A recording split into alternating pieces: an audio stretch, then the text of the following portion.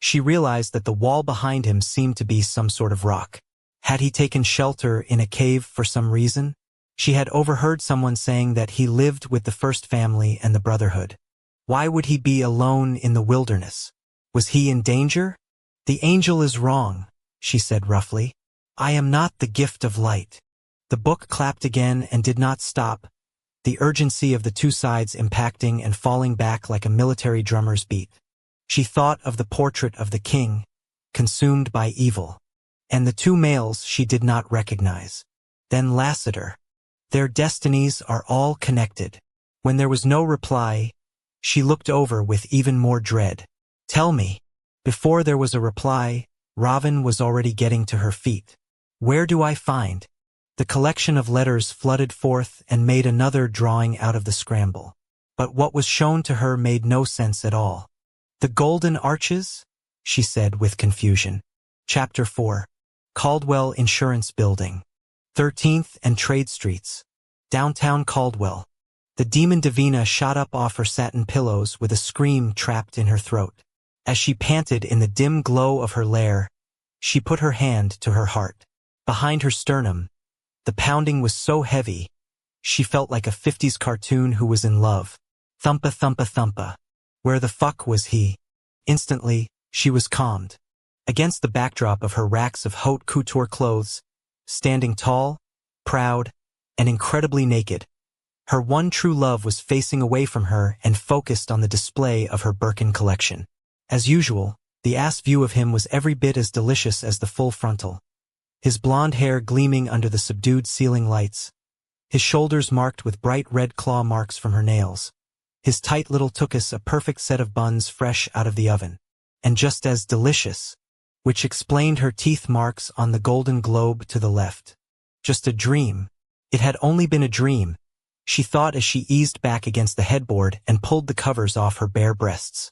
Her nipples were red and swollen from him working on them, and her sex was a low-level throb between her legs. She had black and blue marks in so many places, from when he'd held her down.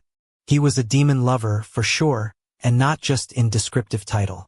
The male was everything she had ever wanted, all but custom designed to her specifications, and for a moment, she glanced down her racks of blouses, skirts, dresses, and trousers to the far corner, where a municipal trash bin sat, lonely and out of place. She had put the book on top of the thing because that collection of incantations had been insolent and unresponsive and had needed a reminder that but for her pulling it out of the remains of that house fire, it would have ended up in a landfill.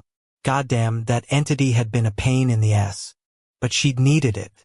And hey, the spell had worked, hadn't it? To get her true love, she'd had to project how she wanted herself to be adored, and then she'd had to go out into the world and ruin someone else's love. Both parts had been really simple as it turned out. And the fact that Lassiter had been the one that she'd fucked while fucking him? A very satisfying bogo, who knew that taking someone's virginity could rob him of. "Why the hell are you keeping this one?" As her lover spoke up, Davina was not feeling the tone. But then her male twisted around on his hips, and the top half of him put in an appearance. His shoulders and pecs were Michelangelo molded, and his six-pack was right out of Men's Health. His face, though, was what really captured her attention. He was model beautiful, with high cheekbones and a square jaw, his lips molded with a sensuous curl to the top and a prominent plumpness on the bottom, his brows arching in arrogance, his pale hair waving back from a broad, intelligent forehead. His eyes were his most epic feature, however, deeply set and heavily lashed. His pupils were an all-wrong, resonant blue, and what should have been a colored iris was a jet-black rim that seemed to crowd into the center. They were unlike anything she'd ever seen. Then again, so was the rest of him. And it wasn't just the physical components. It was the aura of evil that emanated from him. "The purse is destroyed," he said impatiently, like she was stupid. "Why are you keeping it?" Davina narrowed her eyes and curbed her enthusiasm. No, the Himalayan Birkin 35 with the diamond hardware was not destroyed. Yes, it had been subjected to fire, its toasted crocodile skin still releasing a whiff of barbecue, its white, gray, and brown pattern mottled with ash, its handles no longer in a perfect set of arches. But the bag remained at the top of her collection of Hermes' most exclusive purses. "You should be more respectful," she said in a tight voice. "That is what brought you to me." The book spell had started with her having to choose something of great personal importance and stare at it with all the love she wanted herself to be regarded with, and she'd picked the ruined masterpiece not only because it was the holy grail of all purses, but because she was ugly, too. Marred. Nasty. How had T. Swift put it in the good old days?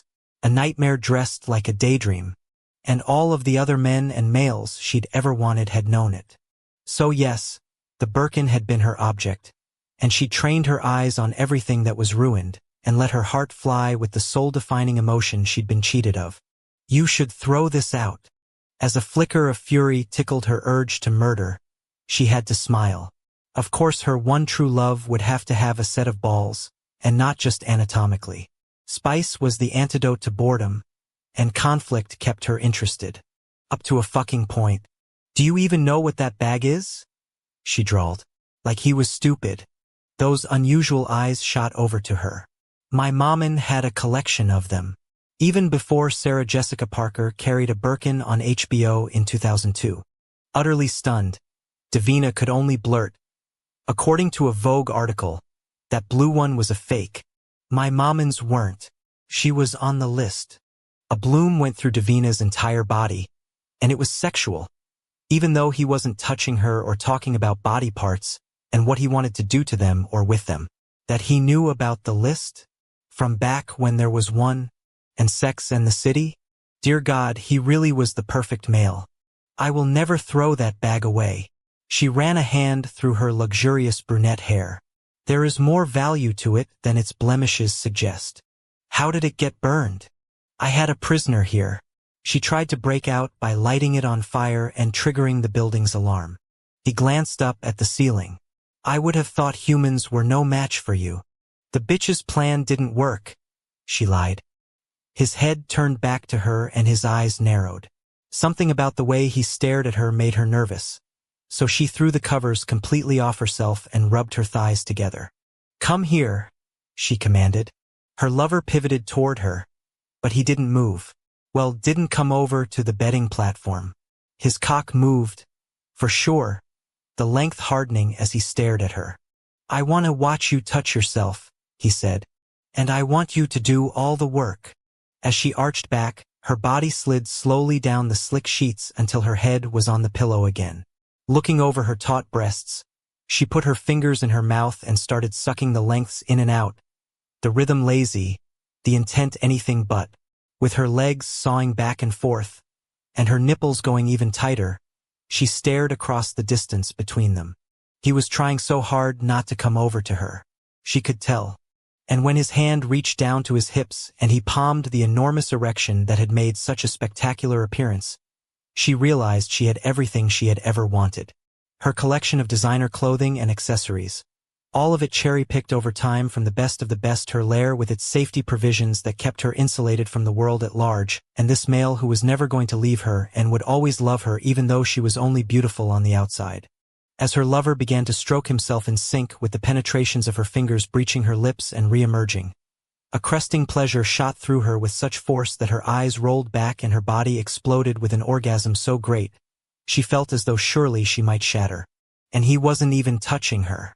When the demon Davina's release faded, she sighed and floated inside her skin, enjoying the way the air moved gently across her nipples and her plump lips and also her fingers, which cooled like ice as she allowed her hand to flop onto the sheets.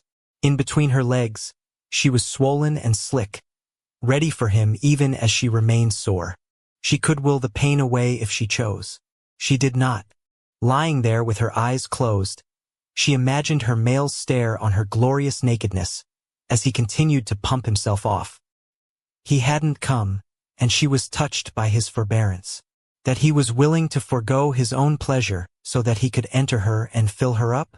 What a gentleman, no doubt his molars were gritted and his fangs distended as he fought against his urges, torturing himself in the best possible way. To make shit harder on him, she curled her hips to the side so she flashed him her ass. Then she deliberately moved one leg up at the knee so that he could see exactly what he was missing. Maybe she'd deny him some, just because she could. And there was such security in knowing he was always going to be by her side. A prisoner of love who never wanted to get out of jail, free or otherwise. She smiled to herself. Smiled some more. Smiled. And waited. Davina frowned and popped her lids. Her lover was still hard as a fucking rock, and his fist was still riding up and down that thick shaft, and his mouth was open as he breathed in a pant. Except instead of looking at her, his eyes were searching her lair, passing by the open kitchen area, the bath section with its clawfoot Victorian tub, the acres of clothes hanging on those department store racks. When his gaze settled on the door out, her veins flushed with a cold rush. It wasn't like he was waiting for a knock from Uber Eats. And there was no reason for him to care about the exit from this plane of existence, no call for him to be contemplating in any way what was going on in the outside world.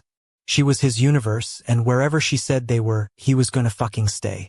They were in love, goddammit, and this was an infinite motherfucking honeymoon. "What are you looking at?" she demanded sharply.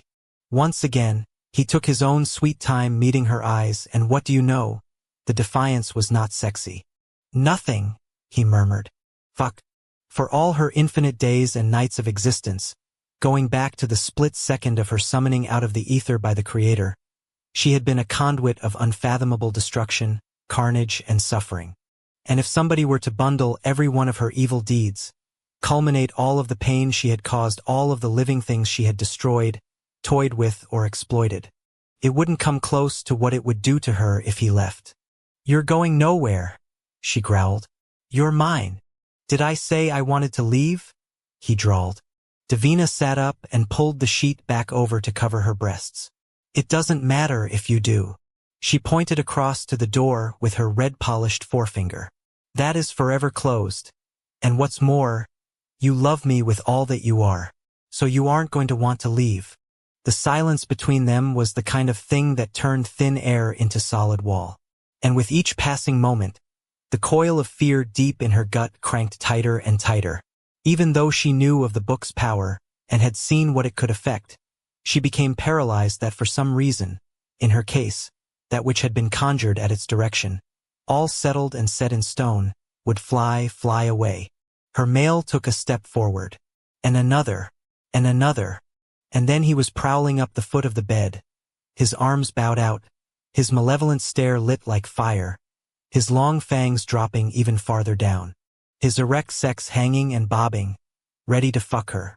When he got within range, he locked a hard grip on both her knees, then he wrenched her legs wide and jerked her down to him.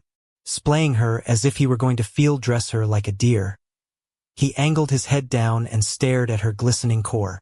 The blast of heat she felt as he palmed his arousal again and started jerking himself off replaced the bitter cold of her terror that he would leave. And that was when she smiled again. A simp would never do it for her, not long-term, no matter how physically beautiful. She was going to need to ride the knife edge of her fear of abandonment from time to time, or she would grow complacent and lethargic. Happy home had never been her thing. She was a creature of chaos. As Lash started to come, he angled the hot jets right at her core, the slashing, splashing impacts, the way he reared back and grimaced, the sounds of his harsh breathing and creaking of the bed, the kind of thing that tossed her over the edge again. She orgasmed as he did. And then he wasn't done with her. Like an incubus, he swooped down onto her, sealing his lips on the folds that he had just slicked up, eating her sex. Owning her body in the same way he owned her soul. Fuck. He kept this up? She wasn't gonna need to ever use that goddamn door again, either. Chapter 5. Rumble in the Jungle. In the end, Lassiter decided to leave his hideout because his empty stomach was turning his south of the equator into a site of unrest. But as he dematerialized and traveled through the cool spring night in a scatter of molecules, he had no real thought of where he was going to get some food. Well, he knew one place he was not going. Even though Fritz, the Brotherhood's butler, rode herd on an amazing bunch of dog-gen chefs, and he missed the crepe Suzette like they were a family member, he wasn't showing up for first meal at the mansion. He couldn't face those people. But he couldn't ignore them either. Or maybe that was more shouldn't. It wasn't until he reformed and got a case of the woozy wobbles that he did the math and realized he hadn't been out in the sun for days now. That, more than any transient hungry, was the bigger issue for his cravings. He needed to absorb sunlight, that immortal energy source, to be at his strongest. Lassiter tilted his head and looked up, but not to the sky. The golden arches in front of him were glowing like a false sun, and for a split second, he wondered if maybe he could try to grab some of that yellow light.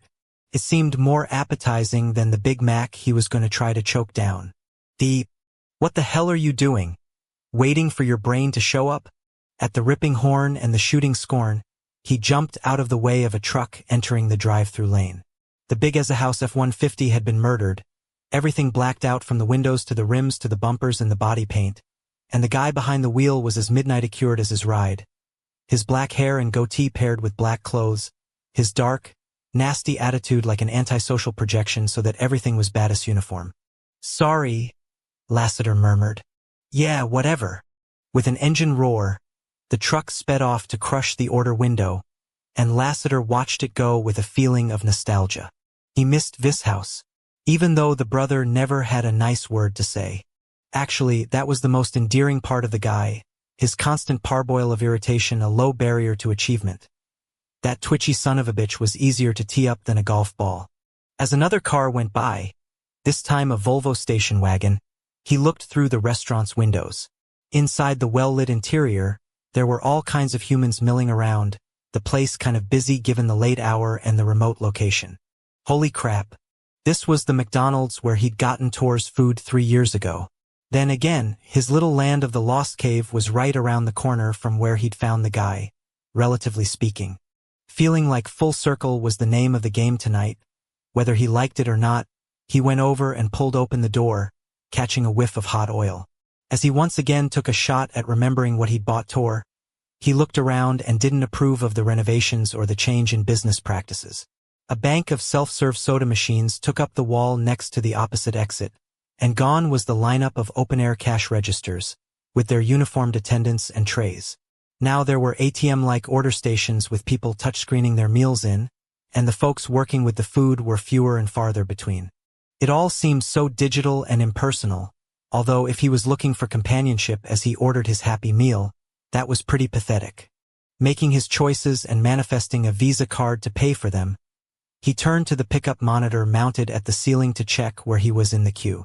A handsome blonde man the size of a house was pivoting away from receiving his meal, and talk about a calorie load. The amount of hamburgers and fries and sundaes on that tray suggested he was feeding a family of 4, except he went off alone to the drink fill station. Given the size of him, that pro wrestler's body was clearly used to processing that kind of binge. Or maybe it was just a little snack on the way home, whereupon he was going to eat his own garage out of starvation. Right, because he was an absolute beast when he was hangry, Lassiter tacked on as he thinned his lips.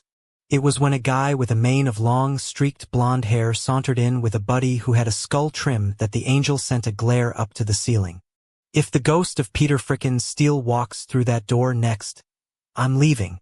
Of course, the creator wasn't going to hear him, and even if he did, the "you gotta be kidding" wasn't going to make any impression. But come on, obvious much?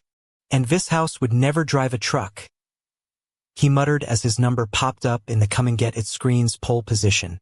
After he grabbed his Big Mac and his fries, he went over and stared at the drink choices with his cup.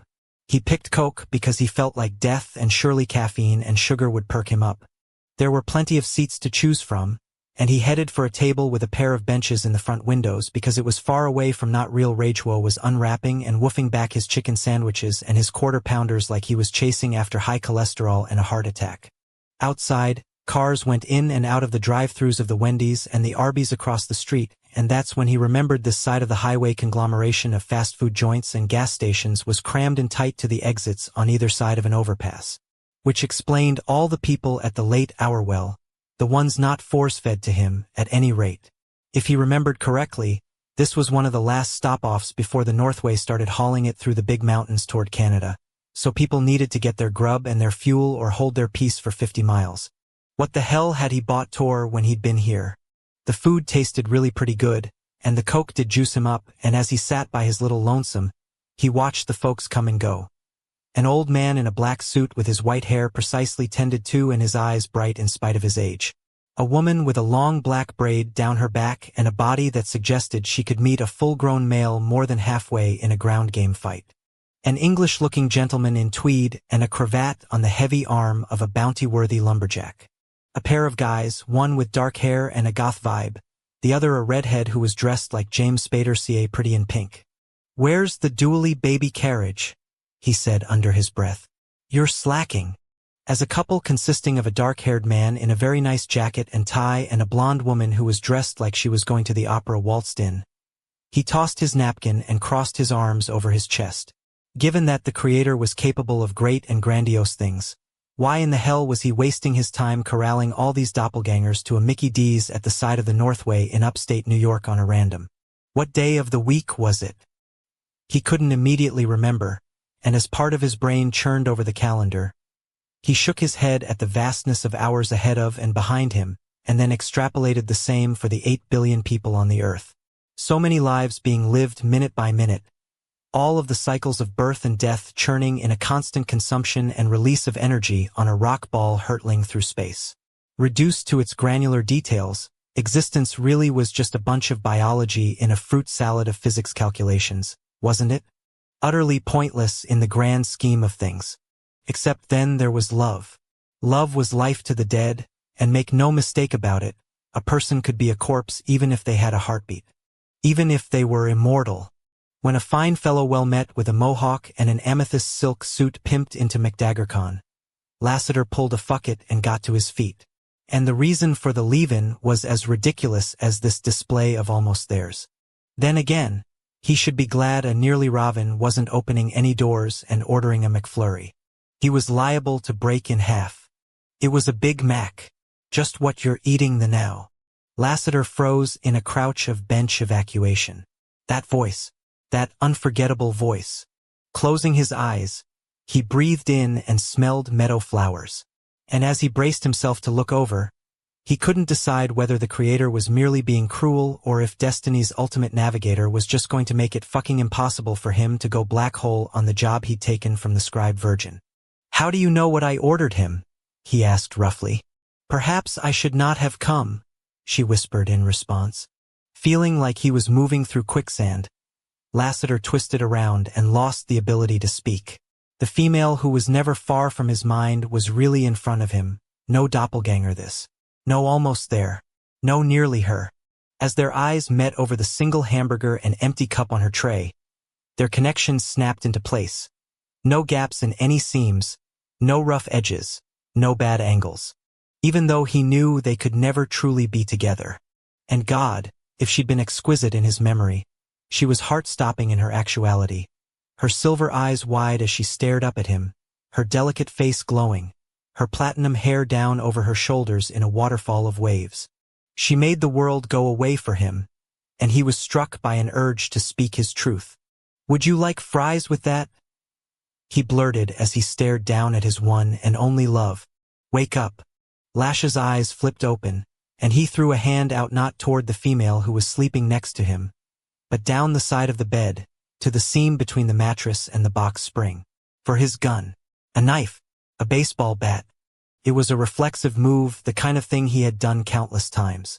Back when he'd been alive. Retracting his arm, he scanned the open area.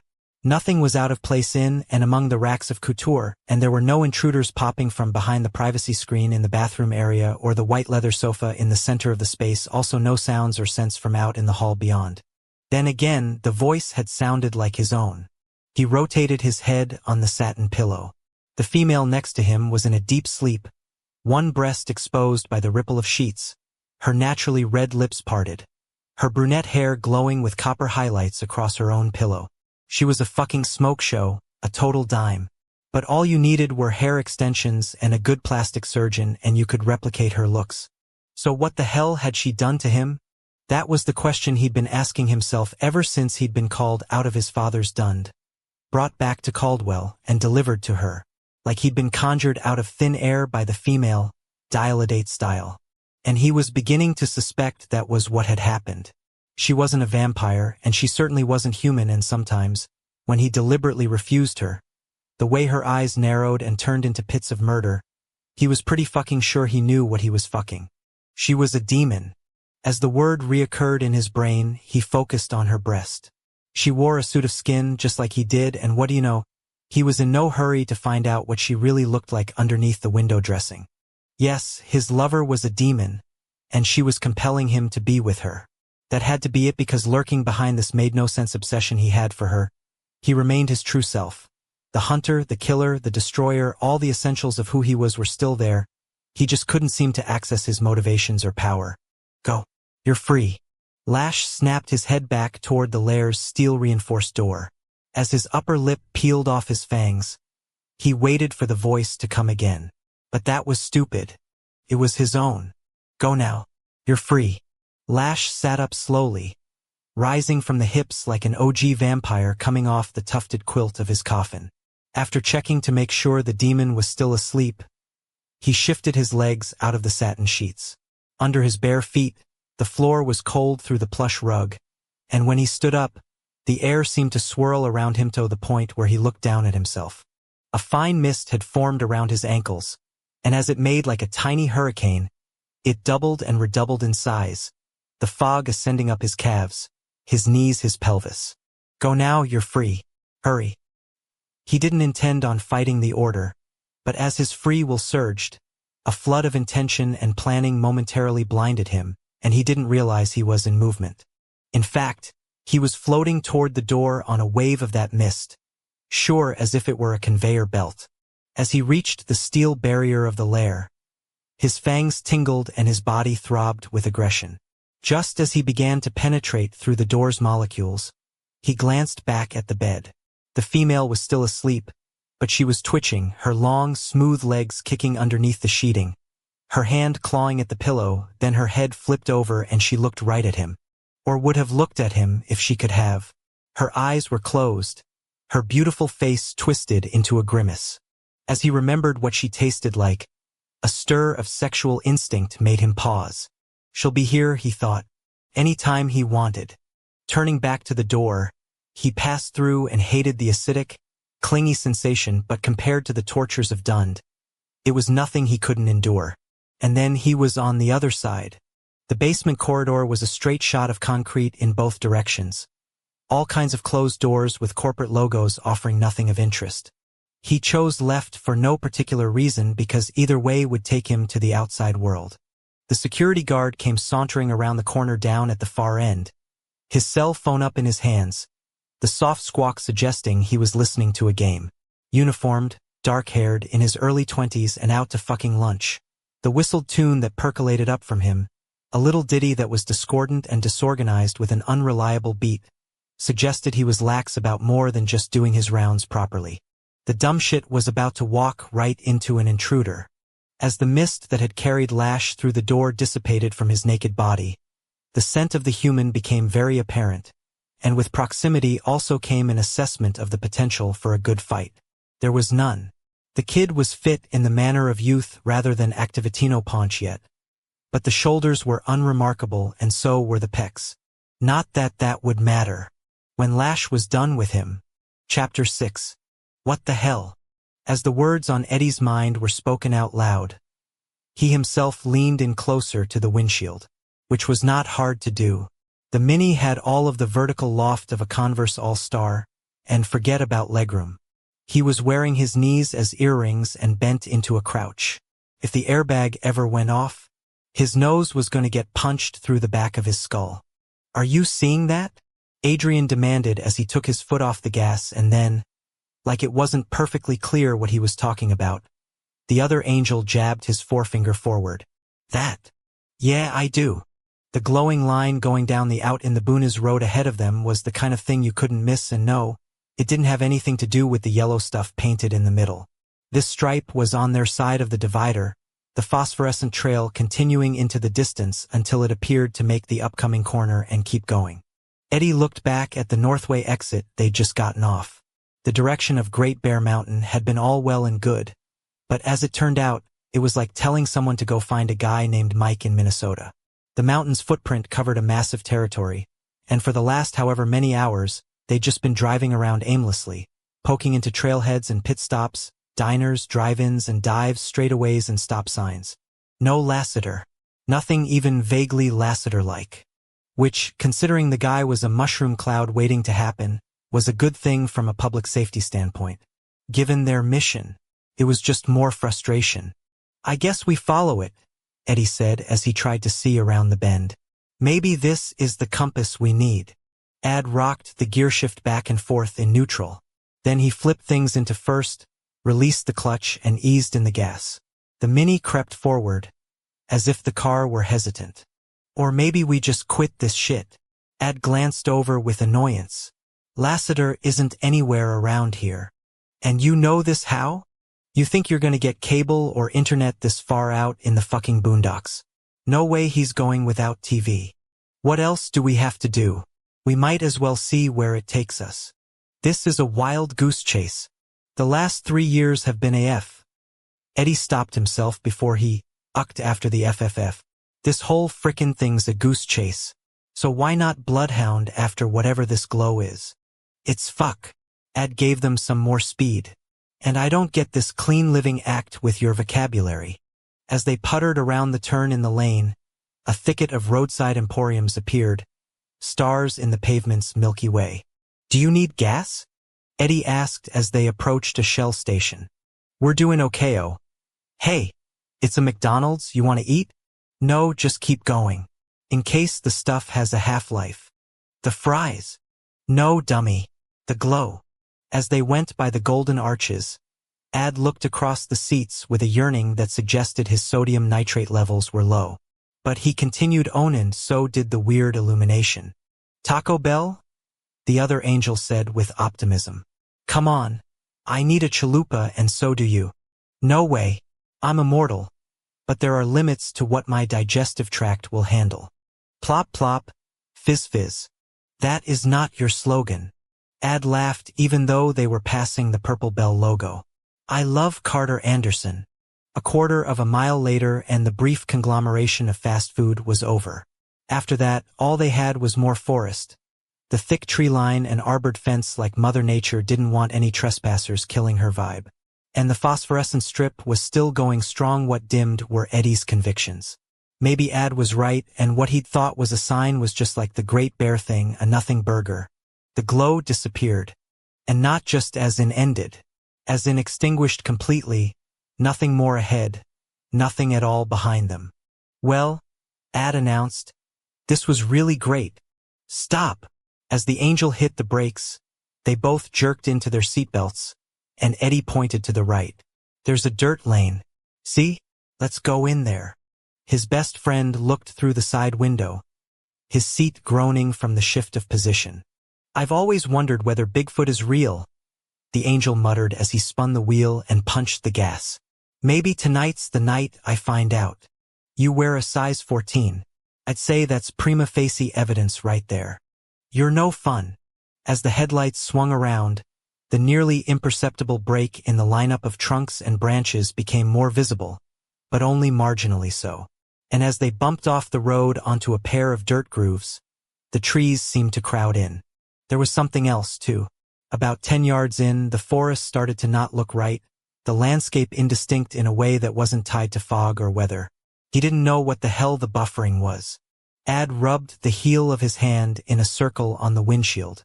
"I can't see a damn thing." They'd gone another 50 yards or so when a cockeyed cattle gate appeared and Ad slowed them down again. The old thing connected a busted-up chain-link fence that had a curlicue of rusted barbed wire as a toupee. "Look at those video cameras." "Keep going," Eddie murmured as he squinted over the little hood and willed the barrier open. The visual blurring continued to weave through the environs as they ascended the mountain's flank, the details of the pines and other trees smudging to the point where they just disappeared into the darkness, the headlights not penetrating very far, the lane appearing up ahead as if it were being built foot by foot as they went along. What was clear? The series of gates, and they got progressively newer and more sturdy. Eddie opened each in succession, all the while wondering who the hell would go to this kind of trouble to keep trespassers off their property. "I got a bad feeling about this," he muttered. "Ah, come on. It's an adventure, right? Not the kind we're going to enjoy." The angle of ascent grew stiffer, and the disorientation permeated the car. a fuzzy wave going into Eddie's body and messing with his mind as nausea turned his stomach. Finally, they came to the last barrier. 25 feet tall, with signs warning it was electrified, the gate linked up a 20-inch thick concrete wall that seemed to go to the ends of the earth in both directions. As they passed through, the conviction that they had to turn around struck him hard. No, really. They needed to never come here again. Ever and Ad coughed into his fist like he also had bile rising in his throat, and the car itself sputtered. And there it was. The drive made a turn and revealed a great gray stone mansion and a courtyard with a winterized fountain. "He's here," Eddie breathed. "Lassiter is here." Ad hit the brakes and peered upward. Because he took Bramdam Stoker for a Remedio, cool, they got gargoyles. The grand house had a variable roofline that suggested its layout extended deep into the property to the rear, and it was not hard to picture a Game of Thrones dragon coming around its spire. Off to one side, there was an attached garage that was bigger than most municipal facilities, and on the other, a freestanding miniature version of the larger whole that was clearly some kind of caretaker's cottage. All around, diamond-paned windows glowed with yellow light, but suddenly, shutters started to come down in a coordinated descent, as if the mansion had taken an Ambien and the stuff was kicking in. "Make sure you have your halo on," Eddie muttered as he popped the handle on his tiny door. "I don't think we're going to have to knock. My disco ball is like my American Express. I don't leave home without it." As Eddie got out, he assessed the front entrance of the palace. A set of carved double doors was anchored by a set of stone steps that belonged on a cathedral. With the shutters locking into place at the base of all the windows, Eddie murmured, "They know we're here." Instantly, warriors in black leather appeared from out of thin air, guns up and targeted, their massive bodies blocking the entrance in a clear message that if you wanted inside, you were going to have to go through them. Vampires, Eddie thought. That Stoker crack was no joke. "Well, if this isn't the best welcome wagon I've ever seen," Ad said in a cheery voice. "I feel right at home." Eddie shot over a glare that was studiously ignored. Then he focused on who he guessed was in charge. One of the fighters was standing at the head of the steps, his military haircut and grim, dark blue eyes suggesting that he was very comfortable with killing things. Yet the fact that neither he nor his troops had immediately pulled a trigger was a clear indicator that he had a brain. Lifting his palms up, Eddie said, "We mean no harm. We're just looking for..." Behind the fighters, the cathedral doors blew open by some tremendous force, the carved panels slamming back against the stone jambs. What appeared was the stuff of nightmares. A tremendous male, his eyes hidden behind black wraparounds, his powerful body clad in black leather, his waist-length black hair, which fell from a widow's peak, draping his powerful shoulders. With the illumination streaming out from the interior, it was as if he were supernatural. Except he was not. He was mortal, and his presence made the others uncomfortable, though no one broke ranks. Their expressions tightened, and Eddie couldn't understand why. The guy looked like he could will death if he wanted. But enough with the size up. "We're looking for Lassiter," Eddie said in a loud, clear voice before things escalated. "We've come for the angel." Chapter 7. Robin could not believe she had found Lassiter. She had not understood the golden arches that she had been shown by the book, and this eatery, wherever it was, had not been her intended destination. Yet when she had reformed, she had found herself before the very landmark that had been illustrated so clearly. This was the ancient tomes doing this coming here. "Would you like fries with that?" Lassiter said unto her. Staring up into the male's eyes, she briefly lost her voice. Such extraordinary eyes he had, all the colors at once ringing round his pupils, the hues swirling and iridescent, and his gaze was not the only thing that arrested her. Though her memory of him had been keen, it was nothing compared to his actual physical presence. His blonde and black hair gleaming in the dull lighting, his shoulders so broad under his black pullover, his lower body filling out loose black pants she recalled being referred to as joggers. Breathing through her nose, she scented earth and pine upon him, and she remembered what the book had shown her firelight on a stone wall. Mayhap he had sequestered himself away on a mountain somewhere. Something was off. Something was wrong about him. Shaking herself to attention, she nodded down at the crinkled napkin and the empty burger box on his tray. "Are you leaving the now, then? Please do not go," she thought. I can wait while you eat. He slid back into the bench. Join me? Putting her tray down, she sat across from him and recalled the words he had spoken to her. Forgive me, but I do not know whether I want fries. She tilted her cup toward herself, even though she knew there was nothing in it to inspect. And it appears as though I have forgotten my drink. Verily, she had forgotten everything when she had seen him sitting alone and staring out the windows. But she had been worried that he would send her away if she had no food. Here, have my Coke. He put his cup on her tray. Or what's left of it. As she focused on the straw sticking out of the plastic top, all she could think of was that his lips had been on the thing. Wait, he said. I'll just go fill your own. No, her voice was sharp. I would prefer this is rather fine. With a flush, she picked up his drink. Cupping her palms around its base, the cold transferred through her skin and into her bones, and it felt like a warning. But she brushed that off by staring at the face that had haunted her. You have lost weight. As one of his brows twitched, she feared she had offended him. You look well, though. Very well. He closed his eyes and sat back in the bench. Then he let his head fall loose as if he were staring through his lids at the ceiling. How did you know I was here? He leveled himself and smiled, though the expression did not change the heaviness in his eyes. Or do you come here often? I have never been here before. He focused down at the fake wood table between them, and as the silence grew deep as a well, she glanced around at the humans who milled to and fro, gathering their sustenance, carrying it out or sitting down to eat. She envied them their easy lives. Would you prefer me to leave? She asked as she tightened her hold on his cup. I already said goodbye to you, he murmured, like he was speaking to himself. Yes, you did. I was there. When he turned to stare out into the night, at the golden arches, she studied his profile.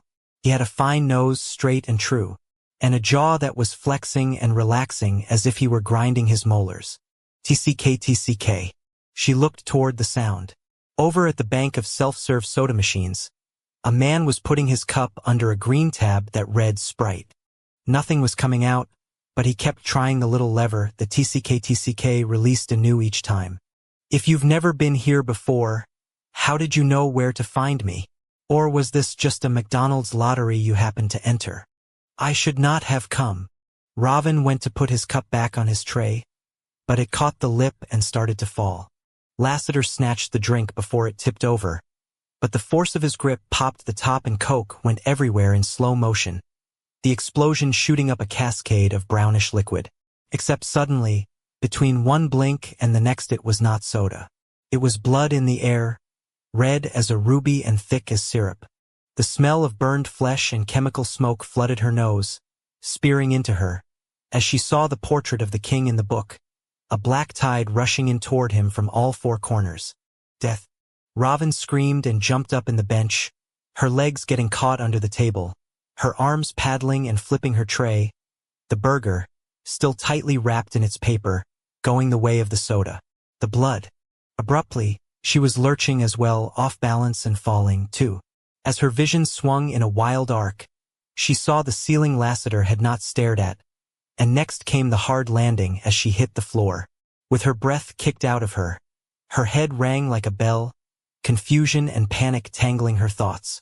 The one grounding she needed, indeed, that she had been searching for, appeared right above her, Lassiter's face taking up her entire field of vision, blocking out the places to sit and eat, the humans who were gathering about her, the drinks machines. All she saw was him. The angel was talking to her, his lips moving, his strange and beautiful eyes boring into her own as though he were trying to will her into coming around. She deciphered nothing of what he was saying. Part of that was the paralysis in her mind from the impact, but most of it was because of what she saw, or what she did not see. Lassiter's aura was gone. There was no longer a shimmer around his head. It was the smell that woke the demon up. As Davina's lashes fluttered, her nose wrinkled and she fought a sneeze. What the hell was that stench? It was like rotten meat and baby powder? What are you cooking? She muttered into her pillow. She was lying face down on their bed, and she was so relaxed, so languorously satisfied, that the energy required to roll over and focus on whatever her lover was doing in the kitchen was more than she could be bothered with. Her body had been so perfectly used, so ridden and owned, so contorted and penetrated, that she just wanted to enjoy the float for a little longer. It felt like she had waited an eternity for. The demon whipped her face up off the pillow for long enough to spit out, "Will you please take whatever that is off my stove?" The fact that she sprinkled a P-word in there was evidence of her tremendous personal growth. As recently as a couple of days ago, she would have gone with the fucking, and not in a good way. Hell, she might have even led with some lead. But true love had changed her for the better. Maybe they needed to go for a vacation. Fiji? Yes, something tropical. They could even pretend to be humans. Go to a travel agent. Book first class because if you flew private, not as many people could envy you during the flight. And when they landed, they could go stay in one of those luxurious huts that were staked over the aquamarine water. Waiters would bring them fresh fruit and gourmet meals. They would get couples massages and swim in the ocean. Okay, this is bullshit. With a violent twist, she jacked herself up and over. No one was at her stove. Nothing was burning. And nobody had spilled a thing of baby powder in her bathroom area because, hello, she wasn't an old biddy who used the stuff. For no good reason, she swung her eyes to the toasted Birkin, but like it was suddenly going to start smelling. "Where are you?" she demanded. "Lash, where the fuck are you?" Jumping to her feet, she looked around and thought about the dream that had woken her up before. Tendrils of it reattached and clawed into the center of her chest as she spun on the ball of her foot, searching. Her lover was gone. She didn't need to cast aside the screen around the tub to know he wasn't behind the silk panels. How the fuck had he left? As her anxiety threatened to get totally out of hand, she told herself that the spell was still in force. Lassiter's true love was ruined.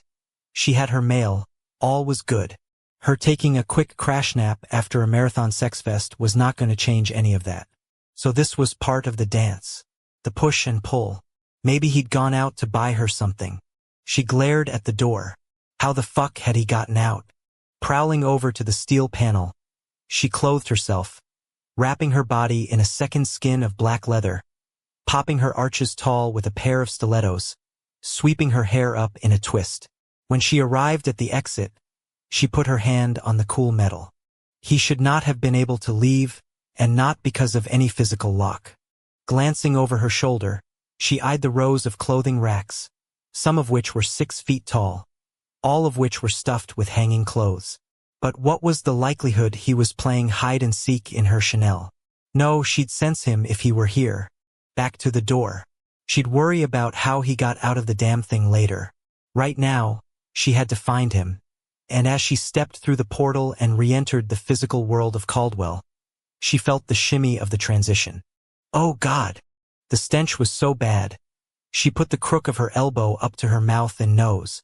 She had always hated baby powder to begin with. The shit was right up there on the no-go list with vanilla-infused perfumes. But add in a whiff of roadkill? Gagging. She almost stepped back into her lair for a couple of clean breaths, because conjuring a World War IRA gas mask onto her face would ruin her hair and makeup. But then something caught her eye, way down to the left. A glossy puddle on the pale concrete floor. She'd recognize that color red anywhere. It was one of her wardrobe staples. With a wave of her hand, she lined the corridor with Joe Malone-scented candles, the velvet rose and oud fragrance crowding into the air. Thank fuck. As she walked along the hallway in the flickering light, it was like proceeding down an aisle, and for a split second, she pictured her blonde lover at the end waiting for her in a tuxedo, one of her shadows standing in for the preacher because, duh. The curdling dread she was trying to hold off with rational thinking returned to her the closer she got to the carnage. But not because she was worried something violent had happened to her mail. Quite the contrary. She stopped at the pool of blood and smelled the copper. It was definitely a human who had done the leaking. But there was something else, black streaks and smudges. On the concrete wall, on the floor by the sanguine pool. Lowering herself onto her haunches, she swiped her forefinger through some of the strange inky substance. And she didn't need to make it all the way to her nose. That was the source of the stink. Wrinkling her nose, she manifested a damask napkin out of thin air, and then decided she needed something stronger. A restaurant-type wet wipe appeared on cue and opened its foiled packet for her. The damp square, just what she needed. As she wiped the nasty off her finger, she reminded herself again that if Lash were just a doormat, they would never last. This, though, was more than a little defiance. She thought back to the word that had appeared on her wall, when the book had been engineering this result with the spell it created for her. Omega. Her eyes focused on the human blood. There was so much of it. Quarts of the stuff. Jimmy? Where you at, my man? Looking up, she got a stiff angled view of a security guard stopping dead as he saw the candles lining the corridor. Then he glanced down at her, focused on what she was kneeling by, and went straight up horror movie drop jaw. As he sputtered and flapped one of his arms like he'd gotten a bee sting on his wrist, she recognized him. He was one of the younger ones she fucked with when she was bored, making disembodied footstep noises around him and sending drafts his way just to freak him out. When he started to fumble with the communicator on his shoulder, she rolled her eyes, willed him into some amnesia, and sent him away. She'd have preferred peeling his skin off and leaving him all anatomy chart on the floor next to what was no doubt his buddy Bobby's hemorrhage. But right now she didn't need the hassle of a bunch of cops showing up and going Karen on this situation. Humans were so reactive to dead bodies. Just as she was trying not to come to a conclusion that seemed unavoidable, a glint of silver caught her eye. In the midst of the blood puddle, a metal wedge nearly the size of her palm caught the candlelight, and she had to stretch her arm out to reach it. It was the security company's shield, torn off a uniform.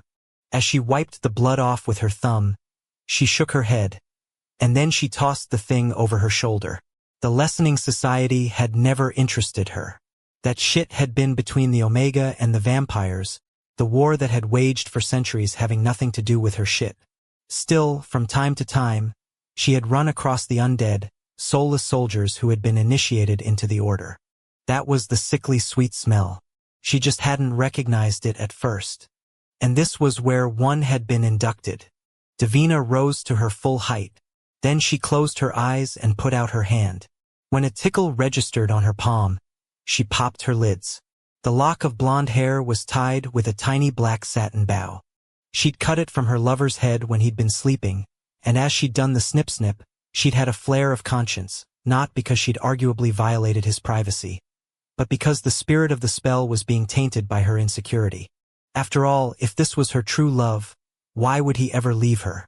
Now she felt like a fucking genius. Pinching the fibers between her forefinger and thumb, she held the bundle to the dull ceiling light, the strands like spun gold. They would show her where Lash was, and when she found him, they were going to have one hell of a marital moment. A little push and pull was fine, but taking off on her? Unacceptable. Unless he was buying her a present, of course. That human he just turned better be carrying a fuckload of shopping bags. Chapter 8. Wrath, son of Wrath, sire of Wrath, stood at the entrance of his fucking home with his shit-kickers planted and the wind coming up the mountain blowing his hair back like he was Cindy Goddamn Crawford from the 80s. In a ring in front of him, the Brotherhood was lined up and ready to fight, the sense of their aggression thick in his nose, along with their rank and stank disapproval that he'd crashed this party. Like he cared. What was tickling his whole asshole, to borrow the phrase from Hova, was the arrival of the two males who'd triggered V's monitoring system way down at the bottom of the mountain. The security sensors had picked them up immediately, and Wrath had overheard all kinds of chatter describing their mini, their slow ascent up the drive, their disembarkation from that stupid pocket rocket of a toy car. They shouldn't have been able to navigate through the maze. So yeah, he was coming out to join the fun, too, and he didn't care if it got the brothers' diapers in a wad. We're looking for Lassiter. We've come for the angel. As one of the pair spoke up, Wrath flared his nostrils. The scents that weaved through the familiars of his warriors were a variant of clean salt water. Names, Wrath demanded. Eddie, came the response. And this is Adrian. We mean you no harm, we come in peace. Wrath bared his fangs as they fully descended from the roof of his mouth. Does it look like we're worried about you doing shit on my property? No, sir. It doesn't. And what do you want with Lassiter? No offense, that's our business. No offense, but fuck off with that. What do you want with him? He sensed the pair glancing at each other. Maybe they actually turned their heads, maybe they didn't, but they were definitely checking in without speaking. And what do you know? He had the time and inclination to wait things the fuck out to see what they came up with. We are family, the other one, Adrian, said in a cheery voice. Pointer Sisters. You know. Hey, I like that song. As somebody shhhhed rage. Wrath closed his eyes behind his wraparounds and focused on the energy coming at him. Neither was evil or playing a subterfuge game by lying, but that didn't mean they could be trusted. You could sucker punch a lot of people while acting in your own self-interest. We've been sent here to collect him, the Eddie one said, and bring him home. You can have him, V muttered. Wrath sent a glare in the brother's direction. Who sent you? So Lassiter has been here? Eddie pressed. What are you? Wrath demanded. I'm an Aries, he's a Virgo, the other guy said. He drives me nuts. He alphabetizes the spices. Like why? For a moment, everyone seemed to focus on the commentator. Like they couldn't believe. You are totally related to that fallen angel. Wrath felt compelled to comment. Cousins, you might say, came the happy answer. And we've been looking for him for about 3 years. Our boss wants him back. Oh, hey, kitty. Come here, little guy. A meow lit off next to Wrath, and then his keen hearing picked up the nearly imperceptible padding of 4 cat paws toe-beaning their way by him and proceeding down the steps. There was a second feline vocalization, and then the kind of cooing that was more typically associated with grandmas and babies. What do they call you, my man? His name is Boo, Wrath said dryly. And he doesn't like people. Well, other than Beth and I am. Good thing I'm an angel, huh? The Adrian one explained. Isn't that right, Boo-Boo? Look, the first guy spoke up again. We don't want trouble. We just need to. And what if Lassiter doesn't want to leave? Wrath cocked a brow. What are you going to do then? He doesn't have a choice, and he knows this. You come with handcuffs? V grumbled. Because I am not that lucky and there's a Golden Girls marathon next weekend. Wrath took a moment to retreat to his happy place where he imagined wrapping Vicious's entire head with duct tape and leaving no gaps for the lip flapping or the breathing. Then he forced himself to refocus. Lassiter is not here. Do you know where he is? The Eddie guy asked. No, I don't. I can't help you with that. But he's been here. When Wrath nodded, the angel muttered something that sounded like a curse. Can we leave you a number where he can reach us? I'm not playing secretary for you. It would be a decent thing to do. We're not into being decent for trespassers, sorry. I will say that your door prize, for leaving now under your own steam, is that we won't break any of your legs showing you the way back down the mountain. You know, Adrian said over the purring, I'm going to go out on a limb here and suggest you do not have a future in the cruise ship industry. Or any hospitality field, really. Wrath blinked, and then laughed a little. I'm not interested in a career change outside of Caldwell, thanks. Especially not with Davina's new boyfriend. Davina? The Eddie one said sharply. No. You know her. There was a clearing of the throat. That's a name I didn't think I'd have to worry about anymore. She is a bitch. For real. How do you know her? V spoke up. We did some rounds with her just the other night, and got to check out her new mail. Things are going so great. I'm Sorish here? Now? That's not possible. I wouldn't gatekeep my boys, Wrath drawled. On shit they've actually seen. And fought. Someone cut in. The trespasser's words got tight and fast. You don't understand. Her mirror was destroyed. She's trapped in the well of souls again. Wrath waved off the whining. Whatever, I don't argue with reality or convince others of it. So you can fuck around and find out. Now hop back in your little matchbox car and get the fuck off my property. If you ever come here again, I will regard it as a declaration of aggression and you will be dealt with as such. You may be angels, but we have weapons at our disposal that can put holes even in immortals. Am I clear? It was time to get the males off the mountain. Even though all of the Shellens, Young, and Doggen of the household, along with Savage, Murder, and Pain as guards, were safely down in the training center, the trespassers were still too close for comfort. And then next up on the to-do list was figuring out why the Mize had failed to protect the landscape. Maybe it was an angel thing. Let me leave a number, the Eddie guy said. Please. If you are what you say you are, I'm sure you have ways of reaching out to Lassiter. And if he's shutting you down, that's your problem, not ours. Wrath started to smile again, and this time, it wasn't about a fang's flash. But yeah, before you ask, a couple of my boys will take you to where Davina was last seen. He imagined some flavor of male recoiling in surprise. So you read minds? Lil bit. Consider that demon a consolation prize for the lack of Lassiter you're leaving with. Although good luck with her. You're going to need it. I'm pretty sure you're wrong. See for yourself. Either way, don't come here again. Wrath pivoted on his shitkicker and started for the vestibule. Oh, and give me my fucking cat back. Are you feeling better now that we're outside? As Lassiter asked the question, he already knew the answer. Robin was perking up as she strolled down the restaurant sidewalk next to him, the color returning to her cheeks, her balance good, her breathing nice and even. Though they were side by side, she was the one leading them, and when she stopped in front of the golden arches and looked up, he just kept staring at her. In the artificial yellow glow, it was as if she were in the sunlight, and how lovely was that. Yet she was troubled. He could tell by the way she crossed her arms over her chest. And when a breeze came in and blew strands of silver hair into her eyes, she lifted a hand and swept things away with impatience. What happened back there? He asked. I do not know. Yes, you do, he thought to himself. What did you see? He said grimly. In your mind. Somehow, he wasn't surprised as she slowly shook her head. And did he really need to know the details?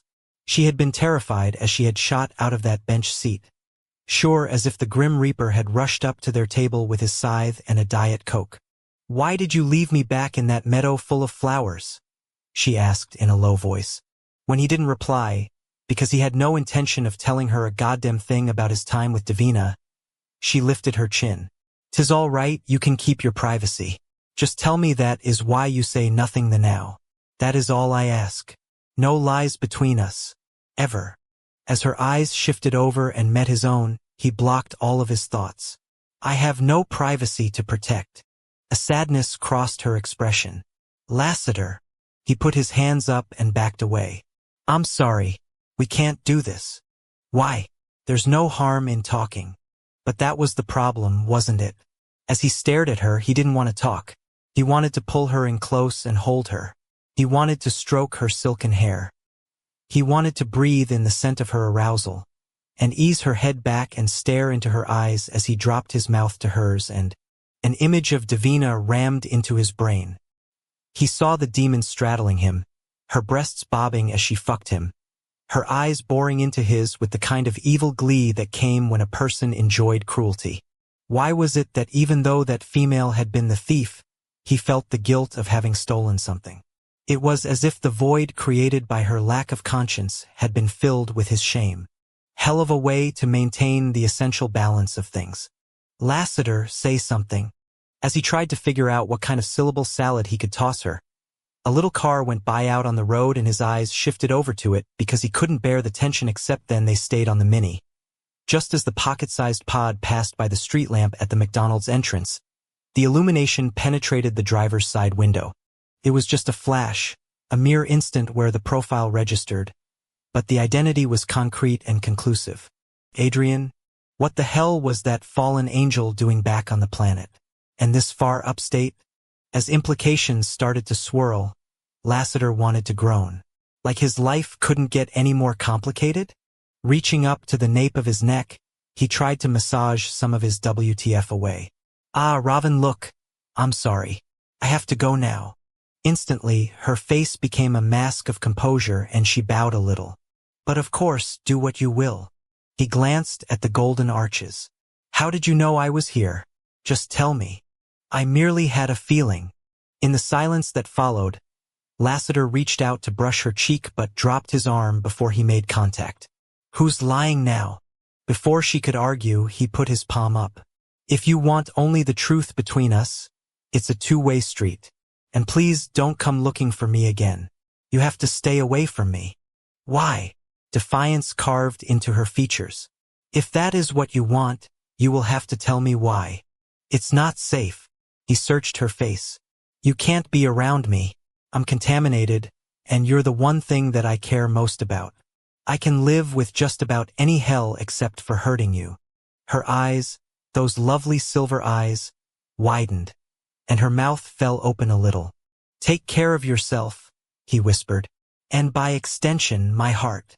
Closing his eyes, he dematerialized away, and although he left the female, he took her with him somehow, too. And as for the question about how she'd found him, he supposed the particulars didn't matter. Maybe it really had been a whim, but he doubted it. He'd never told her about coming up here to help Tor, and even if he had, why would she think he'd been chilling at this particular McDonald's on this specific night at this exact time? She was holding something back. And as he pictured her lips parting, the only thing he knew for sure was that she wasn't safe around him. For a whole host of reasons. Chapter 9. Ravin followed the angel. After Lassiter departed from the restaurant, she stood in the false glow of the golden arches for a few heartbeats. And then she up and traveled in his wake. He was not hard to track. While he flew through the night, seeming to follow a small, boxy vehicle that proceeded off the winding country road and onto the way of speeding vehicles, he left a sparkling trail behind him, a ghostly marker that she had never seen before. And as she went along, she was forced to reform at regular intervals to check her trajectory, and each time, she worried that she would lose him. She did not. His shimmering trail continued down the way of the fast cars and trucks, and presently, she inferred that whatever destination awaited them all, it was somewhere within the city proper, with its towering glass constructions and its right-angled streets. Soon enough, the gray and black buggy departed onto the puzzle work of asphalt lanes, and now she had to be of additional care, lest he would see or sense her in the closer quarters.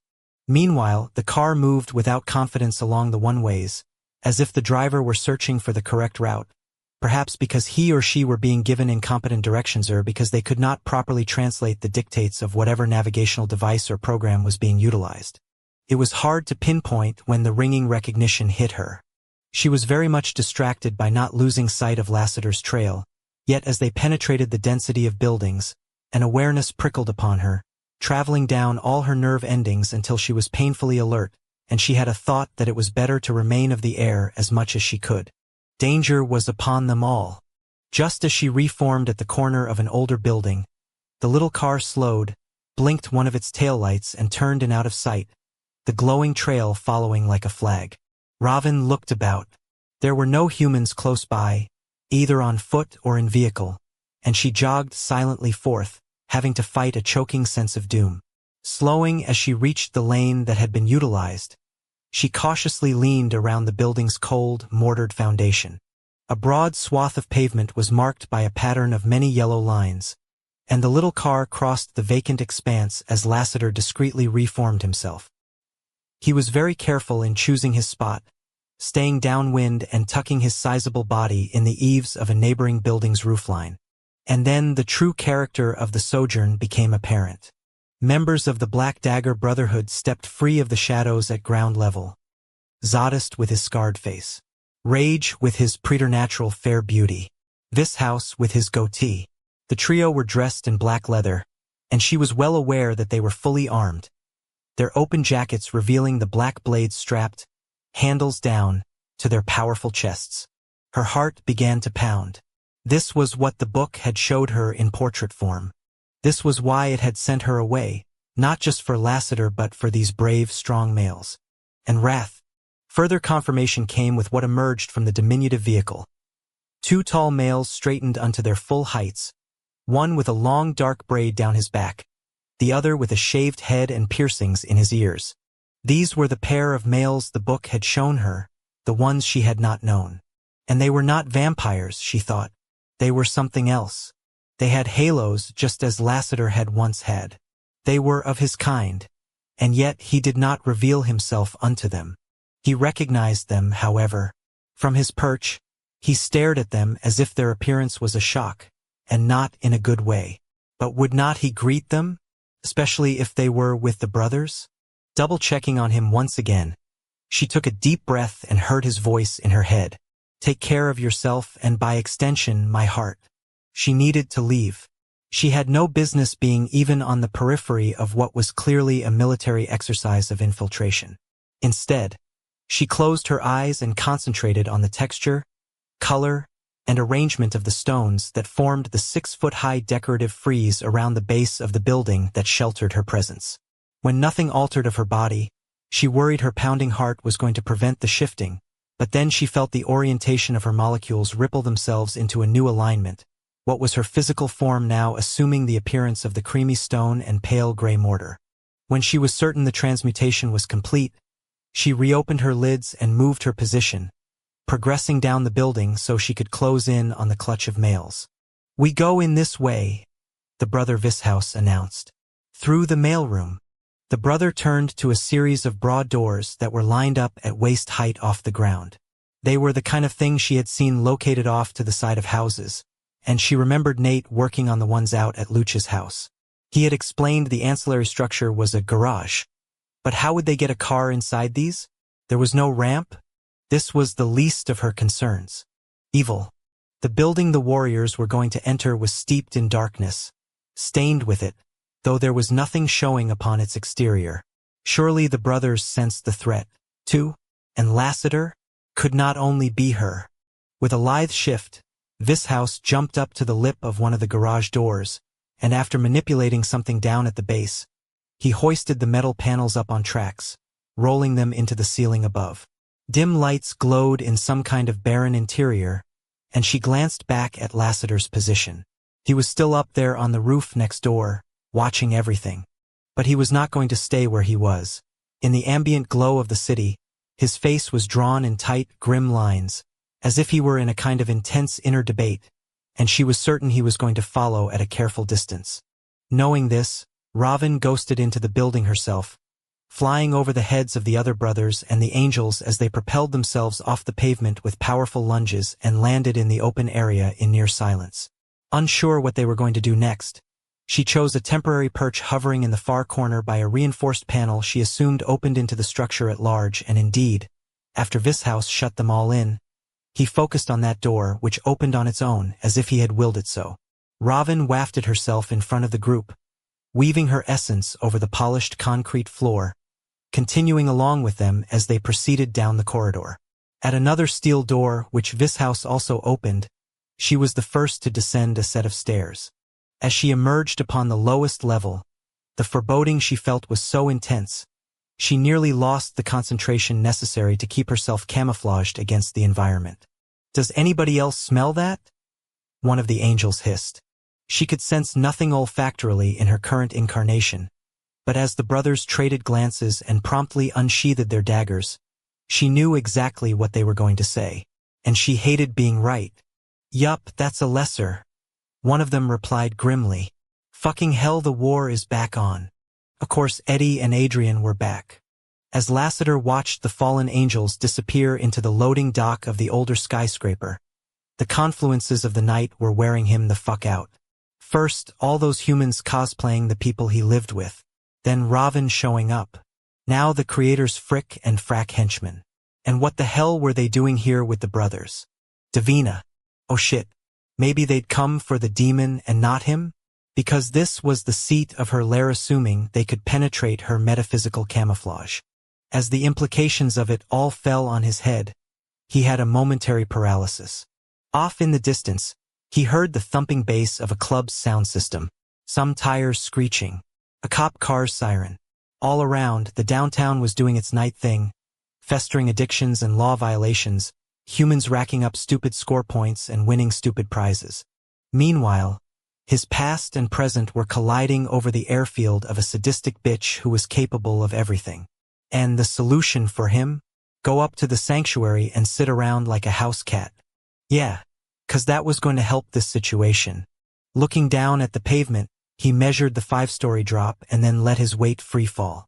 The landing sent shock waves of pain through his feet and up into his knees, and he sucked the sensations deep into him because it was easier than feeling his anger and sadness. Seeing Ravin had been like getting clocked in the head, and he was not over the injury to his already wounded thought patterns, but he wasn't going to let his personal tragedy get in the way of his ability to do good hair. "Thank you, Miss Dupuis." As he started for the loading dock, He didn't even bother fronting, like all he was going to do was observe. Although he was going to stay hidden for as long as he could. Come back for more?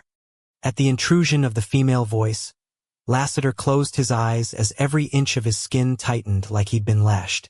For a split second, he imagined picking up the gray and black clown car Eddie and Adrian had gotten out of and throwing it broadside at the demon who had shown up behind him. Instead, he pivoted around calmly and made sure his thoughts were locked down tighter than a vice. Fucking hell. She was so ugly. From her long, luxurious brunette hair, to her full red lips, to the cleavage and the rest of her won't-quit body. She was trash pile vile. That Dior's poison she insisted on wearing a grape-based stench in his nose. Bracing himself for an up and down by those pit-black eyes of hers. He made sure his focus was on her and only her. Nothing else. No one else. Especially not the 5 males who had infiltrated the building. As the wind hit his back, the demon leaned in, her nostrils flaring. What the fuck? Shit, he'd slipped. You saw her. Davina looked around the empty parking lot. Where did you see her? You were with her. I can smell that female on you. There is no female. The palm that came swinging at him was a high flyer well landed. The stinging impact on his cheek and the clapping echo a wake-up that he didn't need. His adrenal glands were doing just fine. Thank you, ma'am. Although he would have taken some satisfaction in getting under her skin in different circumstances. That's why he left. Those black eyes gleamed with menace. It's your fucking fault. You were just with your female. Lassiter shook his head. I ate alone at a McDonald's in the fucking boonies. Sorry. Guess you're confused. As she brought her arm up for another round of pickleball for the puss, he caught her wrist and jerked her back. Yeah, enough of that. You know it's never going to work out with her, right? The demon leaned in, even though he was exerting enough pressure on her bones to powder them. I fucked you and I took your virginity and you don't have anything to give that stupid cunt. Every time you're with her, you're going to see me, and that's what gets me mine. You're ruined and I get mine. Her words were like a freight train coming fast and faster, and the culmination was a burst of energy that exploded out of her. The force was so great, he was blown off his feet, sent bottle rocket high into the cold night air, his body crumpling into a ball like she'd wadded him up. Disorientated, he was aware of gravity pulling him back down, but his fall was a tumble, lights spinning around him. Just before he hit the asphalt, he caught the total non sequitur of a neon palm tree glowing green and brown on a stretch of golden beach. What the fuck? He blasted, as the impact knocked all the oxygen from his lungs and carried the word in his head out to the rest of the world. The pain was paralyzing. Then again, even though he was immortal in a corporeal illusion, bones were bones, and he was subject to the laws of compound fractures when he was in his body. Compromised as he was defenseless. And the demon knew it. Davina took her own damn time coming over to him, and on the approach, her hair fanned out around her head, even though there was not enough wind hitting her to get that effect. Jesus. She looked like there were flames emanating from her. Maybe the shit wasn't her hair after all. He left me because of you, she growled. For me to have my love, you can never have yours. Lifting her hand over her shoulder, she summoned from the darkness a shadow that was shaped like a spear, the harnessed evil so tangible the muscles in her arms flexed as she held it aloft. This is all your fault. You took him from me. From out of nowhere, something tackled the demon, hitting her at waist level like a linebacker and driving her back with such force. Her body's contours blasted through the solid wall of the building he'd been on the roof of. The hole that was left behind was classic Warner Brothers cartoon. Busted mortar rising as dust as her arm-raised position made the cutout look like it was cheering a score in a game. With a groan, Lassiter tried to lift his head, and when his vision went wonky and he felt a strange rush of cool air, he reached behind and touched a wet spot just above his nape. Oh crap, he thought as he inspected the silver blood on his fingers. It was quite possible that the bone he'd broken most was his goddamn skull. And to think he'd assumed his coccyx was the worst of it. You're bleeding bad, somebody said. And I think part of your brains are on the pavement. Take a deep breath. This is gonna hurt. As he was lifted up, He screamed and lost his sight completely, and shit got even worse as he was stuffed into a suitcase, his legs and arms, all of which seemed snapped in half, bending at wrong angles. Put your seatbelt actually, never mind. Like a car accident can hurt you now. There was a jolt forward, and it was so violent. His face smashed into something that smelled like vinyl, cheap perfume, and old curry. Then there was a lurch to the side. After that, hold on to your butts. Squealing tires now, and as another round of fire pokers went after every square inch of his body, Lassiter blinked his eyes clear and got a close-up of his own knee. The thing was pressed up against his nose. Just as he was about to pass out, Adrian, the fallen angel he had been avoiding for 3 years, twisted around from the driver's side. The big idiot smiled like this was a reunion to be savored. There are no snakes back there. Don't worry. Stop making Samuel L. Jackson refs and just fucking drive. Ed turned back to the job at hand. You used to be more fun, you know that? Yeah, actually he did. Chapter 10. After Eddie played bulldozer with the demon, taking her through not just an exterior wall but 2 interior ones, he rolled on top of her and tried to keep her pinned. He knew it wasn't going to last, but the dominance didn't have to. He just needed enough time for Adrian to evac Lassiter in the Mini. Straddling Davina's hips, he put his elbow to the front of her throat and grabbed his own wrist, so he could lean in and apply even more pressure. The choking sounds were satisfying, and so was the gaping maw of the demon as she tried to drag air down into her lungs, and to get herself free, she clawed at his face, her nails ripping into his skin, the scent of his blood blooming. Red drops fell from the scratches onto her cheeks, and for a moment, she was so beautiful in her straining hatred. He nearly lost his concentration. Even messed up from the tackle, her physical perfection was undeniable, but that wasn't the attraction. He hated her with a passion that sometimes confused him because on occasion, when they were face to face like this, the wires got crossed and he wanted her. Not because he loved her, though. Fuck no. As she rallied without warning and sent him flying, that was what went through his mind, and hey, check it. They were in an open-air office. The 2 desks he sailed over messy with paperwork and colorful brochures. The far wall caught his momentum, his shoulder shattering the glass on a poster of a Carnival cruise, his body landing on a Xerox machine the size of a small refrigerator. No more fucking around. Swiping the blood off his face and spitting out a shard from the picture mount. He quick-footed his balance, sank down into his thighs, but left his guns where they were, holstered under his light jacket. No use throwing bullets into this mix. She'd be just as likely to send them back at him. Across the travel agency's layout, Davina was looking like she'd been in a collision with, well, a building. Her hair was matted with gray blood, her bustier and skin-tight black leathers smudged with dust, one heel missing from her stilettos. Yet she stood there with her hands on her hips, all Wonder Woman, like she was ready to catwalk. Is that how you greet an old friend? The demon said before coughing and then spitting off to the side. Fuck, Blackhawk. You could have just called me a cunt. Cunt. With a roll of her eyes, Davina cleaned herself up, all the dust and debris including the paperclip hanging off one lock of hair disappearing. Her leathers no longer scuffed, that heel back where it needed to be. Look, I'm not interested in your interference, she announced. Whatever is going on between that angel and me is none of your business. The Creator sent us for Lassiter. You want to get in the middle of that? You're welcome to. I'll just grab a chair and my popcorn and watch the floor show. Those black eyes narrowed. So you're taking him away? From the earth.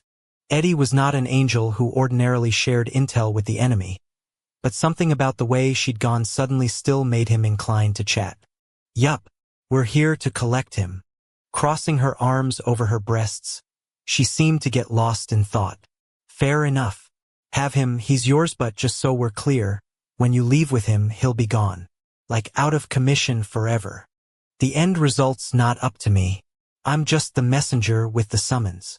Lucky you, she murmured. I'll let you live then. At that, she blew him a kiss and dematerialized like she had an appointment somewhere. Maybe to get her nails done. Or have some poor bastard drawn and quartered. Gritting his molars, Eddie hated when she did the whole last word thing. Goddamn it, now he was gonna spend the rest of the night trying out retorts and wishing he could feed them to her. What the fuck happened here? Why the fuck did you run off? Two of the brothers arrived on scene in mid-sentence. The male with the goatee in the lead, Vicious, was his name, and the blonde Ken doll right on his heels. And it went without saying that they didn't use the locked glass doors, but stepped through the cutout in the brick wall. More efficient that way, and it didn't trigger the alarm. The fact that there was a hole in the side of the building but the security system was silent seemed like a fine commentary on the way the night was going. It was the demon, wasn't it?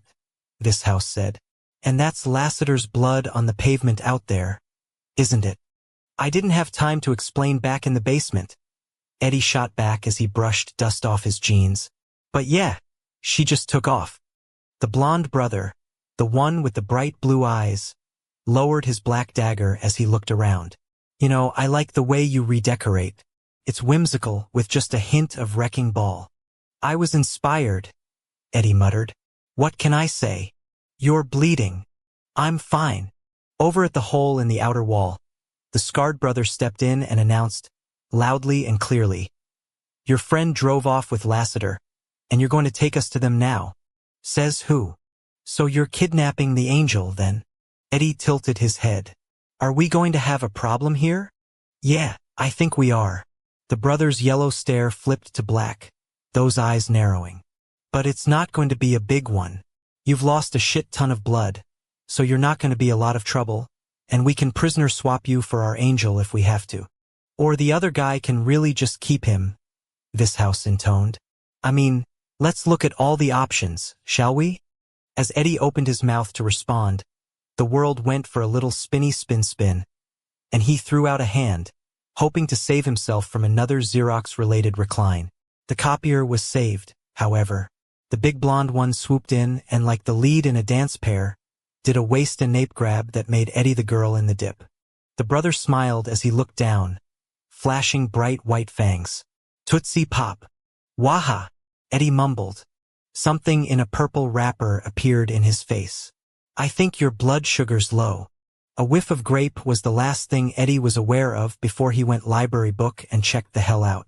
Behind the wheel of the Mini, Adrian was tenantuangiat, his body curled around the steering column, his right leg straight out into the wheel well like someone was goosing him in the ass. The smell of Lassiter's blood was thick in his nose, the sweet perfume like fresh-cut flowers, none of that copper human crap. Funny how O'Dari motivated a guy to screw the traffic laws. Not that Ad was really bound by anything human. He had no real idea where he was going as he barreled along, blowing through red lights and stop signs, the buildings that flanked the one-way crowding up close to the sidewalks like they wanted to try traveling themselves. The direction he was heading in didn't matter. The only thing he cared about was getting some distance between him and Lassiter and that demon. Well, that and having Eddie somehow show up unhurt after he'd. The ghostly apparition appeared right in front of the car, and Ad barely got a glimpse of the spooling white hair and the shockingly pedestrian clothes before he stomped on the brakes and wrenched the wheel. The Mini veered off course like a jumping bean, popping the curb and catching some air. Fortunately, the thing wasn't much wider than a shopping cart, so as it hit the sidewalk, he was mostly able to course correct and keep it from ending up in the display window of a boutique. But then a municipal trash bin jumped into his path and he had to hit the brakes again. Somehow, the paperclip-sized calipers and what was left of the donut-sized radial tires did the job. As he bumped against his seatbelt and caught his breath, he thought, wow, just in time. He was staring into the plate glass frontage of a bagel shop, the headlights piercing inside and picking out the tables with their chairs upside down and off the floor.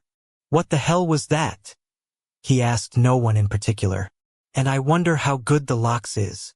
Then the back door was wrenched open. Snapping a hold on his gun, he swung the muzzle into the seat behind him.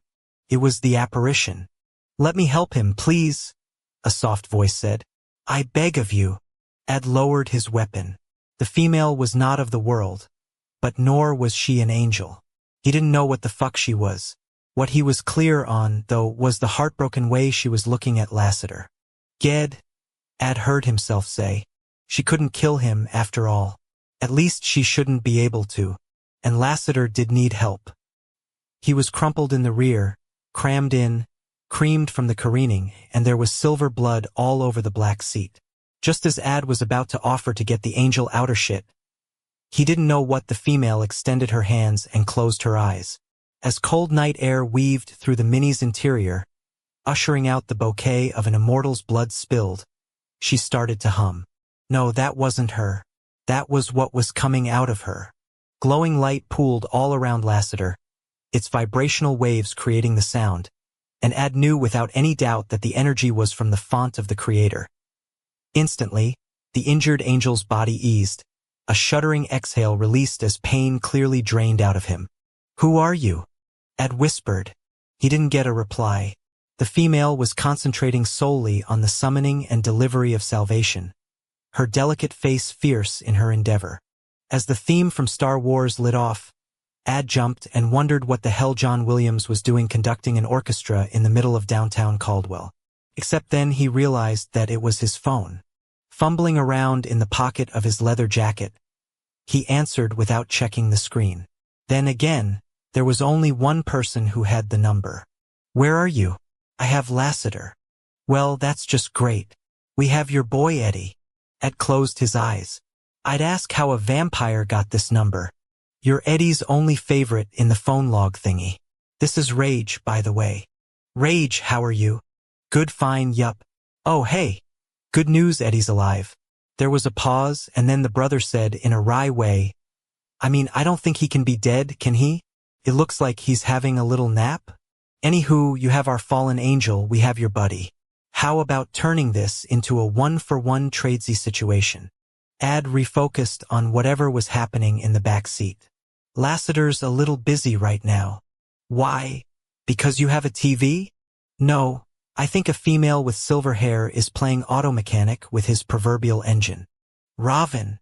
Ad shifted the phone away from his mouth and said to the female, "Is that your name, Robin?" When he didn't get an answer, he said into his cell, "Is that her name? Where the hell are you?" Ad turned back around so he could check the navigation map that was glowing on the dash. "Market and 15th. And I'm not going anywhere. Trust me." It had been a pretty good plan, driving off with the angel they'd come to find. Of course, the head wound had been a wrinkle, but nothing that he hadn't intended to solve, provided Eddie handled the business with that demon. How the hell had Davina managed to escape from the Well of Souls? "We're coming now," the vampire said. As Ad ended the call, he wondered where the demon was now. Wondered what would have happened if this female hadn't shown up. Wondered how the night had come to all this. When he'd bought the Mini, it had been as a joke. Now the thing was an ambulance without the bubble lights and the sirens. Proof, he supposed, that on any given night in Caldwell, New York, any fucking thing could happen. Chapter 11. Well, wasn't this cozy? As Lassiter opened his eyes, he recognized that he was lying down comfortably on something soft, and Eddie and Adrian were standing next to a bunch of brothers. The fact that he recognized all of the males was probably a good indicator that he hadn't suffered any ill effects after cracking his head open like an egg on the pavement. And hey, he could remember how it had happened, too. After Davina had gone nuclear on him, he'd hit the "Robin," he croaked. This brought all kinds of heads in his direction, and to avoid meeting the eyes of his peanut gallery, he glanced at the monitoring machine he was hooked up to. Oh look, he had a heart rate, his lungs were working, and he had blood pressure. And he knew where he was, the Black Dagger Brotherhood's subterranean training center, which had, among its many attributes including a very nice break room with a good television and a lot of free food, a weight room that he avoided like the plague, and a swimming pool that was as big as a Lakia hospital-grade clinic with its own or examination rooms and recovery suites. And what do you know, they'd put him in one of their medical beds. "Where's Robin?" he mumbled. "She's just down the hall," somebody said. "She's fine."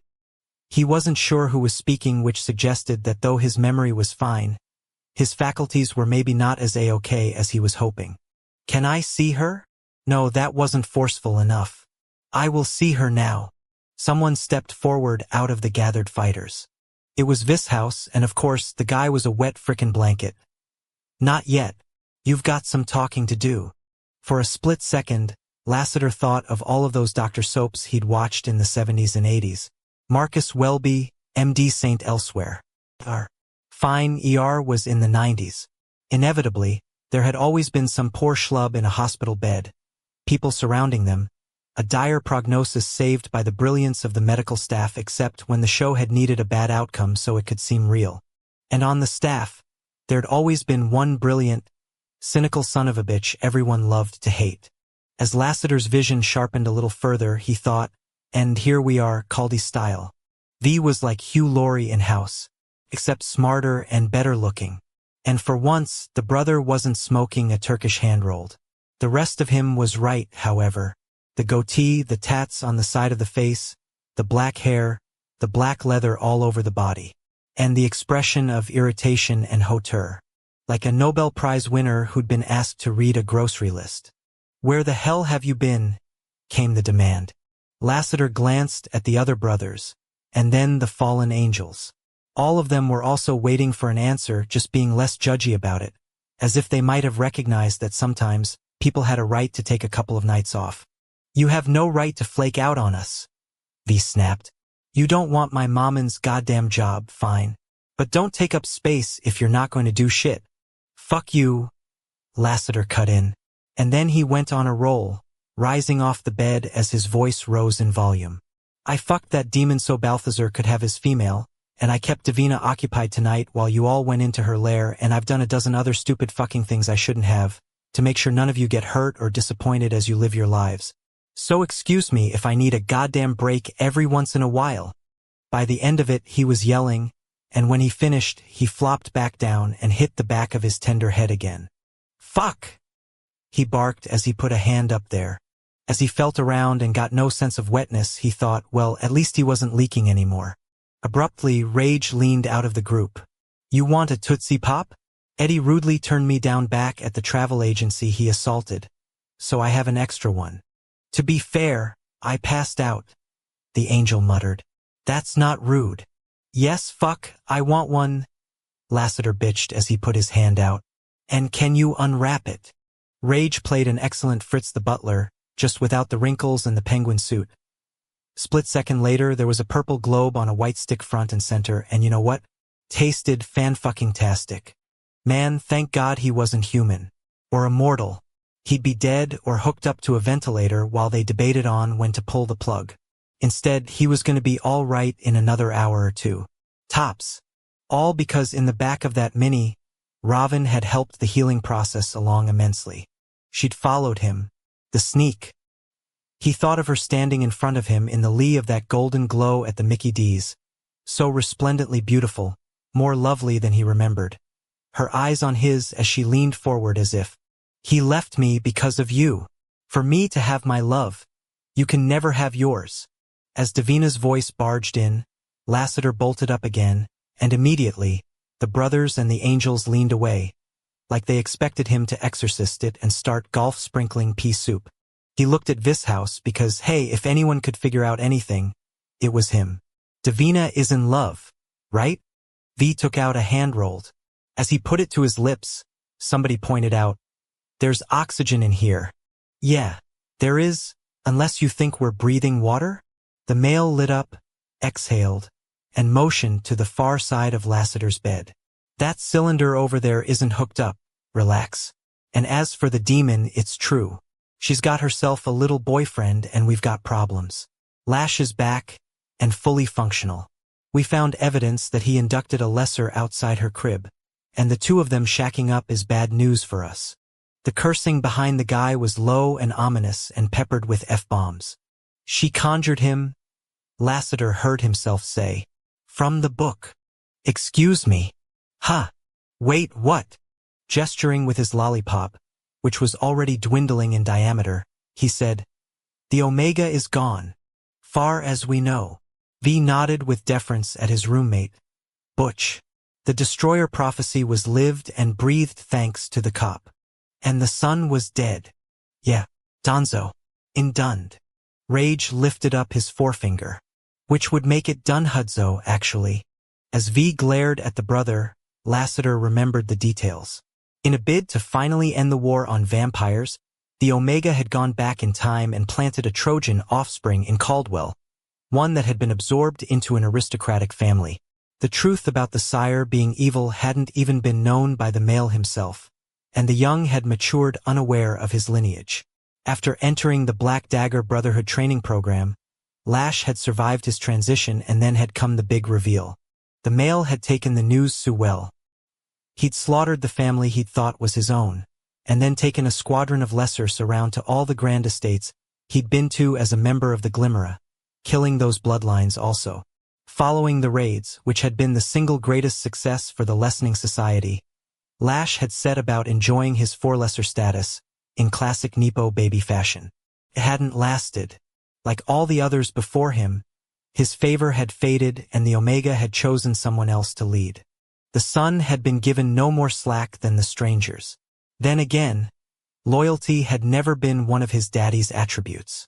The demon brought Lash back. Lassiter talked the logic out slowly as he put it together. Davina was desperate for a male and used the book, which was in her possession at the time. She must have found some kind of spell in there and got herself the love of her life, which explains how Lash must have been liberated from Dungod. It all makes so much sense. Does it? Rage asked.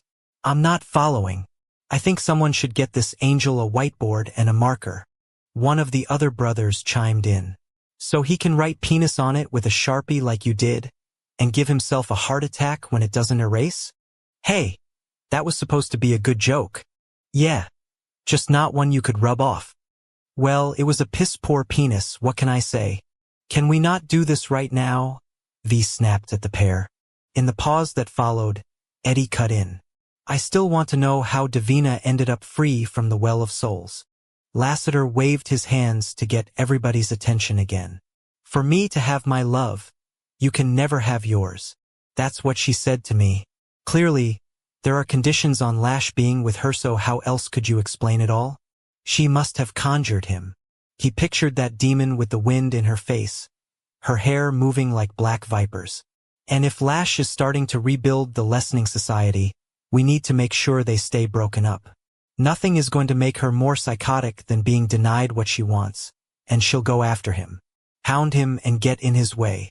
She's done it before, right? Butch nodded. I've been on the receiving end of that routine. It's intense. She will not take no for an answer. Good, that's what we want.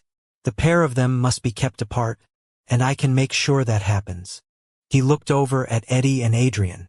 They may have helped out back when he'd been attacked, but he was under no illusions that he'd been stuffed into that mini just because of his injuries.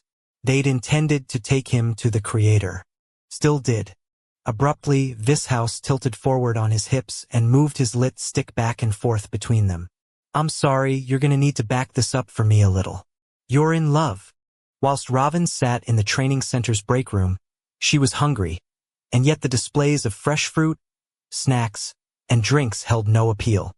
She felt as though she was in the non-temporal realm with the book, suspended outside the entropy that was the rule when one was upon the earth.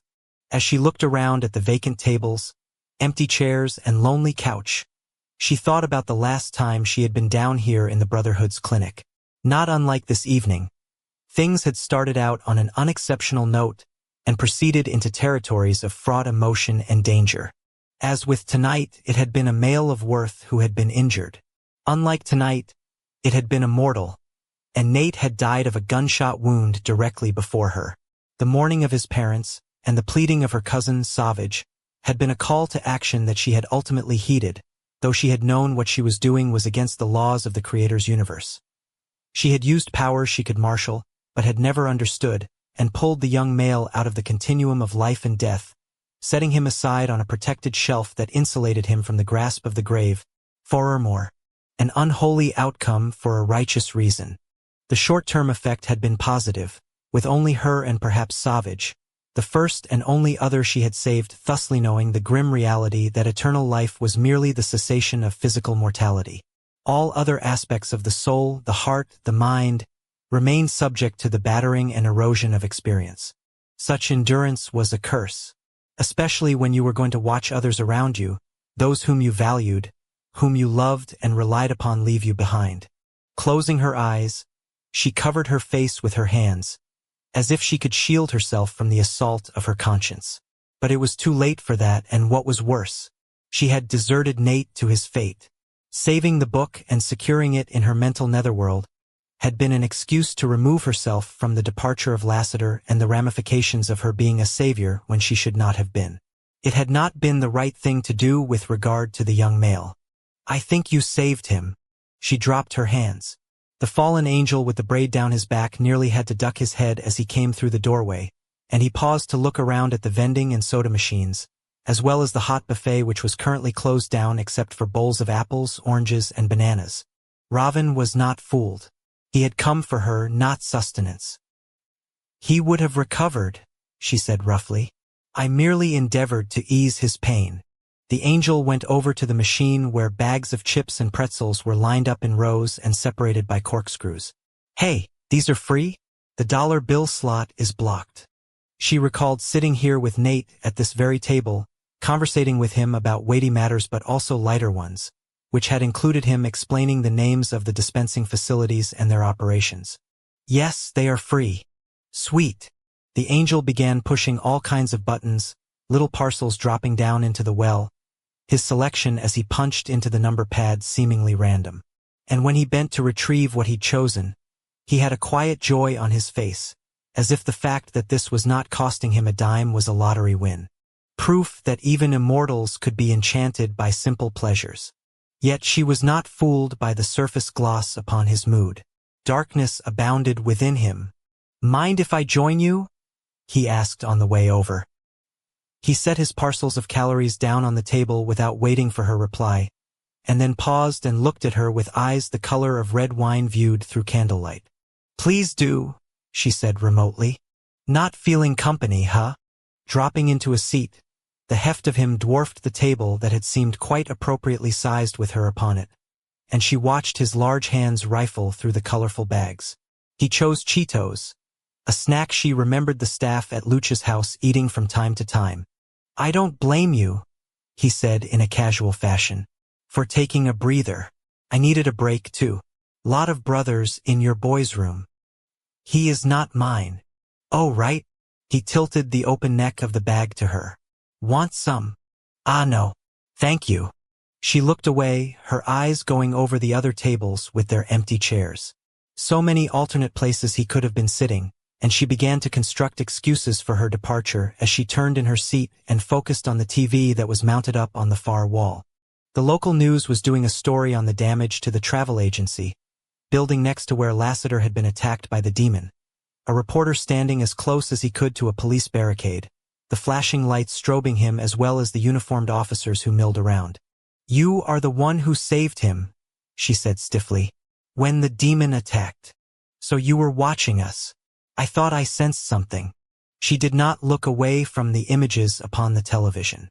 The idea that a square of glass could project a moving picture all the way up here on the mountain from downtown was incredible. Indeed, she had been told it was all over the world. "You don't belong here, do you?" the angel said. "Neither do you," she countered. "Touché." He was opening another, different bag now, the crinkling loud in her ears in the silence. "Mind if I ask you how long you've known Lassiter?" "If you'll excuse me." She rose. "I think I'm going to." He caught her wrist. "Sit down." In the tense pause, she wondered what he would do if she resisted. "I'm here to take him away," came the grim voice. "So if you want him to have a chance at staying, you're going to have to explain to me why you care about where he's at, one way or another." Now she met the burgundy stare of the angel. So this was why Lassiter had told her goodbye, the cause of his leaving. And she wasn't fooled. How she felt about him would not matter one bit with regard to his destiny. "Let go of me," she said in a low growl. "I do not do well with males who seek to confine me, and I would hate my wrath to be expressed in this place of peace." Instantly the hand released. "You don't belong here. You said that before and I have not denied it. You are young and old by turns." The male eased back in the chair and peered into the bag, as if hunting for the most perfectly formed, triangle-shaped, orange-dusted Doritos. "It's quite curious." He was right, of course. She was 9 and 20 years and also nearly 2 centuries old. "Why are you taking Lassiter and where to?" she asked. "Sit down and I'll tell you." Or you can leave, and I'll follow you. FYI, the first choice is your better outcome. Robin slowly lowered herself back into the molded plastic chair. Answer my question. Where are you from? The angel popped another chip in his mouth, and the crunch as he chewed it was muffled. And if you say the old country, I'm going to conveniently forget all the details about what my mission is, and wouldn't that be a loss to you, given how curious you are about the Lassiter situation? I do not believe I care for you. Those eyes flashed to hers. The feeling is mutual. At that, he shook the bag, leaned back, and poured whatever was left of the contents directly into his mouth. When he righted his head, the way he cocked his brow in expectation was as grating as his line of inquiry. I am from the year 1833, she snapped. If we're using the human calendar. There was a split second of assessment. Then he nodded. That explains it. Now, where are you taking him? Out of this time. You must know all about that kind of thing, huh? Next up on his menu list was a bag of chocolate M&Ms, and he opened the little pouch with a quick rip. His stare narrowed on her. Speaking of time, in about 5 minutes, one of the brothers is going to come down here to get you. They're going to take you to Lassiter. So you arrived here wanting to vet me in some fashion? Is that it? You bet your bippy it is. Excuse my French. You are a friend of his then? He laughed in a short rush and poured some of the colorful confections out in his palm. As he shook his head ruefully, he muttered, I just don't get the new colors. Like blue? And now purple? Course, they still taste the same. Are you? A friend? I don't know if that's quite the term I'd use. I am not his enemy, for sure, and I care about his well-being. Let's face it, he's very important in the scheme of things. And that's why I'm curious about you. A female throwing around healing energy like that? Kind of miraculous. Kind of dangerous. It goes either way with you, doesn't it? As his eyes locked on her in a knowing fashion, Robin looked back at the TV. The reporting had switched to a broad swath of linked-up purveyors of goods. A mall, she had been told it was called. A woman in a red coat was in focus and gesturing theatrically, next to a glass entrance that was shattered. It appeared to be a night for things getting broken. Brick walls, store windows. Lassiter's skull. Is that why you endangered yourself to protect him from Davina? She said. Because he is important? Yes. Well, he is important to me as well, and that is why I was there. A slow smile eased the tension in the bold features of the male's face.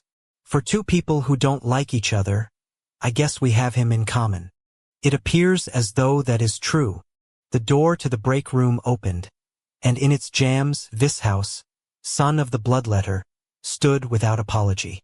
You were right, she murmured as she got to her feet. They have come for me. It is as if you can see into the future. Not really, which is why I'll be watching you. Robin glanced at the angel. He was not looking at her, focused instead on the colorful discs of covered chocolate in his palm. She wasn't fooled. Somehow, he knew what she had done at that castle back in the old country. To that princeps and all his guards. Other unholy acts for a righteous reason. Robin, Vishouse said. You want to see your... He is not mine, she cut in. But if he would have me? She thought to herself as she weeded in and out of the chairs and tables. She would be more than willing to belong to him. Chapter 12. And there she was. As Robin came into the recovery room, Lassiter felt a flush go through his body, and while the brothers and Adrian silenced their chatter, it was like they disappeared and took the rest of the universe with them. She was so hesitant, although whether that was because she wasn't sure of her reception or because there were so many warriors crammed into the shoebox-sized room, he didn't know. At least there was an easy solution to the latter. Leave us, he commanded as he pushed himself up higher on the hospital bed. There wasn't a lot of discussion, and thank God. His energy was low, and what he had was for Robin.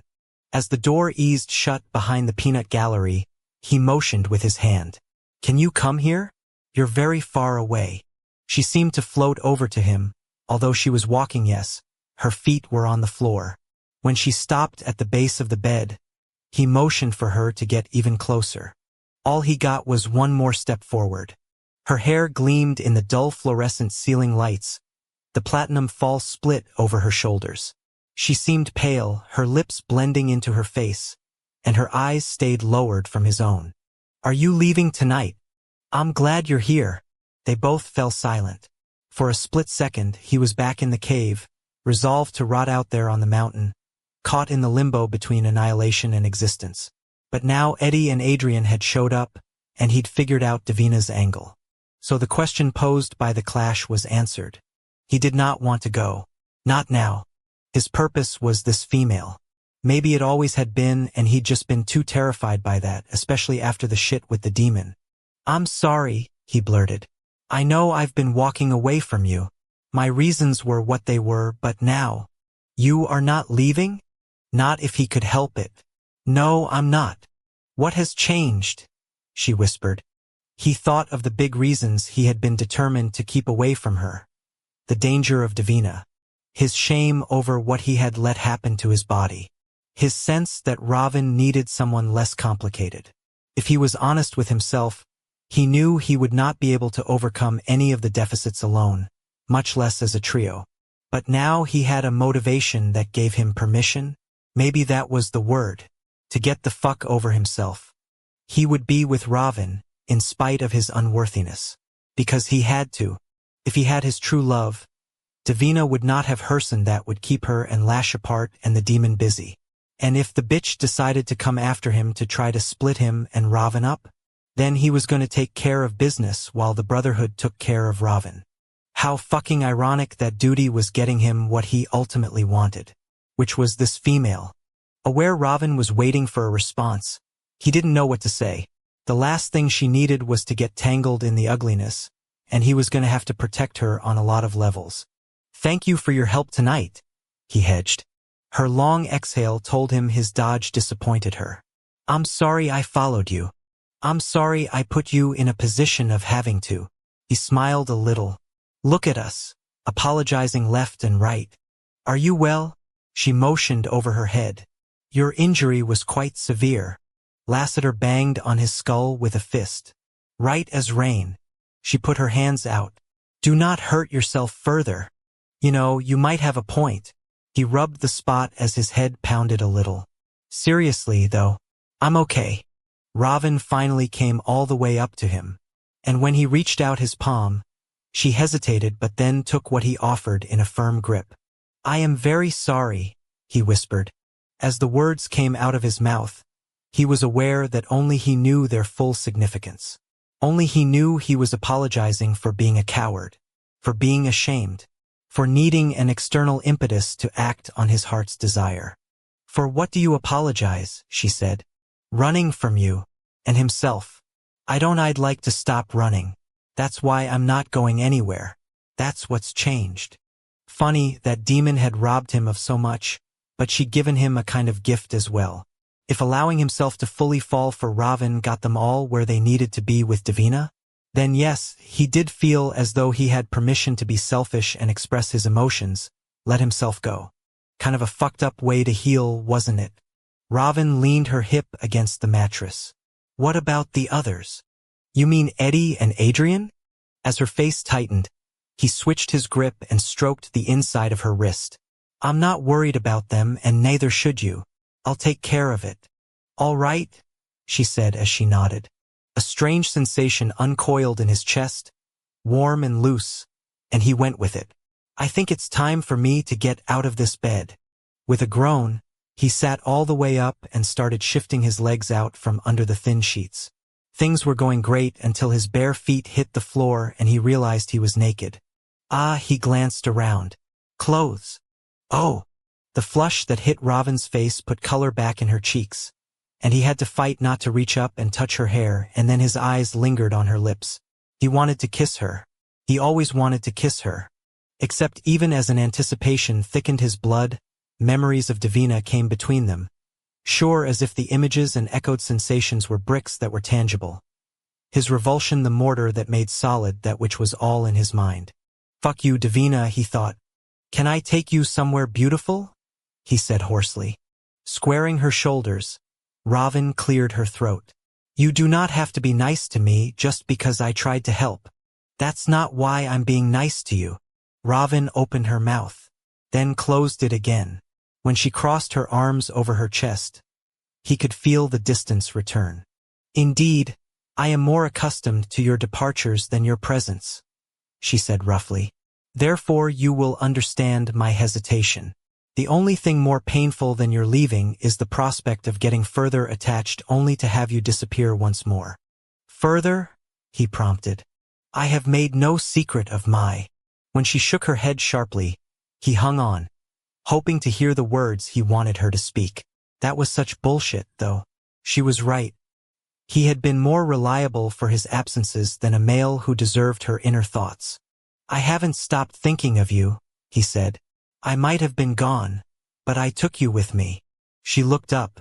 For true. He nodded slowly. On my soul for true. And I just want to take you to a place that's peaceful. There's been too much drama tonight. Too much pain for too long. And that was the God's honest on so many levels. Robin tensed her shoulders, as if she were leaping off into waters that might prove to be too shallow. I would like that. Lassiter started to smile. After I get some pants on, of course. This place was a fetid mess. Back in downtown Caldwell's seedier zip code, where most of the structures were abandoned and humans with good sense didn't venture out after dark, Lash regarded the entryway of a filthy, four-level walk-up with all the enthusiasm he'd have greeted an outhouse in the wilderness. The building was Victorian in derivation, with bays on each floor that extended forward and ornamentation at the eaves.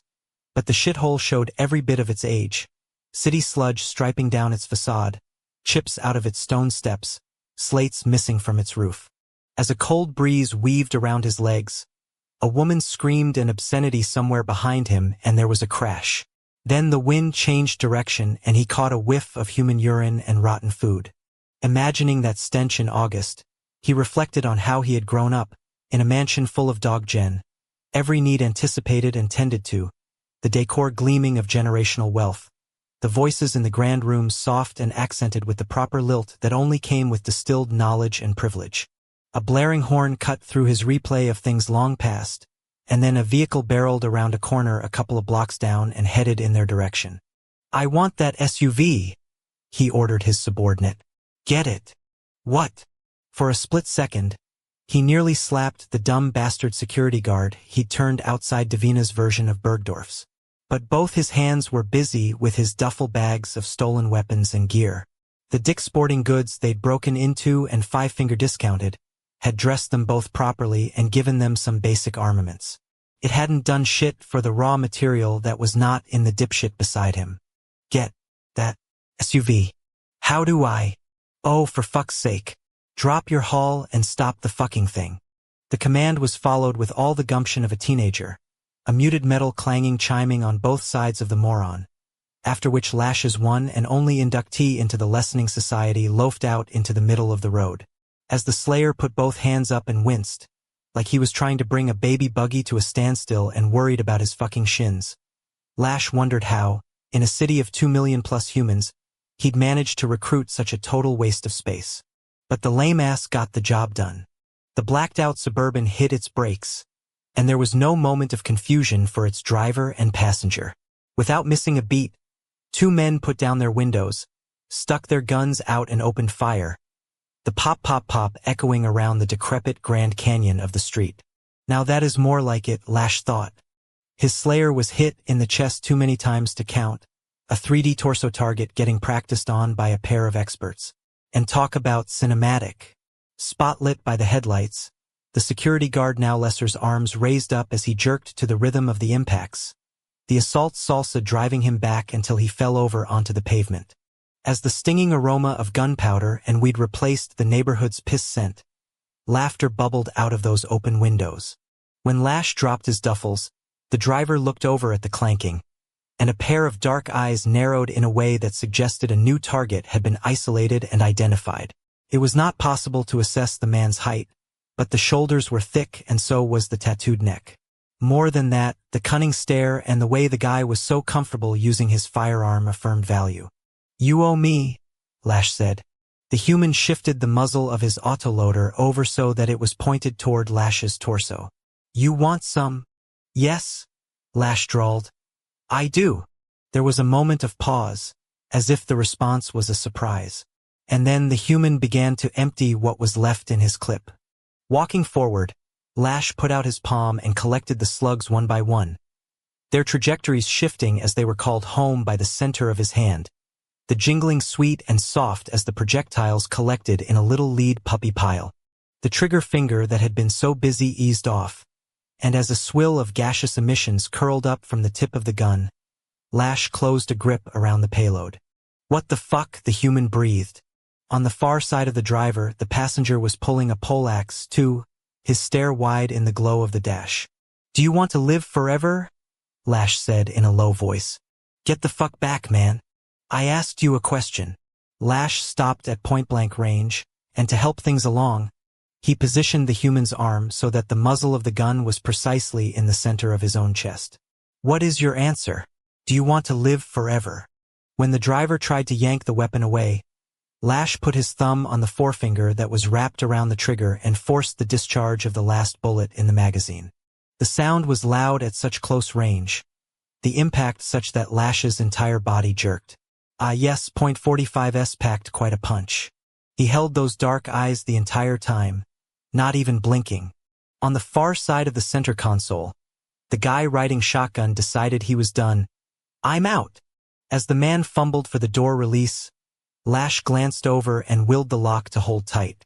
Meanwhile, out in front of the grill, the lesser who'd played Smith and Wesson pincushion sat up on the pavement and pulled open the hunting jacket that draped his soft body. Looking down at his sternum, he probed the black ooze that was staining the front of his camouflage t-shirt. What the fuck is, the driver did not finish. Could not finish. Prepared to settle the debate, Lash worked his shoulders, rolling them back and forth. Then he swallowed over and over again. Finally, he coughed into his hand. Would you like this back? He said as he offered the man's bullet to him. The guy made the sign of the cross over his sternum. Madre de Dios. What are you? Over the flapping of the passenger, who was pumping the door handle like he was performing CPR on that side of the SUV, Lash said, You don't need to worry about that. All you have to answer is one simple question. Well, what? Do you want to live forever? Chapter 13.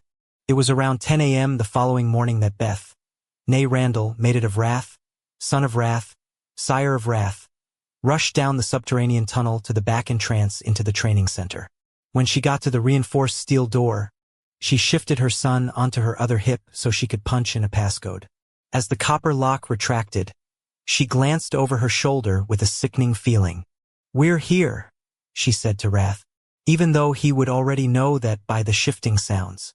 Opening the heavy panel and revealing the supply closet, she propped the weight with her whole body and tried to get herself out of the way. Wrath was big under any circumstances. Carrying his beloved Golden in his arms, he required even more space, but just like the announcement of their arrival, any commentary on how he was going to have to duck and curl around the dog to squeeze past the reams of papers and the stacks of folders, pen boxes, and printer cartridges was unnecessary. Though his eyes did not function anymore, his senses always fired on all cylinders, and sure enough, he navigated through the jams with no problem, turning to the side, lowering his stance, shuffling George into the cramped space. Now it was Wrath's turn to play wallflower, and he was less successful than she'd been at shrinking.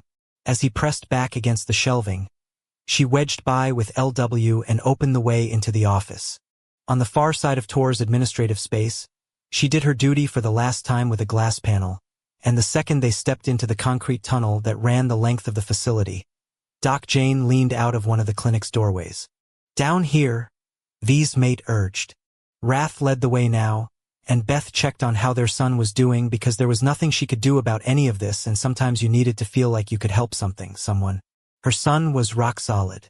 Even though they'd woken LW up and disturbed his sleep, he wasn't crying and cranky.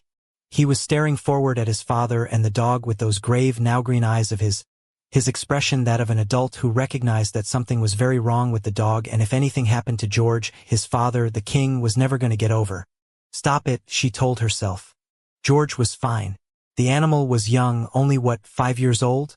6, tops? It just felt like he and Wrath had been a pair for a lifetime, The two of them so symbiotic in their movements and silent communication it was as if they were one person. Grath, Warch, whatever. The Golden was probably just suffering from an upset stomach. No doubt he'd been slipped something at last meal by Fritz. The household's elderly butler had a thing for him, but who didn't? Heck, maybe Rage had given him a gallon of ice cream under the table. "Thanks for this," Wrath said in a grave voice as he came up to Doc Jane. "No problem. I just hope I can help." Wrath did another duck and shuffle, and then they were all in the exam room together. To locate the table, he moved more slowly now, shifting his hold on the blonde-furred bundle of paws and tail, putting one arm out, his hand at waist level. When his fingertips came in contact with the examination bed, he explored the contours, got a bead on its dimensions, and gently laid the dog on the padded cushion. "So what have we got?" Jane said as she unlooped her stethoscope and went to stroke George's head. "We're not feeling so hot?" The Golden offered her a lackadaisical nudge with his muzzle and a half-hearted wag. "There's something wrong with him, but I don't know what it is," Wrath said. "He sleeps next to us on his bed. About 20 minutes ago, I woke up because I heard him whimper and I found him sitting in this really weird position, all braced forward, his mouth open though he wasn't panting. He kept whimpering, like he was trying to tell me something was wrong." Beth went over and sat in one of the chairs against the long wall. Settling LW on her lap, she made sure he was facing outward so he could see what was happening. He'd never been a kid to cuddle into a chest, seek comfort on a shoulder, nuzzle into the neck. He wanted to be confronting whatever was before him, not exploring, confronting. "Well, I'm not a vet," Jane murmured as she plugged her ears with her instrument. "But let's take a look at our breathing and our heart rate." As Wrath went to stand at his head, George licked his master's hand, as if he were trying to be brave, and when Wrath murmured to him, the Golden laid his head back down, his mouth going slack, his breathing slow and irregular. "He's going to be okay," Beth murmured in her son's ear. LW didn't pay any attention to her. He just stared at his father as Wrath stayed right by his dog, his dagger hand on George's head. "I'm just going to take a listen, good boy," Jane murmured as she pressed the metal disc around the area, right behind George's elbow. When she frowned and kept moving the stethoscope around, Beth's stomach did another bottom out, like she was on a roller coaster that was flying over a dip in its rails. "What is it?" Wrath asked, like he'd caught the shift in the doctor's energy. Jane didn't answer him. She lifted George's jowl and peered at his gums. They were gray. Oh God, Beth thought. This wasn't indigestion. The dog was dying. Mortals, particularly of the human variety, existed in such a narrow bandwidth of understanding. This was a good thing, Davina reflected as she reformed at a secluded exterior corner of the Galleria Mall's T-Rex footprint. Such ignorance and all its blinded bliss kept non-essentials out of the way, and if things had to be done in their midst, camo and cover-up was much, much easier than dealing with supernaturals. On that note, she brushed at her black leather pants and rearranged the form-fitting black cashmere sweater she'd changed into. Even though it was April, there was a nip in the air this morning, and besides, wearing a bustier for this investigation felt too close to the desperation that was squeezing her tits. Squeezing not in a good way. Glancing up, she noted the skies were laden with clouds, the sun's warmth nowhere to be felt, the churning weather promising a cold, bracing rain. So the vibe was right according to her mood. Stepping out of the shadows, she proceeded down the sidewalk, measuring the acres of empty parking lot. The Jurassic Park metaphor was apt on another level. These dying shopping centers were dinosaurs in retail fact as well as scale, their anchor stores lifting up off of the plains of concrete and rebar, floating off, some to the ether of the web, others into the purgatory of bankruptcy, many into liquidation and non-existence. Proof that the habit patterns of discretionary income spending could cause extinction events for whole sectors of the economy. As she rounded the corner, she was very aware that she was attempting to distract herself with inane thoughts. And hey, that was fucking self-care. Thank you very much. Just like the 2 guys she had gone out and fucked last night. And the 11 pints of Häagen-Dazs she had woofed back over the course of the last few hours. and the $119,863.95 she had put on her American Express black card at neimanmarcus.com. Not that any of that shit had helped any more than the mental chatter was. Her little lock of hair bullshit had failed as a locator. Oh, and Love is Blind 3 had really not helped. She'd made it through the first happy coupling up and exploded her TV in a fit, which had caused her to have to conjure another, which had appeared on cue, obligingly turned itself onto cable instead of Netflix, and ultimately, thanks to a breaking news update, led her here to the mall. Davina slowed down and regarded the busted front entrance of a Dick's Sporting Goods store. Barricades, yellow police tape, and uniformed CPD officers had turned the crime scene into a tourist attraction. What few shoppers were coming and going stopping to stare. Time to go to work. Sauntering over, she caught the eyes of all of the cops, and given the way things were going for her, the fact that they clustered up against the tape to talk to her made her feel like maybe she wasn't complete dog's hit. Can we help you, miss? Can we help you, miss? They talked over each other, each tossing out the same sentence as if it were a job requirement. Up close, they were interchangeable, all of them on the young side, like guarding stores that had already been burglarized was relegated to their relatively low level of competence and experience. I work here, she said as she deliberately twirled her hair. The Betty Boop, help me Big Daddy bullshit was boring, but usually got the job done without her messing with men's brains. Sifting through all their memories right now? No offense, but she didn't need to see their wives and girlfriends giving them head while she flipped switches to get herself inside the goddamn store. And with so many of them, she'd have had to brainwash them as a group. But hey, the male attention was definitely a bomb. When I left last night, she continued, I forgot my phone in my locker. My manager told me to come down here and ask if one of you could escort me in to get it. I mean, I saw the news. I heard about the break-in. We can't let civilians in, the one on the far left said as he jacked up his gun belt. This is a crime scene. No, really? And here she thought it was a cock convention. Oh, lighten up, Ja, someone said from the back. As Joe got fluffy at the slapdown, an older cop with a been-there-done-that face and a 6-beer-a-night gut pushed the young buck others out of the way. Come on, honey. He lifted the tape. I'll take you in.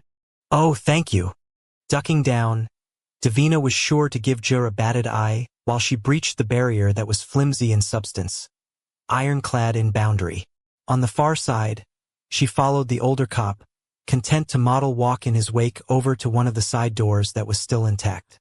Whoever had broken into the store had had a chip on their shoulder.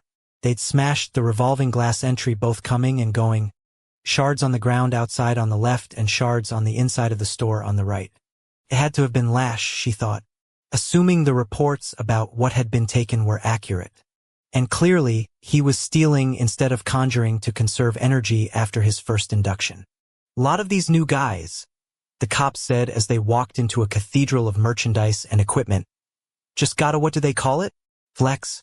Jesus Christ, what a waste of time. I'm really grateful. She smiled at the officer. You're my hero. He didn't seem affected one way or another by her charm, and she respected that. Just trying to help you get your phone. Let's get to the back of the house. Once again falling in behind him, she looked around. In this part of the store, everything was orderly and non-ransacked, the exercise apparel hanging, slim and colorful on round racks, the hints of what could be found deeper into the dicks showing on the fringes. Camping and sports equipment, a canoe hanging from the rafters, stand-up displays of dehydrated food that could last for years. So what happened here? She asked as she surged ahead so they were side by side. Do you know who did this? Can't comment on an ongoing investigation. Sorry. The officer didn't sound sorry, so she didn't feel apologetic as she barged into his mindo. Who was she kidding? She wouldn't have cared anyway. Okay, talk about your backfires. When she accessed the part of his memories that had to do with the investigation, what she was shown was like scratching a poison ivy rash. You thought it was a good idea, but in the end, you did yourself more harm than good. The cops had security footage of a tall, powerfully built and naked blonde man with an equally naked, but not at all powerfully built guy pulling up to the front of the store at just after midnight, in a navy blue Toyota Camry that had a front bumper that was falling off and sparks flashing behind one of its blown-out tires. The pair had disembarked and walked over to the entrance, and the blond man had broken the glass on the right side of the revolving door just by putting up his palm. The cops were real confused about that part, as well as the way the alarm had instantly been silenced as the pair had progressed into and through the store. After that, things had gotten much more conventional, at least as stealing went. The two men had clothed themselves in the hunting department, taken some duffel bags, and then made like shit was for free in the section where guns were sold. The older cop had watched the security feed himself, so she took a moment, while he was standing there, frozen and staring up at her like his brains had funneled out his doughy ass, to replay the black and white video a couple of times. The sight of Lash moving around with that powerful body of his, even distilled as it was through the recollection of the cop, was enough to make her. "Why you cryin', hon?" As the words registered, she shook her head and said roughly, "I'm sorry, what?" The cop motioned around her face. "You're cryin'." Davina brushed her cheeks. "I'm not. Here." The guy leaned to the side and took out a cloth handkerchief that was starched and folded into a precise white square. "Can't have a pretty face doin' like that." She took what he held out, and as she stared at the thing on her palm, she imagined that his wife probably ironed them for him with curlers in her hair. A little TV on the counter in the laundry room keeping her company, a soap opera burbling like visual soup in the background. Davina sniffled and blotted under her eyes carefully. "How long have you been married? 'Cause I know you didn't iron this yourself." "We made it 36 years. She died this past February, on the 7th. He nodded at the handkerchief. "Don't have many of those left that she washed and tended for me. I think that's the last one, actually." The words were spoken in the same laconic tone as the man had told good old Dieu to pipe down, Sonny. But behind the syllables, there was a loss so deep that the guy was hollowed out on the inside. She knew how that felt.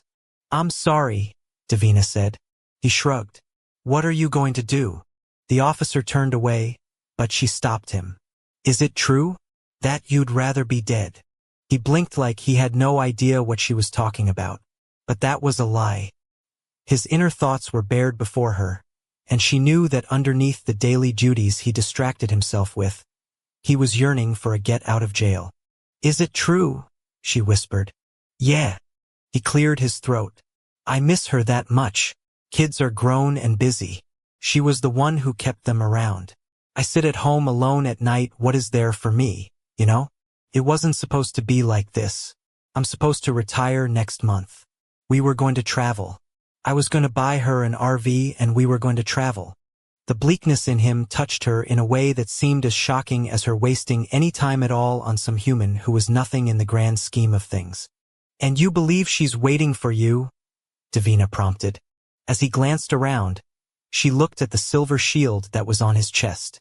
The name on it was Masserini, and the number was 216. "I don't know," he said.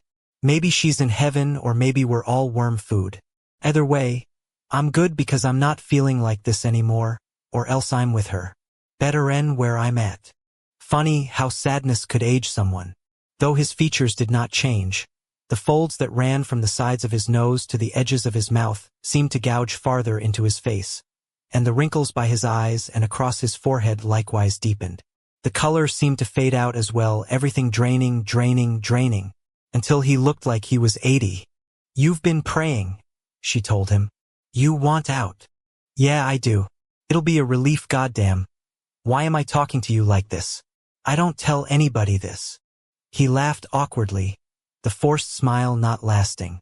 "I don't talk to nobody." "Are you sure?" she said quietly. "That what you prayed for is what you want? There's no going back?" "Yeah." His eyes returned to hers, and there was nothing in them. No emotion, not even sadness. "I am sure." Davina extended the handkerchief to him. "Here, take this back. You don't want to lose it." As voices percolated down from the second floor where the ransacked gun department was being processed for prints, he reached forward. Closing her hand around his own, Davina stared deeply into the man's watery brown eyes and gave things a squeeze. The officer gasped, his brows flaring, his shoulders jerking back. Then he retracted his arm and grabbed the front of his chest. Weaving on his feet, he stumbled a little, fell against a display of water bottles, lost his balance completely. As all kinds of Yeti bounced around him on the hard floor, he slumped into a crumble and fought for breath. Davina held the handkerchief to her own heart for a moment. Then she bent down and tucked it into his clenched fist. "You'll see, Nancy. Give it about a minute." Turning away from him, she blinked her eyes and looked up so that no more tears fell. "Help!" she cried out calmly. "Help! Something's wrong with him." As her voice echoed around, other law enforcement people came to the balcony above, and when they saw the cops sprawled on the floor with the traveler mugs, they started racing for the open staircase. Leaving them to it, not that there was any resuscitating the widower from his widowmaker, Davina decided she didn't need to see the break-in's aftermath, not now that she'd witnessed the theft itself thanks to the old cop's rock-solid memory of the security footage. Out in the gray daylight, she squinted and took her phone from her ass pocket. Flashing it at the officers, she said, "Got it. Thank you." A couple of them pride bustled in their units, kicking their chins up like they had done shit. But at least good ol' Joe did the duty and lifted the yellow stripe for her. "Glad we could help," he said, "all Mr. Man. Nancy's husband took care of me, not you." As she tilted under the tape, he looked at her ass like he could have motorboat her butt cheeks, if he'd wanted to, and just as she was about to make sure the bean burrito he'd had for breakfast carved a fire path out of his body and took half his colon with it, he gave her a little intel nugget that solved her now what. Or rather, his communicator did. His little shoulder-mounted speaker went off with a squawk, and as he reached over to silence it, an update came in about another scene. One that was downtown in a rough neighborhood. One that the CPD was dismissing as unconnected to this highly alarming and dangerous theft of shotguns and hunting clothes. One that had a weird, eerie feel to it and a bunch of black stains. As she headed off to see if Lash had had anything to do with whatever had happened there, she sent that burrito on its final mission. At least she was smiling a little as she dematerialized. Chapter 14. How magical this realm is. As Robin spoke up, her eyes did another circle around the serene landscape, with its lush grass and brightly colored tulips, its elegant temples and arching trees. Indeed, the mystical plane Lassiter had brought her to was somewhat similar to where she had stashed the book, safe and insulated from invasion, thanks to a forest ring that she instinctively knew was a metaphysical boundary. "It is nice, isn't it?" Lassiter walked forward, and though he was big and tall, his footfalls left no marks in the springy bed of the lawn. Likewise, she had the sense that nothing grew out of alignment in the foliage, everything forever cresting the apex of its growth cycle, the odd, milky sky feeding whatever energy needs were required. Things weren't always like this. He stopped and looked toward a temple with an open-air facade and what appeared to be living spaces inside. When the scribe virgin was active and the chosen were here, everything was just white. And I gather the layout and architecture were changed a little, too, after Fury took over. She attempted to imagine a monochromatic wash over the verdant, the rainbow bright, the vivid. "This is much better." "I agree. So does Fury." Lassiter resumed his slow-go wander. When he took over as the Premale, he freed the chosen of their lives of service, and then redecorated the place. Boom! Crayola all over everything. "Truly, I cannot believe I am here," she murmured. The scribe virgin's sanctuary. Raised in a traditional family, she had been brought up to revere and pray unto the creator of the vampire race, that figure in black robes who, on occasion, someone would say they had seen, and no one would believe they had. She had known, too, of the chosen, the sacred order of females who served the scribe virgin in worship and as recorders of the lives of the vampire race, every event, of every soul's journey on earth. And now she was here with an angel who refused to acknowledge his own true power or role in it all. Lassiter merely ambled along at her side as they had explored a pool that shimmered with water so pure it was as liquid glass, and shrines with columned loggias, and the treasury with its wealth of gems and precious items. She would never forget pushing her hands into the hip-high baskets of sapphires, emeralds, and rubies. "And now this is all yours?" Robin asked as they approached the largest temple complex. She mostly kept the awe out of her voice, Or perhaps not. I don't think anyone owns the sanctuary. He stopped at the foot of the grand entrance. I think we all just pass through here for a while, mortal and immortal, sometimes for a short time, sometimes a long one, only the stories recorded in the volumes of lives left behind. And speaking of recording, here we are at the temple of the sequestered scribes. Come on. I'll show you the inside. As he walked up the steps to the formal, columned entry, it was with no particular regard, like the stones he placed his feet upon were just incremental pavers, the purpose of which was to secure an ascent to an entryway of no particular import. And then he opened the ornate door with no pomp, no flourish. Just a portal into a building. For a moment, all she could do was stare up at him, and she had the strangest revelation as she did. Now she knew how the villagers had felt about her. Back in her timeline, in the old country, she could remember people regarding her with wonder and a bit of fear. After word had gotten out in her little village that she had resuscitated a prized horse, and then located a missing young who had become lost in the wood, the males and females she had grown up around had started to hold her in some reverence. First, it had made her anxious. Over time, it had begun to irritate her. In truth, she had no greater understanding of the origins of her abilities or her purpose in possessing them than they had, and their elevation of her had made her own lack of foundational knowledge all the more resonant. Surely, if someone had been gifted as she was, the scribe virgin would have provided some tutelage into, if not the hows, at least the whys of it all. Ravin! As the angel said her name, she took in the whole of him, from the fall of his blonde and black hair, to the boxy, blue, loose top and pants he'd put on scrubs, as he'd referred to the set of clothing. He was beautiful in a masculine manner and different in a way she could sense clear as the physical presence of his. Sooner or later, she heard herself say, you are going to have to tell me what changed within you. What do you mean? Where is your halo? He blanched and reached up above his head. I didn't know it was gone. But you are not surprised, are you? When he did not respond, she knew she was correct. You are going to have to tell me the why of it. There was a pause. All right, but not today. We have time. Do we? What of Eddie and Adrian? The former told me they have come for you. The angel's iridescent eyes narrowed. I'll take care of all that. I promise. With a nod, because what else could she do other than trust him on both accounts, she ascended to join him at the decorative doorway.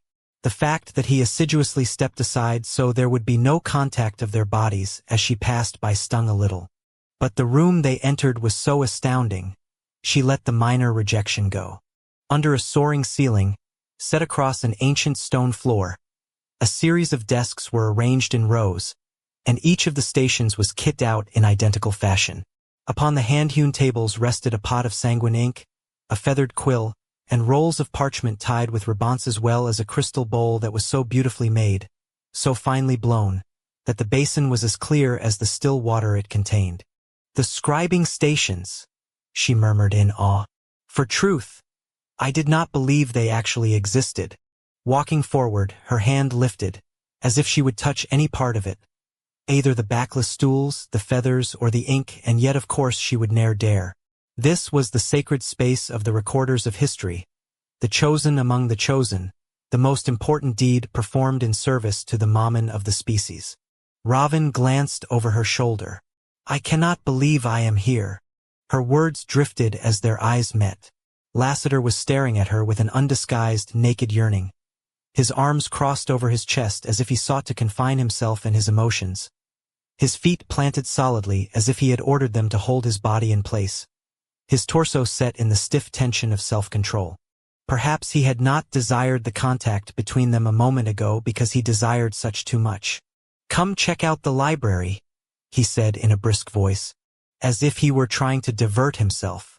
This time, as he stepped around her in a wide berth, she was not hurt. The scent of his arousal told her what his lips could not. The body, after all, never lied. Maybe he shouldn't have brought her here. As Ravin looked around the temple of the sequestered scribes with wonder and reverence, Lassiter couldn't see anything but her, and he thought of the way things had been when the scribe virgin had been in charge, all those sacred females teeming around the sanctuary, recording the history of her race and performing devotionals, and reproducing with the pre-male to spawn new members of the Black Dagger Brotherhood as well as more chosen. There had been people everywhere up here in the past. Not anymore. He and Ravin were very, very alone. And that was making things difficult for him, in ways that his self-control should have had no problem with. Instead, his thoughts had their own agendas and they kept going to things like full contact of mouths of bodies. It was as if, having decided he wouldn't be stopped by what had been done to him by Davina, he had given free rein to the attraction that had always simmered under his surface for Ravin, and the lust was taking over everything. To get a little more air, he went down all the rows of desks to a set of double doors, and after opening them, he walked into the vast library that housed the chronology of the entire race in orderly lineups of tall shelves. Well, the chronology at least up until Fury had let the Chosen go free. All of these books, Ravin said with wonder as she joined him. These are lives? Every one. All of the vampire souls that ever went before and came after. Just like with the scribing stations, as she went exploring, she stopped short of touching anything, her hands hovering in the air. And as he focused on those fingertips of hers, his libido suggested he had plenty of things she could make contact with if she wanted to. Shut up. Ravin turned around on a spin, her silver hair fanning out. I'm sorry. Lassiter could have had it himself, knocking his forehead with the heel of his palm. That wasn't directed to you. And he wasn't about to explain he was talking to his cock. The volumes are pretty impressive, aren't they? Not that I've read any. He went over to one of the shelving stacks and pulled out a random tome. Flipping it open, he didn't allow his eyes to focus on the orderly symbols of the old language. Even though it was now his right, he felt no need to intrude on the privacy of someone else. He was having enough trouble with his own privacy at the moment. What's in this vault? Lassiter glanced over to where she'd wandered. The reinforced panels were taller than she was and wide enough to accommodate three of her standing shoulder to shoulder, the steel glowing in the odd, diffused light. That's where the histories of the Black Dagger Brotherhood and all the first families are kept. Fury told me he reinforced it a little. And by a little, I think he meant a ton. Indeed, she breathed. Now she touched something, her fingertips descending the contours of the molding that surrounded the vault's entry, and for a moment, he replaced his abdominal muscles with the carpentry's undulations. His breath caught. Do you get a volume? She asked as she glanced over her shoulder at him. No, I don't. Her eyes flashed with surprise. Why not? I'm not a vampire. But you're in charge. Am I? I think that's the creator. He mostly kept the bitterness out of his voice. We're all under him and his whims. Lowering his eyes, Lassiter focused on the book in his palms and fanned the pages all the way to the end, except then he stopped and frowned.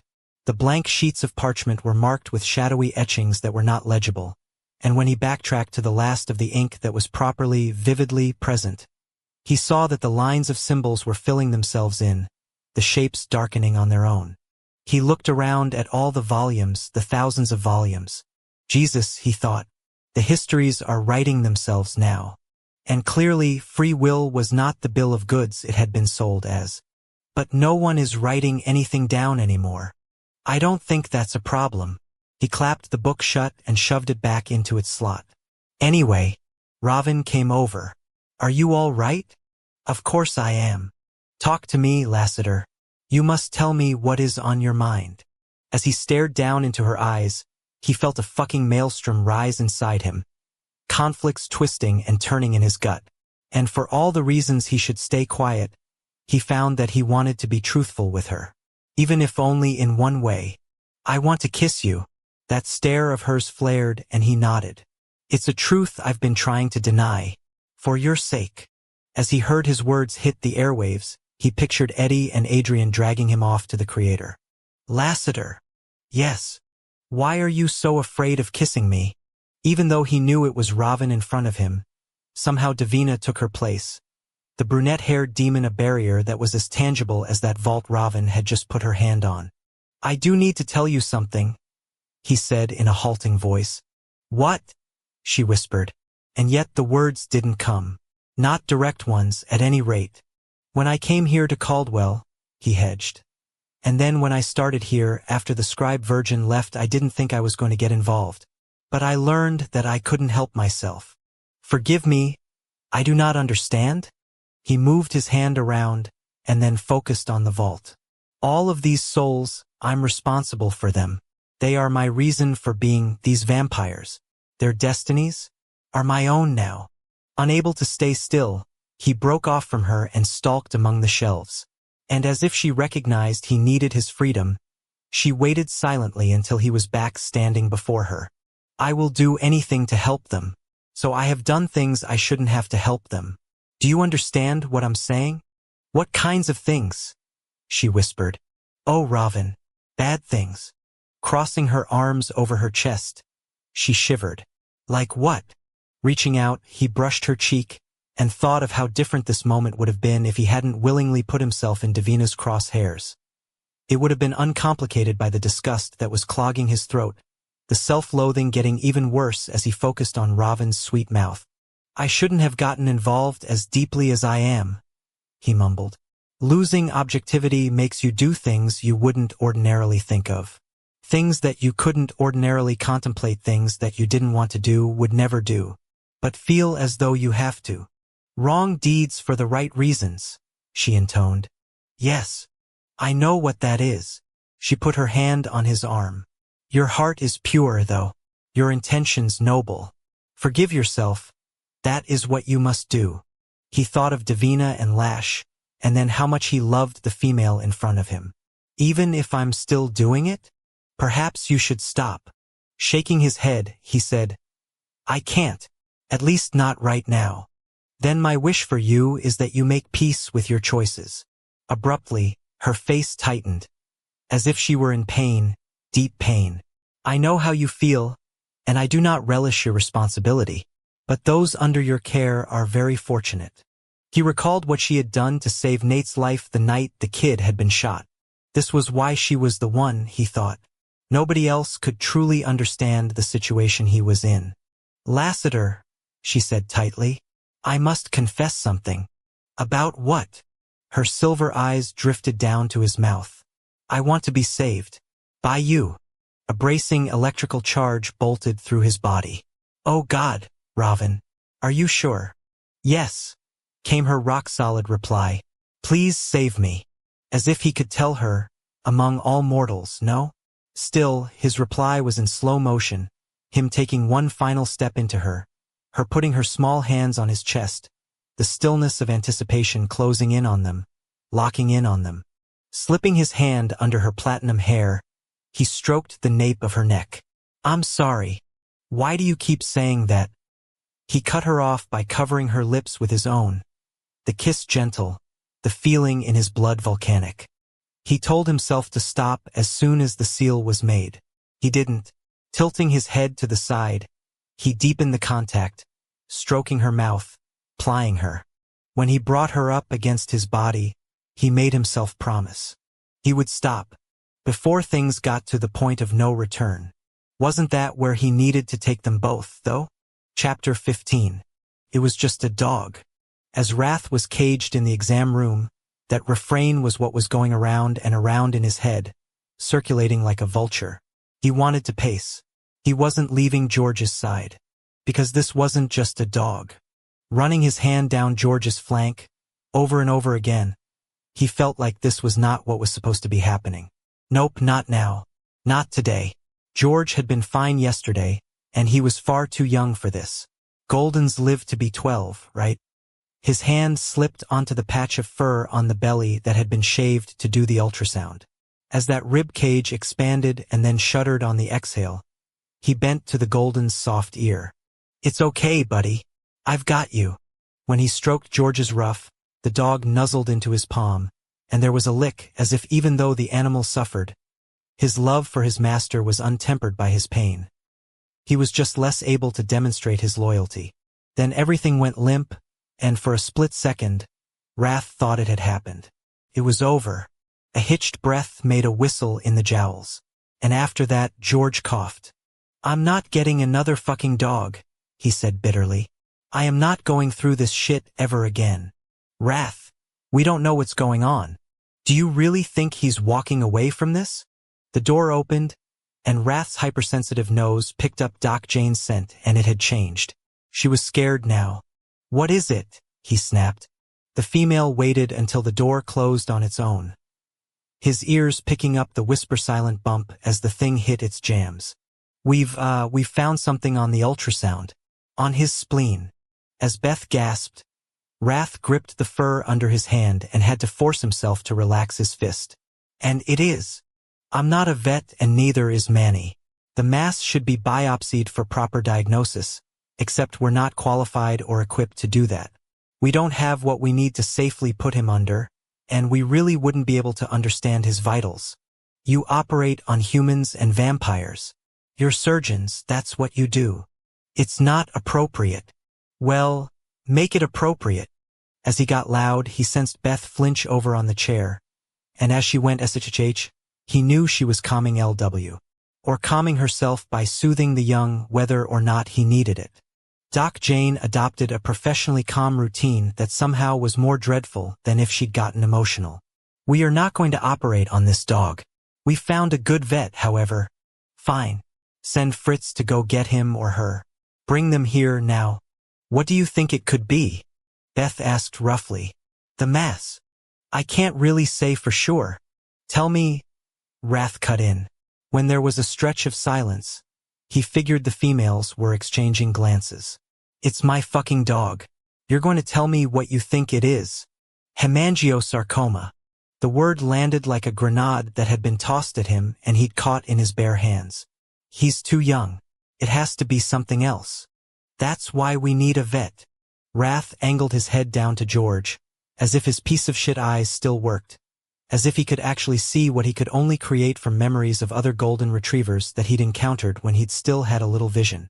Meanwhile, out in the hall, the inevitable gathering of brothers was muted.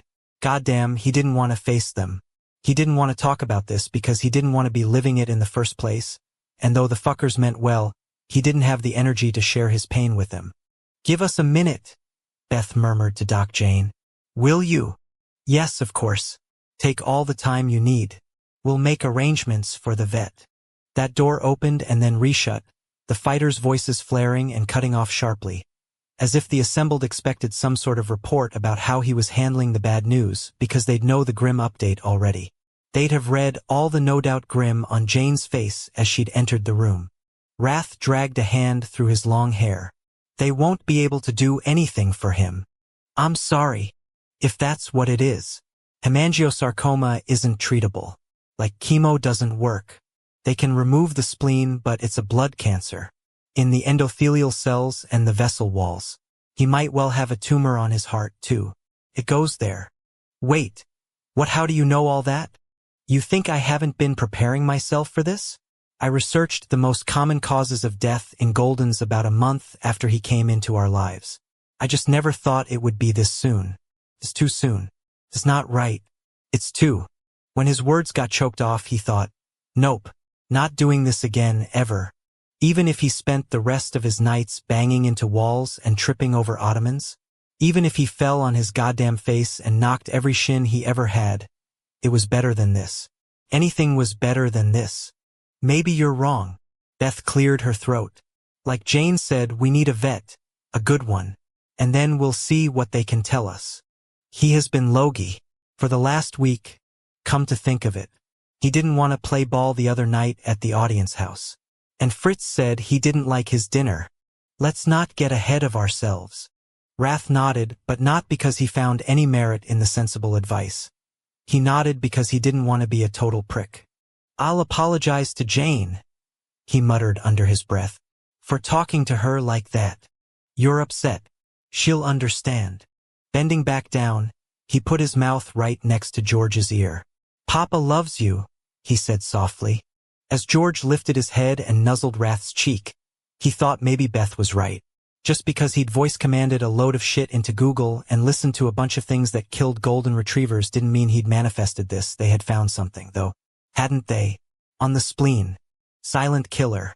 The kind of thing you didn't know about until the dog bled into its heart and collapsed into lethargy without a lot of warning. What about pain? Beth asked quietly. She's been known to heal. I already thought of that. Wrath shook his head. Her gift comes at too high a cost. She used it on some human up in Lexo Falls a couple of months ago. She cured him of Alzheimer's and was flat on her back for 8 weeks. Even the sanctuary didn't help her. We need her up on her feet and able to fight if Lash is back in town. There was no reason to turn his tragedy into a burden for the whole household. Talk to me, Beth said. He looked in his Shellen's direction, but couldn't bear it even in his blindness, so he refocused on George. Feeling the animal's ribs expand and contract under his dagger hand in a shallow pump, he choked out, I just wish I'd had him as a puppy. If I was only going to get a couple of years with him, that time was too precious to waste. In downtown Caldwell, in a neighborhood where more than half of the walk-ups were uninhabited and the others uninhabitable, Davina stood in the middle of a potholed street, her stilettos planted on the rim of an oily black stain that smelled like baby powder and dead animal. The substance had sunk into the cracks of the asphalt as if it were a sealer, the gloss reflecting the cloudy sky. Her lover had been here, and where had he gone next? She thought as she looked outside of the yellow crime scene tape. The flimsy length had been strung in a square around the trunks of 4 dead trees set into cutouts in the parallel sidewalks. A highlighter pen drawing attention to nothing that had been focused on for very long. Yes, the police had responded to a shooting here, at least from what Jer's squawking communicator had informed her. But unlike in the suburban part of town with that retail break-in, the CPD wasn't sparing much of their workforce on this decrepit block. No doubt shootings were a dime a dozen down here, and the surprise was that the disturbance had been called in at all. Assessing the busted-out, rotting apartments that ran the street filled her with disgust, although not for Lash and the fact that maybe he was in one of them right this very moment, hiding from the daylight.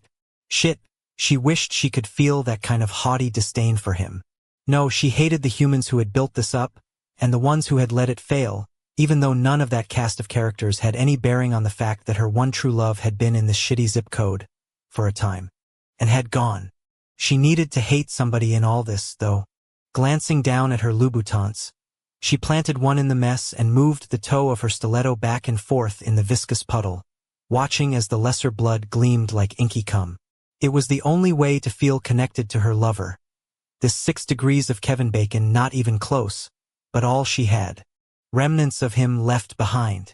Where the fuck are you? She demanded. Omega.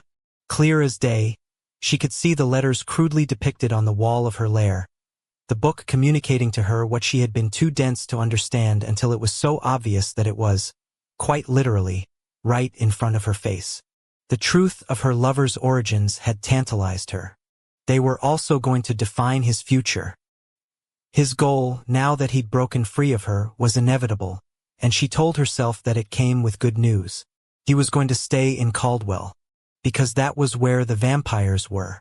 That fucking Lassiter might have broken the spell the book made for her, but those fanged assholes Lash was going to be so determined to kill were the diversion that was in her way. If her lover didn't have them to worry about, he would see her, he would be with her, with or without the book's bullshit. They had the sexual compatibility. They could have built on that. But no, he had to go Van Helsing on everything. Her hatred swirled away from the neighborhood's architects and former residents and toward that race of night dwellers. Then she thought about that fucking angel and his shouldn't have ever happened reunion with his beloved. Fuck. But surely, if there were no vampires, then her lover would fall in line. Oh, who am I kidding? She muttered. Lash would likely move on to something else to conquer. Just as, for her, there had always been something else she wanted to buy. It wasn't about the acquisition. It was about the struggle, the hunt, the capture and own. Tilting her head back, she measured the amount of light in the sky. It was such a gray, overcast day you wouldn't need sunglasses, but the illumination was still going to be too much for her lover, at least from what he told her.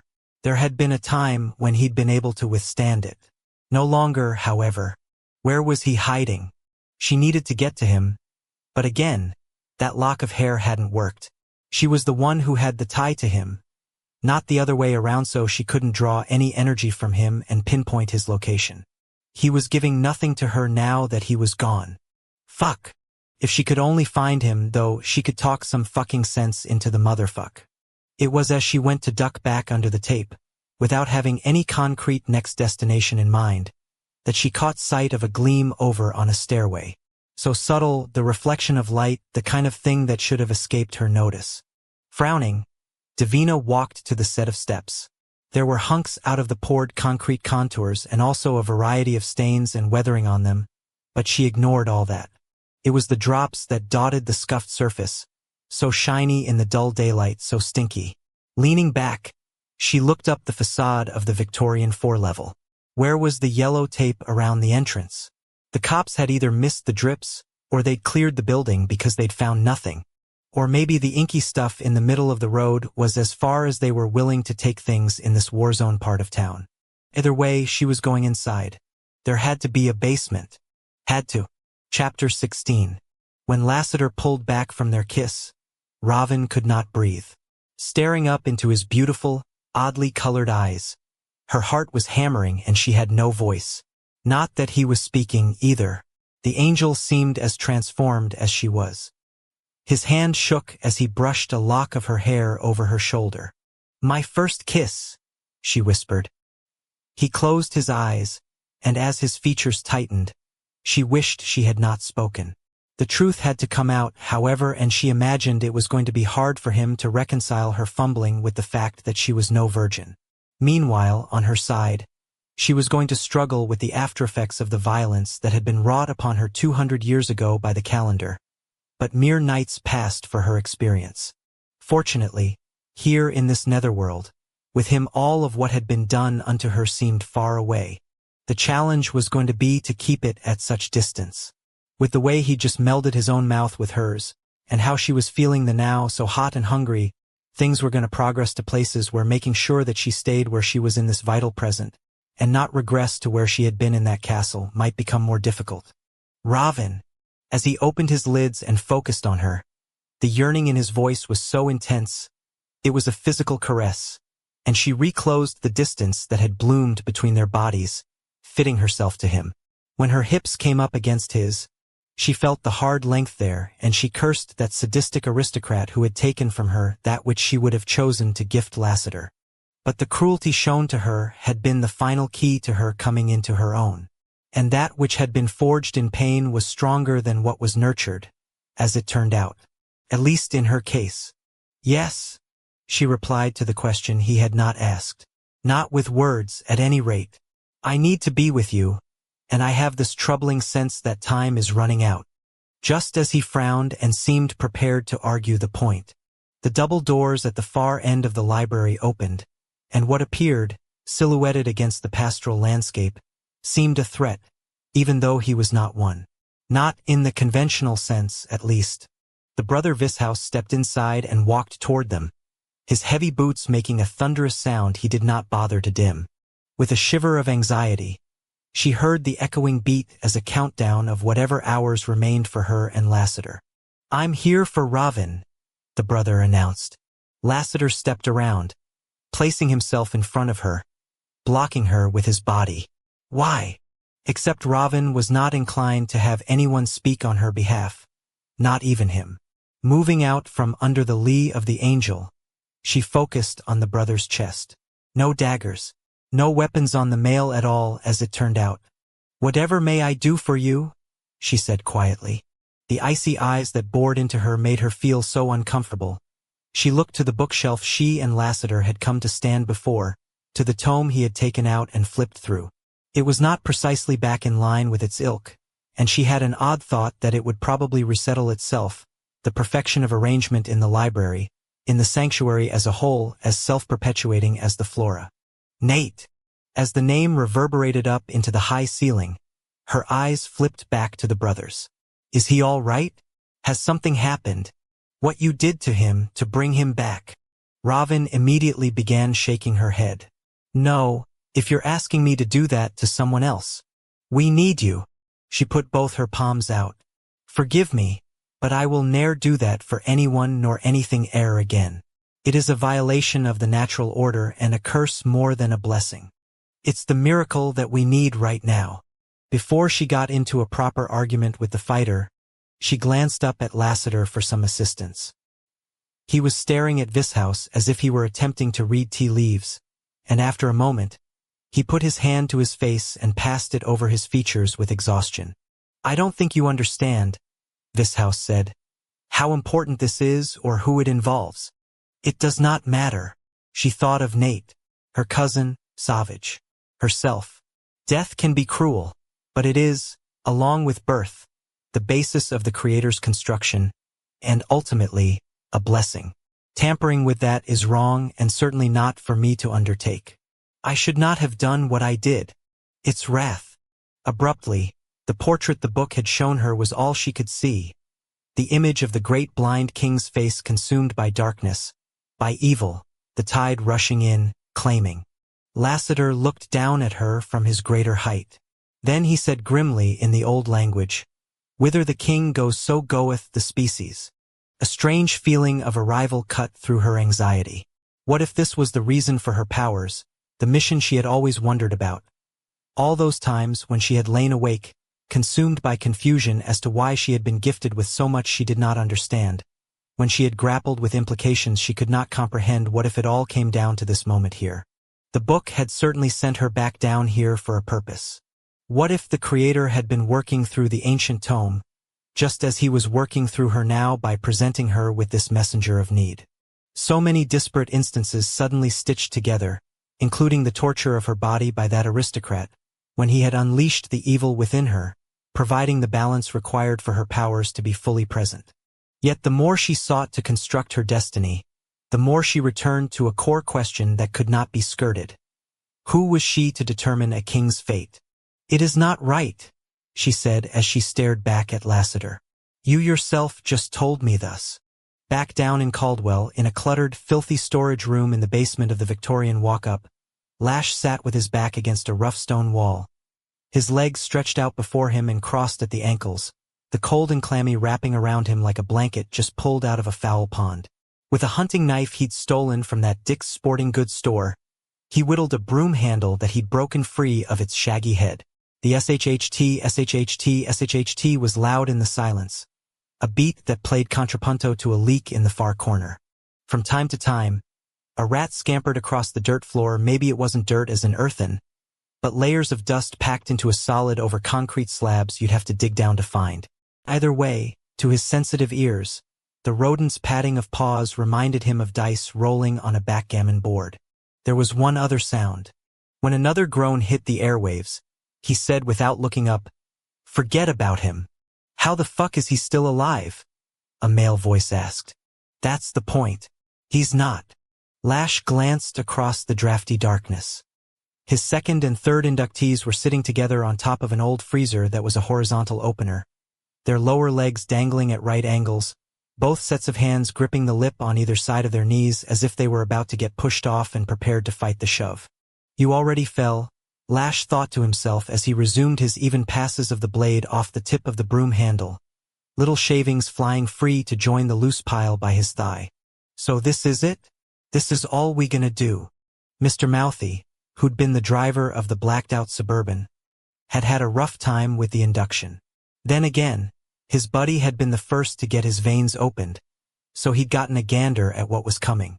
To keep things titty first in this basement, evidently Lash had emptied the contents of their vascular systems in a clawfoot tub out in the hall. After that, he'd slit his own wrists and had them feed from him. This had been a new method of transmitting the essence of his father, but he'd felt as though he'd needed to make his mark on the process. This was his time now, his turn to dictate how things were going to go. After their hearts had circulated their new blood, after he had stood over them as they had writhed and wretched, had taken the cardiac muscles, burrowing his bare hands under each one's sternum and pulling out the still-beating muscle. The hearts were in the tub with the red blood. Enough with the stupid fucking jars. "Yo, man, hello?" Mouthy demanded. The Suburban's driver, whose name didn't matter, was getting grating. Lash had much preferred when the guy had been in too much pain to talk, but he had to remind himself. After facing an eternity in Dund, he'd never expected to be back in his sire's game. So this annoyance shit was a more than fair trade-off for. Up above, the apartment building's entry door opened and someone set foot in the shallow foyer. As his acolytes looked up, He ignored their twitching nervousness. He'd learned something from that brunette with the pneumatic sex drive and all the clothes. Hiding in a parallel plane of existence was a good trick, and it was a damn shame he couldn't pull it off to the extent she could. What he was able to do, he'd learned this when the cops had searched everything earlier, was project an image of AOK that disarmed the curious. It wasn't as complete a cover as the demon whipped up, but it was enough to have things appear as if there was nothing going on. Come to think of it, his band-aid over reality was similar to what he'd done to secure the SUV. That vehicle he'd coveted, which was now his, had been moved 2 blocks away and stored under a tarp. The reality patch he'd pulled over the tub out in the hall, and this room here with the 3 of them was just the same. He glanced over at the oozing mess of the lesser on the floor in the corner. Okay, fine. 3.5. The incompetent security guard, who'd been pumped full of lead out on the street, was still restless and ever leaking, the movements of his arms and legs slow and unceasing, his suffering manifest. Lash could have just left him where he'd collapsed, but like with the inductions, he'd been compelled to be tidy about things, throwing the sack of undead down here with the rest of them. The stink was horrible, the moaning pitiful. Lash lowered his knife and looked to the off-kilter door. As the pair on the freezer likewise came to attention, he flared his nostrils and smelled poison. Tossing his broom handle aside, he got to his feet and jacked up the camo pants he'd stolen. You stay here. We ain't staying shit, man. As Mr. Mouthy went to get off the fridge lid, Lash threw a blast of energy at him, pinning the subordinate son of a bitch right where he was. Leaning forward on his hips, Lash met him directly in the eye. If you want to try that out for fun, he pointed to the slayer in the corner, go right ahead. Mouthy's buddy spoke up. Nah, we good. He good. Chill. I thought so. As Lash walked out of the storage area, he shut the door with his mind and waited by the tub full of blood. The fact that his cock thickened between his legs was exactly the kind of reaction he wasn't looking for, and he put faith in his temper as it also rose to attention. He was not about to let a good fuck screw him. The brunette started down the basement steps, and as the clip of her heels preceded her, he pictured her legs descending, shapely and lean, and her manicured fingertips tickling the top of the old balustrade, and her tits casting shadows even in the darkness. The fact that he fully hardened made him think of the lessers he had just spawned. They were now impotent, a little fact Thatoopsy might have forgotten to mention in the preamble. But their sexless lives were a saving grace for them right now. Lash might not want to be with the demon all 25/8, but he sure as shit wasn't going to put up with anything looking at her with ideas. Davina emerged at the base of the stairs, and as she stopped, he looked her up and down. Well, fuck. Literally. Her dark eyes sought out where he was standing, as if she could see him even though he remained hidden behind his optical illusion of vacancy. It was galling to not face her legitimately, but he didn't understand how he'd ended up so locked in on her, with her, until suddenly, for whatever reason, he'd been set free. So no, he wasn't rolling any dice with getting recaught. He had a war to restart and a king to murder. He was too fucking busy to get entangled, no matter how hot the rope. The demon started coming toward him, her stride slow, her eyes drifting to the tub, which would appear dingy and dust-covered to her, not filled with the blood and pair of hearts that were actually in there. She was just like the cops, blind to whatever he didn't want her to see. He liked that he had some power over her. When she paused by the porcelain bath and leaned in to inspect its belly, her winged brows dug in over the bridge of her perfect nose. Then she faced him and the door he'd closed behind himself. 2 steps forward and she was directly in front of him, chest to chest. Then she walked through him, the passage of her body into and out of his own making his balls clench like he was about to come. The door creaked as she opened things, and he twisted around as she went inside the storage. Whoa, what a piece of ass. And that was why he'd shut the door, he realized. He knew what the demon looked like, and didn't want the new inductees to see her. You want some, bitch. There was the sound of a pair of boots hitting the floor. Girl. Get it. Lash's body moved before he was aware of deciding to change where he was standing, and then he was past the demon and right in front of Mr. Mouthy. He slapped the slayer so hard a spool of black blood went flying from the busted nose. You don't fucking look at her. You don't fucking talk to her. What the fuck? Lash picked the lesser up by the throat and spun around, walking him through the demon's body. Then he threw the slayer down with the leaking undead lameness, grabbed Mouthy by the back of the hair, and shoved that face right up close to the security guards. You want to be him? I can make you be him for eternity. He's not getting any better and he's not dying. Ever. You want to ride that wave? As the bullet-ridden sad sack's eyes bugged at the news flash about his own destiny, Lash dragged him forward, too, so that the two lessers were almost kissing. But he was only concerned with the asshole who'd thought he had any chance with the brunette. Look at him. You want this? No? Then you never fucking talk at her again. Mr. Mouthy raised his hands like he was in a stick-up. No problem, man. She yours. Whatever. Fuck. Lash released the pair so abruptly. Their noses punched together, and Mouthy cursed and covered the bottom half of his face. The security guard merely moaned and fell back into his slump against the cold stone wall. Like another slice had been added to his shit sandwich, and what did it matter? Lash turned around to the other slayer, the one who'd stayed out of it. That lesser had his eyes locked on the floor, and he just shook his head back and forth, staying exactly where the fuck he was. That's right, Lash snapped as he marched back into the hall. Putting his hands on his hips, he glared into the tub and wished he could drain them all over again. Creak, click.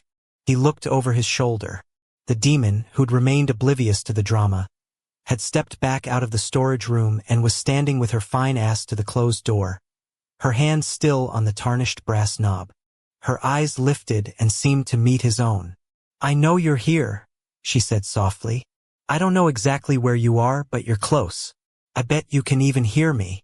Those black eyes, dense and bottomless as a well, roamed around. You're a fucking pussy, not being able to handle me. A spineless coward. She smiled in a nasty way. But you already know that, which is why you're hiding now. Fury tightened his chest and shot down into his throbbing cock. Just as he was about to reveal himself so he could tell her he wasn't afraid of a fucking thing, much less a female, she up and disappeared, only the scent of her purple perfume lingering in the dank, nasty air. God damn it, he muttered. God damn you. Chapter 17. As Lassiter reformed in the training center's corridor, he told himself that technically, he hadn't asked Raven to do anything. Sure, he'd pointed out that one thing about Wrath's destiny being the species, but that was hella different than a flat-out entreaty. Like, will you please use your whatever the hell it is and pull Wrath out of whatever mortal injury is going on? Now, that was tampering as well as putting her in a totally bad situation. And he himself certainly wasn't getting overtly involved. No matter how dire, how tragic, how sad and unfair, he was resolved to stay out of. Raven arrived beside him, and he willed her to look at him. She did not. She stared at Vishouse, who'd come back down here first. Then she walked forward, to the exam room door the brother was standing beside. As he opened the way inside, she stopped dead. Shit, Lassiter said under his breath as he peered over Raven's platinum head. George? Wait, what? He blurted. He glanced at V, but just got a shake of the head in return. So when Raven entered the exam room, Lassiter took the brother's arm and pulled the guy away from the door as it shut on its own. What the hell is going on? He demanded. V took out a hand-rolled. The dog's got cancer. This is about George? As he got a level stare in return, he put his palms up. I thought Wrath was the one who needed help. You mean Wrath isn't in trouble if that dog dies? Lassiter went silent and then turned to the closed door. What about your sister, Payne? She healed her Hellrun's horse, right? And the last time she used her gift, she was down for 2 months. I wasn't sure she was going to recover at all, and that was even after we took her up to our Mommin's sanctuary. Sorry, your sanctuary. The next time it will probably kill her. So not an option. He thought of Nate. You want Raven to... The king can't lose that dog. Remember how we found that pesky evidence of a lesser induction downtown last night? Lash is going to walk right in his father's footsteps. Mark my words. Now is not the time for the species to lose our leader. Lassiter had a sudden image of Wrath sitting at the head of the mansion's mile-long dinner table. Beth to his left with LW, Tor to his right, the golden in his lap so the king could hand-feed choice pieces of roast beef to the dog. "I thought it was Wrath who was hurt," Lassiter repeated numbly. "It will be. And you're right, where he goes, we all go. This war with the lessening society. It's entering its second phase, and my gut says it's going to be worse. We're going to need everybody on deck, especially Wrath. Have you had a vision? No, but you want to do the math when civilians start dying? How about if another round of aristocrats get murdered? The king's democratically elected now, which means all that power that is supposedly absolute ain't so absolute anymore." As the brother exhaled off to the side, Lassiter closed his eyes. "She says she's not doing it again for anybody or anything." Up along the ceiling, the inset fluorescent fixtures started to blink, and then everything went pitch black. V's voice was close to reverent in the dense darkness. "Thank fuck." There was a sudden boom, and an explosion of light inside the exam room that was so bright, it bled through the tight seal of the door, creating the outline of a rectangle. And then the glow slowly faded, the electricity coming back on with a whirring sound as the HVAC restarted. Lassiter looked up as the ceiling lights flickered before going steady. He didn't wait for permission to enter.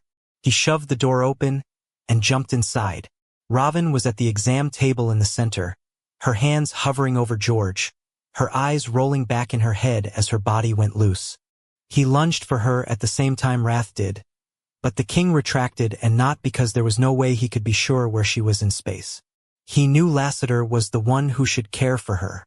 They all knew. Robin's body was so light as he caught her, and then he pulled her in close to his chest, stroking her silver hair out of her face.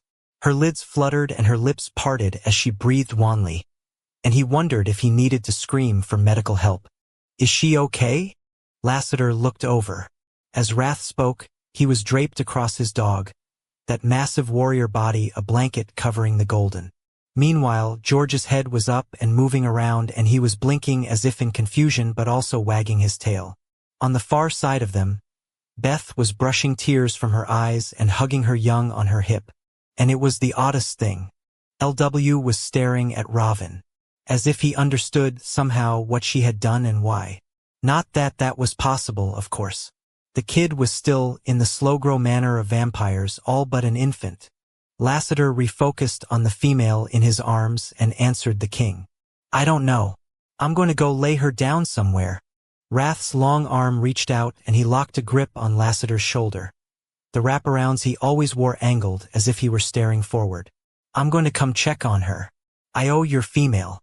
For some reason, Lassiter looked at the tattoos that covered the insides of those heavy forearms. The lineage of the last purebred vampire left on the earth was a measure of time. So many souls coming before him and establishing his legacy, and he was keeping it going through the blood that coursed through his young son's veins. All those books in that library, metronomes of lives lived and lost. As an eerie pall came over him, Lassiter glanced at Beth and LW. They were just passing through, too, he thought. Someday these people were going to be gone, nothing but memories and echoes of times long past in the minds of those who survived them. Meanwhile, Lassiter would still be here. So would Robin. Assuming would she live forever, too? It seemed inconceivable that she could save others with eternal life and not possess it herself. Yet any relief that might have come with the idea she wouldn't die got wiped out quick as he thought about what he'd done with the demon, and how that might make Robin run from him, in which case he'd be forever without her even though she remained in existence. An eternity of mourning. Was that why the scribe virgin ultimately had decided to leave? Had she lost too many of her young? The heart could only bear so much, and though immortals didn't have to worry about dying, they had something even worse looming over them. No way out. He thought of Nate, the young male who had been saved, and wondered how the kid was getting along in his new reality. Someone needed to check on him because the repercussions of his situation were going to come home to roost, maybe sooner rather than later. Robin was right not to share forever anymore. With anybody. In one of Caldwell's nook and cranny suburbs, in a neighborhood full of nicely maintained, modest houses that were vacant not because they weren't lived in, but because they were inhabited by humans who went to school and work, Nate, adopted son of the Black Dagger brother murder, sat in his bedroom underground. It was a nice crib, as his best friend, Shuli, would have called it, with a connected private bathroom and a king-sized bed, and a set of matching, rustic furniture that included a bureau, 2 side tables, and a desk. The walls were painted navy blue, the wall-to-wall carpeting was a speckled brown that went with all the oak or whatever hardwood, and the loo, as the old country people would have called it, was done in navy blue, cream, and brass. It was the nicest place he'd ever stayed. Then again, that lab he'd grown up in, with all its clinical equipment and horrifying experimentation, had been a low threshold to beat. This cellar he and his family stayed in during daylight hours was basically separated into 2 parts. The other half, on the opposite side of the open living quarters in the middle, was where his parents slept in their big master suite. Down on this end, there was his room and a guest bedroom that his mom had converted into her off-site office. There was also the reinforced entrance to the escape tunnel. Of course, there was another way out, in the event of an infiltration or a fire, because safety first. All of the off-site homes associated with the Black Dagger Brotherhood were modified not only to house vampires during the day, but to make sure there were really good alarm and monitoring systems in place, as well as defensive protections and B-plans built into the layouts. He looked over to the desk across the way. His computer was shut down, the monitor screen black, the keyboard sitting on the little platform that slid out from underneath the top. He'd chosen everything in the room, and assembly had been required. He and his father had worked together on the furniture and the setup, not only of his quarters but his parents'. It had been the first thing they'd done together, while Sarah had been kitting out her lab at the training center. Getting up, he went to the closet and slid back the mirror door. Hanging from the rod, his anemic collection of sweatshirts and t-shirts was elevated in terms of formality by 1 button-down and 1 pair of slacks. With a steady hand, he made sure all the plastic hangers were equidistant from each other. Then he closed things up and double-checked the rest of his stuff. His bed was made with all the precision of a watchmaker, and he went over and straightened the pillows even though they were precisely aligned with the headboard, the 2 meeting in the middle like the part for hair in a bowl cut. He'd vacuumed earlier, right after he'd said good day to his parents, the 3 of them breaking off and going their separate ways. Heading for the bureau, he opened the drawers one by one, from top to bottom. His underwear were folded, his socks color coordinated and in paired-up bundles, his shorts and bathing trunks sequestered down at the lowest level. In the bathroom, he made sure his toothbrush was still in its holder, and the toothpaste in the little set of shelves behind the mirror. Then he closed the medicine cabinet and looked at his reflection. Well, he looked into the reflective glass. He didn't focus on his face. No, it was the background that captured his attention. The desk specifically. He thought about the only other time he'd put furniture together. It hadn't been with his father. Nate had been at Lucha's house, setting up a bedroom for a female who had mysteriously appeared from out of nowhere and made him feel like she was the only person in the universe. There had been an instant connection for him, and Robin had connected to him too. That one time in her bedroom, when she'd somehow seemed to step inside of him and see all his secrets for herself. As inexplicable and incredible as that moment of communion had been, especially as she had hugged him and seemed like she didn't want to let go, little had he known that there would be another, even more incomprehensible, event waiting for the pair of them. In his mind, he returned to that night they'd gone out to that club. The drive-by shooting hadn't had anything to do with them until he'd become collateral damage in someone else's fight. He could remember just standing there on the sidewalk as the black car screeched by and the popping sounds had echoed, and he'd felt this blaze of heat go through his stomach. He'd called Robin's name at least once. And then his knees had gone out from under him as he'd grabbed his sweatshirt where a red stain was spreading. He didn't remember much after that, other than snippets of her scrambling over to him and holding him. His last thought had been that she was very beautiful, even in her distress, her silver hair a cloud around him as she leaned across his chest, her eyes so luminous with terror. And then later, he'd replayed what had happened many times, him becoming aware that he was in a foggy landscape, a door materializing before him, his hand extending out and opening that portal. There had been such a draw for him to go to the other side, a pull sure as if there were a rope around his waist. It had been the fade, of course, except just as his body had started to move through. Snap! The sound had been like a clap of lightning and clash of cymbals at the same time, and suddenly, He was being sucked backwards, his body pulled out of the aperture, out of the foggy landscape back to his corporeal body. As his eyes had fluttered open, his adopted mom, Sarah, had thrown herself at him, smothering him in an embrace that carried the scent of her tears, just as Murder had reached out with tears in his eyes, too.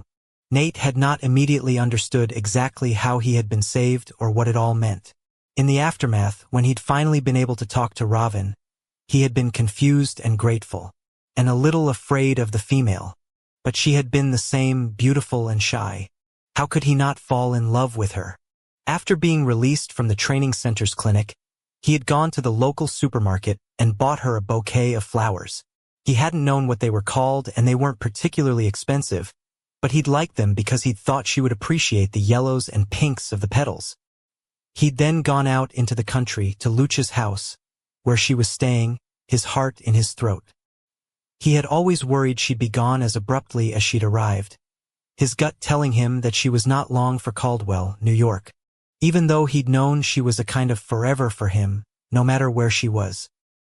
He'd been relieved to be told by the staff that she was out in the meadow, and even though he'd tucked the bouquet behind his back, he hadn't done that much to hide the flowers, and as the female on shift had seen them, her gentle smile and nod of approval had given him some tailwind courage as he'd gone out the rear of the farmhouse, where he had seen thousands of flowers, an entire field of them. He'd had a momentary confusion and wondered if he were hallucinating, but then he'd seen the two figures standing in the middle of a swirl of colors so bright, they had even glowed in the night. Lassiter and Ravin had been looking into each other's eyes, and there was no forgetting the rapt way she had stared up at the angel.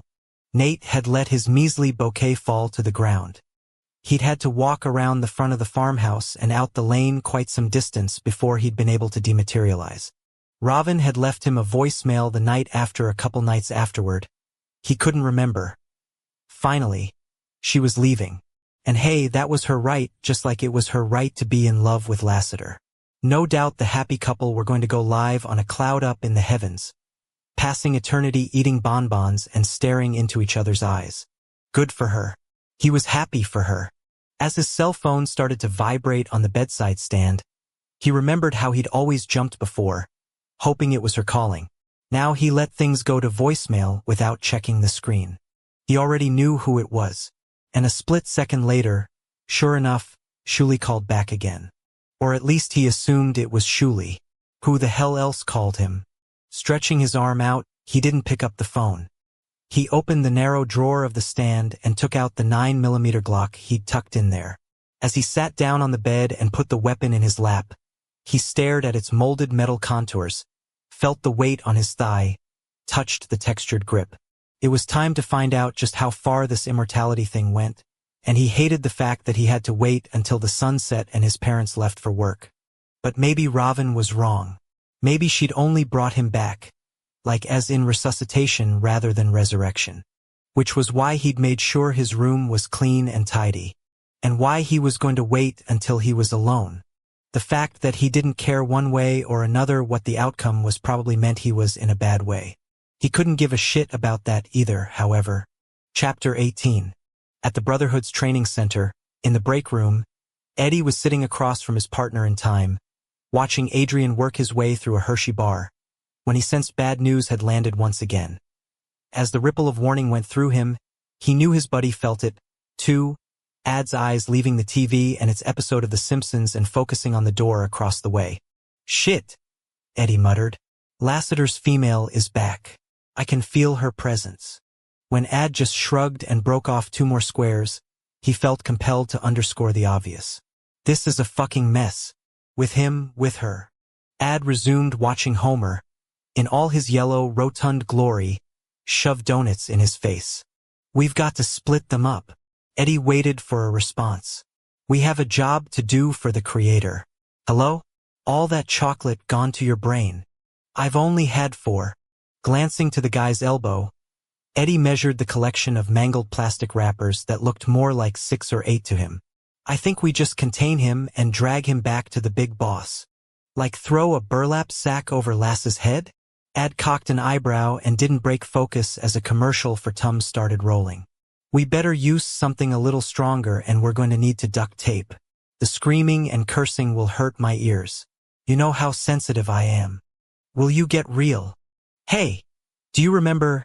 The angel finally glanced over when Hershey's wrappers were made of tinfoil and proper paper labels? Now everything is so disposable. Whatever. The old kind weren't keepsakes either. The "oh, Puleys" went unspoken, but was in the tone. And I'm done. We've been chasing after that angel for how long now? I'm ready for a vacation. And that only happens if we… Yup, it's been 3 years. 365 times 3 inch. What a relief that you can still do math. Is 1085 days. Eddie rolled his eyes. Guess not. It's 95. 1095. You ever wonder why now? Ad murmured. The Creator knows all, sees all, and we've been banging around Caldwell for however much time? Suddenly, we're led right to this group of vampires, where Lassiter's been putting his feet. You panned, at least initially. They were as confused about where he was as we were. To be fair, that's probably because that angel has never had a sense of direction, Eddie muttered. I think we're supposed to be here. Yeah, to take Lassiter back. That's our he stopped himself. Frickin' job. Ad gestured with his chocolate. If I've told you once, I've told you 1000 and whatever times. Fuck. It's F-U-C-K. I don't get this no swearing thing. Well, I did call Davina a cunt. Ad perked up, like someone had told him Santa was real. You did? When? Back at that travel agency. To her face. Look at you. Ad fanned next to his eyes. I'm getting misty with pride over here. You're weird. I'm not a grown-ass angel going church lady with the syllables. Ad shook his head, the piercings that ran up his ears glinting in the overhead light. And I'm telling you, we're here for a different reason. The Creator was very clear. And we need to chill until we find out what it is. About what he wanted us to. The electricity began to flicker, the fixtures on the ceiling blinking on and off, the TV going dark and then rebooting. And then it all went pitch black. Like I said, Ad muttered dryly, all disembodied. I think we need to stick around. Eddie opened his mouth to point out that none of this was their problem. The sonic boom reverberated through the break room, loud enough to stop the argument in its tracks. The energy shock waves so great that they rattled the door into the corridor. Eddie got to his feet so fast his chair went flying, and as he put his hands forward, he was ready to fend off an attack, didn't know from what, but given the cast of characters, could be anyone from the Creator himself to Elon frickin' Musk. Silence. And then the lights came back on in a flicker. Ad was right where he'd been, sitting there with his half-eaten chocolate bar and all those wrappers. Wow. Freaky. As he threw another square into his pie hole and went back to staring at the TV, there was a temptation to smack him upside the head just on principle. I do not trust that female, Eddie snapped. That's okay. Ed shrugged as he chewed. It's not like you're going to date her. Wait before you go. Are you sure Robin is all right? Does she need Jane? Down the corridor in George's exam room, Lassiter repositioned his female in his arms and looked over his shoulder at Beth. The Queen had risen out of her chair with her son, and was looking like she wished she could do anything to help. I think we're okay, he said, even though he had no idea whether that was true or not. Robin still hadn't come around properly, her head lolling in the crook of his arm, her eyes roaming and seemingly unable to focus. The dog, on the other hand, was a rock-solid rebound. George was nuzzling his master's hand and wagging his tail and trying to get up and at him. Wrath, meanwhile, was running his hands all over the animal, like he was trying to reassure himself that the turnaround was real, and the scent of tears surrounded the king, though nothing escaped the rims of his black wraparounds. What a miracle, Lassiter said as George shoved off his master and got up on all fours. The shake was so vigorous, blonde hairs went everywhere, and then he sneezed emphatically, as if he were putting a pin in the experience and moving on. Yes, Wrath said with a laugh. It is amazing. The king then focused on Robin. She has saved all of us. As if in response, Robin moaned and stretched and Lassiter got his shit together. I've got to let her rest. I'll send Doc Jane, Wrath announced. Lassiter made some kind of response. He didn't know what came out of his mouth. And then he was through the door and out in the corridor. There were all kinds of members of the Brotherhood loitering around, but he didn't look at any of them, and fortunately, none of them asked him anything. Instead, a way was parted for him, the fighters making space so he could carry Raven onward. Someone even jumped ahead to open the door to the next recovery room, and he nodded his thanks. It was Vishouse. And then the brother shocked him again. "She's one of us now. Whither the king goes so goeth the species," Raven mumbled. V's harsh face softened. "That's right. You recover. We're here on guard." As Lassiter stepped in and waited for the door to close behind them, he wondered what the hell he'd gotten her involved in. Then he remembered what she'd unleashed for the second time and wondered about a whole lot of other things. "Come on, let's get you settled," he whispered. Over at the hospital bed, he laid her out with care, which seemed stupid given what she was capable of, but she was so small and appeared so fragile. When he pulled back to unfold the blanket that was at the foot of the bed, her hand gripped his arm. "Please." He hesitated, and then she urged him forward. Powerless to resist her, he lowered himself onto the mattress, and the way she curled in against him made him stiffen, but not because he didn't like it. Moving slowly, he slid an arm under her head so that his biceps was her pillow, and then he brought his body against hers so that he was her covering. The ragged sigh she let out made him feel important, in a way that being responsible for the destinies of all the vampires on the planet didn't come near. He smoothed her hair, marveling at the way the silver gleamed in the low lighting of the recovery room. Funny how even though they were in a clinical setting, this felt like a private suite just because they were lying together. "I could not help him," she said with a kind of defeat. "You did the right thing."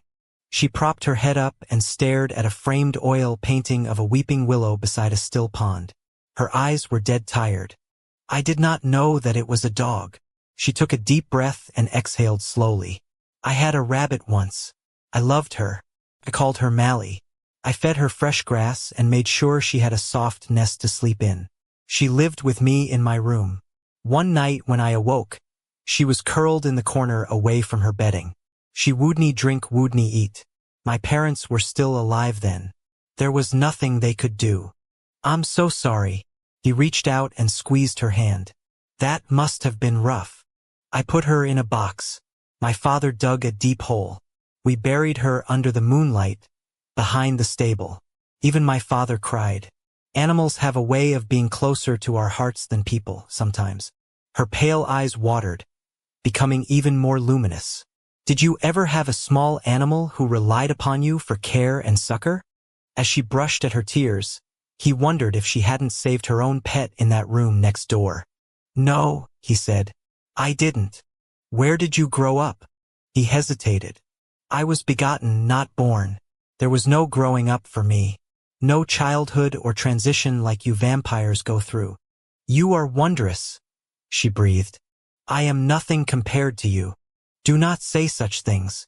As she flushed and hid a yawn with the back of her hand, he stroked her hair again. He told himself he wanted the contact because it comforted her. In truth, it eased him.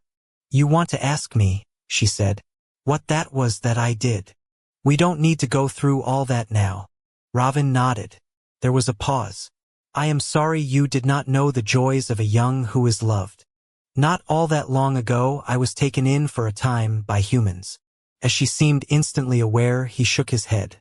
"It's not a happy ending, though. Tell me." She touched his arm. "Thus I would ease you if I could?" He scrubbed his face with his hand. "I have told no one this, actually." "Then I shall keep your secrets." "It's not a secret. Just nothing I like to talk about." He shrugged. "There have been a lot of falling outs between me and the Creator, and during one of my expulsions, I was wandering the earth, not really all that bothered when I decided I had to do something with myself. I ended up volunteering at a church if those humans had only known, right? It was back in the 50s, down north from here in Manhattan. One of the families who ended up staying at the shelter there was from across the ocean. They were refugees and had just recently lost their son on the journey over from India. They took me into their hearts." He cleared his throat. "They insisted on giving me the only thing they had of valuite was a collection of gold jesses they had smuggled onto the boat. They had saved and saved to buy them for their son, for when he got married, as they called it. But he passed. Lassiter pictured the man and the woman, their sorrow a tangible weight they dragged with them wherever they went. They had nothing of material wealth. I tried to get them to keep it all. I mean, they needed the money to set themselves up. When his voice got rough, he arched back and tried to hide his emotions by stretching his spine. One night they took off. I came in for the start of my shift at the shelter, and they were gone. They'd left the Jesses behind, though, in a shoebox with my name on it. As Robin murmured something, he looked at her. Their most prized possessions became mine, and I vowed, if I ever got married, I would wear them. It was so easy to picture Robin in a traditional human wedding gown, standing up with him in front of Wrath as they took their vows. The Jesses were stolen, he heard himself say. I shouldn't have kept them at the shelter, and I blame myself. I tried to find them for years, even though that was stupid. There were so many people in and out of the church, most of whom were good, honest folk, but clearly not every one of them. It hurts, even after all this time. Oh, Lassiter, how terrible. Human goodness coexists with cruelty, both of the casual and the conniving kind. He shook his head. I went out and bought gold chains afterward. Wore them for years as a punishment and a reminder that things need to be kept safe. He thought of the satchel he'd thrown into the view of the valley. He would have loved to wear the original set with her, he really would have. Or his own, he supposed, although it wasn't the same if you'd bought something like that yourself.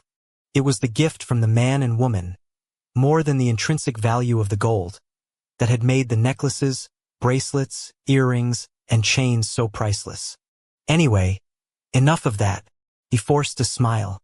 Let's talk about something else or let you rest. But his mood had landed like a boulder between them, and it wasn't just about him playing peekaboo with a sad part of his past. He had a lot of regrets tonight.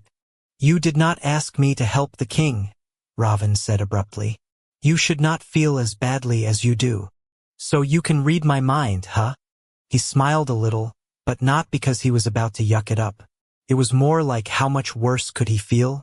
I have to point out that I didn't tell V to back off either. You merely framed the situation. You let me make my own decision. Had he, though? He'd hoped she would help. He had wanted her to. I need you to know something, she said as she turned his hand over and ran her fingertips across the lines of his palm. What's that? Her eyes flipped to his and her stare was disarmingly direct. I am not the gift of light. I need you to understand that. He smiled a little. As you say, I am not, and you must know that truth, not merely in your mind, but in your heart. Shoo, just rest. He stroked her cheek, then brushed her chin with his thumb. You don't need to worry about all that. You have to believe me. As you wish. I am serious, Lassiter. I do not want to be made more than what I am, because that will break your heart, and I shall not be a party to such meanness. Lassiter didn't bother to hide the fact that the corners of his mouth were lifting once again. So you are not indifferent to me, then? She pursed her lips. Do not be daft. He thought of V. Some would say I have no choice but to be daft. Of course I am not indifferent to you. Lassiter's heart stopped, and then began to pound. Good, he said gravely. I can build on that. As a flush bloomed in her face, her voice became husky. What do you wish to construct, angel mine? His eyes traveled to her mouth, and he felt a rush of heat at his hips. But then she tried to hide another yawn, and he knew now was not the time. Under the guise of a repositioning, he moved his lower body back from her own. Rest now. I won't leave. Robin licked her lips, as if she were tasting his kiss, and he braced himself for what he was going to do if she asked him for what he wanted. She was totally spent, though. Yes, I beg of you, please do not leave, she said as she laid her head down on his arm and closed her eyes.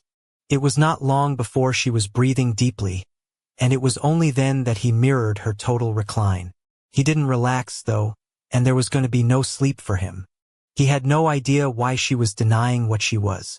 Maybe it was a self-protection she felt she couldn't afford to ditch, but she didn't need to worry about defending herself. She had worked a second miracle today, and V was right. The Brotherhood were going to adopt her like one of their own blood from now on. You did something for Wrath? You did it for all of the brothers. And Lassiter was relieved. If anything were to happen to him, they might have been grateful for her saving Nate. But for the gift she gave Wrath, they were going to protect her to their deaths. Chapter 19. Does my dog glow in the dark now? As night arrived, Wrath put the question out there as he stroked the pad of one of George's paws. The golden was lying on his chest, the pair of them stretched out on the bed beside Beth and LW. No, Beth said with a laugh. He doesn't. I wouldn't care if he did. Wrath fanned his fingers through the long locks below George's throat. Then he passed his palm over what had been shaved for the ultrasound. Maybe LW would appreciate the night light. He was pretty sure his son was asleep because otherwise, there would have been the soft clacking of blocks being stacked over and over again. The kid had a weird thing for making towers with those old-school wooden cubes, the letters and numbers whittled out so that Wrath could feel the patterns whenever he picked them up. There had been some of them on the bed earlier. Maybe they'd ended up on the floor. LW's finally sleeping, Beth murmured. I was just thinking that. You're always right about him. The two of you have a connection. Wrath turned his head to his Shellen. He could hear the smile in her voice. It was in the easy way the syllables came out, the softness in the vowels, the slow cadence. It was also in her scent, unmarred by anything fearful, sad, or anxious. It was in her words, affirming and kind. You know what, Leland, he said. What? This is what I hope the fade is like. He moved his hand up to George's head and rubbed a silken ear back and forth between his forefinger and thumb. An eternity of the four of us, right where we are now. Wrath. What was that? Down in the clinic. What happened? He paused with the ear. I don't know. But what I'm clear on is that now George has nothing in his spleen. Doc Jane couldn't find anything. Who is that female? I mean, there was a rustle, as if Beth were rolling over onto her side. Sure enough, her voice's signal sounded closer. And is it true Lash is back? Wrath tried to hide his frown. Yeah, I think he is.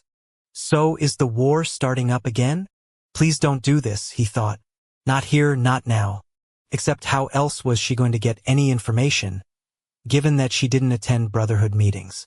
And besides, they'd had all afternoon to lie next to each other, holding hands, stewing in gratitude.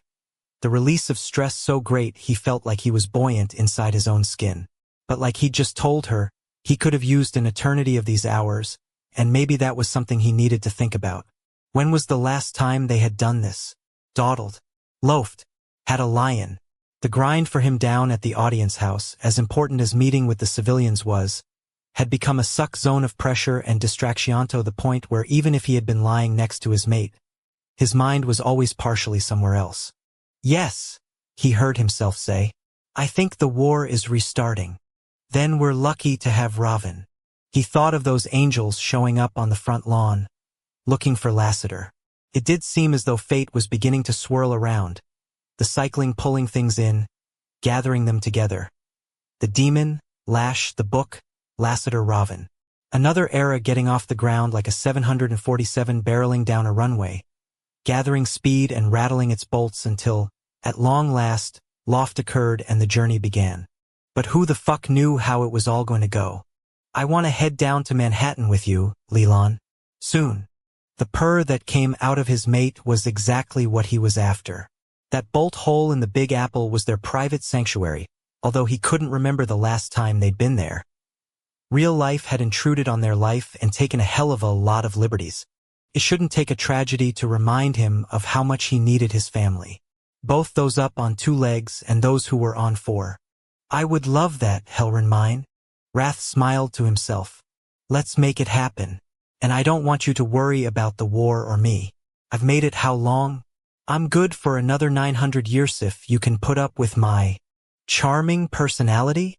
That's it. That's me, he muttered. Every night. I wake up and choose joy. You're not so bad. You just don't have much patience. And you don't suffer fools very well. And then there's the hangry thing. Okawae. He put his dagger hand out, and a split second later felt Beth's palm slide onto his. I'm a peach. Well, one thing's for sure. Her voice deepened. If we're talking fruit, you do like peaches. Mm. Doing a little purring of his own, he deliberately licked his lips. I do. There was a tug on his arm, and then he felt his mate's kiss on the inside of his wrist. Any more of that, he murmured. And I'll be telling George to lie in the bathroom and you to put LW in his crib. I think that's a fine idea. The sound of a cell phone vibrating on the bedside table snapped Wrath's head around. Baring his fangs, he hissed at the thing, curled up a fist, and, Nope, his Shellen said. I'll get it. At least that way we won't need to replace it because you broke the screen. As Beth stretched over him, he said, Don't feel like you have to. What if it's something important? He palmed the side of her throat and pulled her face into his. Finding her lips was not hard. He'd been doing it without vision for how many years now. And oh, fuck! Her mouth was soft and warm and she broke off the kiss, and then a second later the ringing stopped. Hello! George let out a chuffing sound, as if he too were interested in who was calling, which made just the pair of them. Wrath was not on that list. Hey, yes, Beth said in a serious way. He's right here, hold on. Who is it? Actually, I don't care. He put his hand out, and when the phone landed against his palm, he whipped it up to his ear. What? Tor was as unflappable as ever. Are you coming to the audience house tonight, or? It's fine either way, we're just waiting for you. The civilians are arriving in about 15 minutes. Wrath swallowed curses. What time is it? Oh my God! Beth exclaimed. It's 9. How is it 9? It can't be N. I'll be there ASAP, Wrath said. Then he snapped, No, don't cancel anything. I'm fucking coming. As the call ended, like Tor was in a hurry to stop being the messenger, Wrath was in the mood to chuck the Samsung across the room. But then he petted his dog, and lugged into the gratitude. Without Ravin, he wouldn't be bitched about a forgotten schedule of civilian meetings. He'd be heartbroken and staring off into space with his blindest eyes. Soon, he vowed as he went in to kiss his mate again. You and I are going to Manhattan together soon. Down in the training center's clinic, Ravin awoke alone in a hospital bed, and for a split second, she was confused. Was this after she had saved Nate, or was this? Had it been a dream that she had been called to see about the king's dog? Sitting up from the pillow, she turned to the door. Had Lassiter even been here? The panel opened wide, and there the angel was, appearing in the jams as if she'd summoned him. In his hands, he was holding a tray that was piled so high with snacks and drinks that the mountain nearly reached his chin. She moved to get to her feet. Let me help you. Nope, he said briskly. You stay there. I'm coming to you. As he marched across and put the load down on a rolling tray, the carefully balanced order devolved into chaos, things falling everywhere, and she rushed her hands forward to try to keep the pile intact. There were so many little bags slipping off, however, and the more she attempted to corral them, the more determined they seemed to be to explore the virtues of the tiled floor. And suddenly she was laughing because Lassiter was batting at them, too, the pair of them playing a silly slap game that turned into some kind of volleying as the chips and pretzels became like balls. When a fragile equilibrium was finally re-established, she collapsed back against the pillow, her hands flopping onto her chest as she giggled. At least I know that I did not dream this. Lassiter's eyes grew serious. No, it all actually happened. As a curl of anxiety tightened her stomach, she resolved to focus on what she might like to eat. And as if the weight of her decision destabilized the forces of snack adherence, one of the bags fell to the floor. The angel caught it before the Lay's chips hit. I may have gone overboard, but I was worried you haven't eaten for a while. While he straightened, she found herself measuring him and resisted the urge to reach out and touch his arm, or his shoulder. This is real, she told herself. Her subconscious would not be so inventive as to edit this again, vending machine feast into a dreamscape. Oh, what to have? She murmured as the labels registered properly. And you should have some too. It's all for you. He sat at the foot of the bed. After you're done, I'll eat. No, we share. She took the bag of chips from him and motioned to the others. You must eat with me or I shan't eat at all. Well, this is actually just hors d'oeuvres. I'm going to call Fritz and ask him to bring you a proper. Oh, please do not trouble anyone. She held up the bag, then opened it. This is all I need. As she put the first chip into her mouth and bit down, she made an sound. Indeed, they did not have food like this where I am from. Lassiter went still, and she would have taken the words back if she could have. She wanted no talk of the past, or the future, or the present, actually, outside of snacks. What shall you have? She said quickly. Lays like me? Or no, how about these? Pretzels with cheese in the middle. When she went to pass the combos to him, he tilted his head and studied her.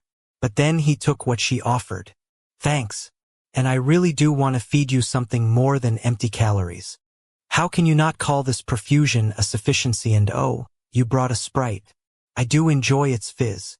As he cracked the top of the green can for her, he said, Females cannot live by junk food alone, especially ones as beautiful as you. She flushed and covered her pleasure by accepting the soda from him. And then she said, I liked sleeping beside you. The stillness came over Lassiter once more. Did you? I felt safe. She took a sip, the bite of the cold and the sweetness of the bubbles, a combination she had not liked at first, but had come to enjoy. It has been a very long time since I have slept and felt safe. Even in Lucha's house, I did not truly rest. So I thank you for that. And for this. Lifting the soda in salute, she bowed her head in gratitude. I didn't sleep, he said. Did I keep you up? She winced and covered her mouth with her hand. I did not. What is the word? Snore? Did I? No, he extended his long arm and brushed her hair back over her shoulder. Never. It could happen. She took another sip because his eyes were burning as he stared at her, and an answering heat inside of her body came up too quickly for comfort. Tell me, though, why did you not sleep? I was too busy making sure you were safe. More heat kindled within her. So much more heat. Surely the brothers ensure proper defenses here. They do. Lassiter shrugged. But sometimes a person wants to make sure that another person is safe. She brought the soda halfway to her mouth. Then she lowered it.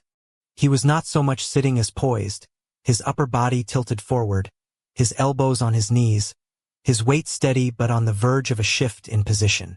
Over the hours of the day, she had felt the warmth of him, a banked fire that had been up against her back on some occasions, and then something that she curled into on others.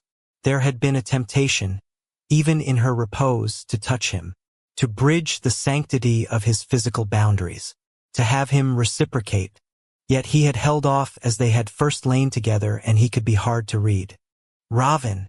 As the hunger in his voice registered, she thought, well, not that hard to read. And yet, in the crackling air between them, anxiety threatened, a wolf at her hedges. Would he even want her if he knew that she was unclean? There was much different in the modern world, but from where she hailed, a female who had been used by any male prior to a proper mating, consensual or not, was not considered of worth. I need to tell you something, she said roughly, which well may cause you to rethink who I am. Not possible. Do hold your judgment, she countered, until the details are known unto you. To feel that you must know I am not a virgin. There was a pause, as if her words were sinking in for him. Then he cleared his throat. Well, I mean, you lived a life before now. I hear you still in love with him? Or like, with him? Do you have a mate? She took another chip out of the bag, but there was no way she could chew it in her dry mouth, much less swallow it. No, I was not mated. It was not by choice on my part.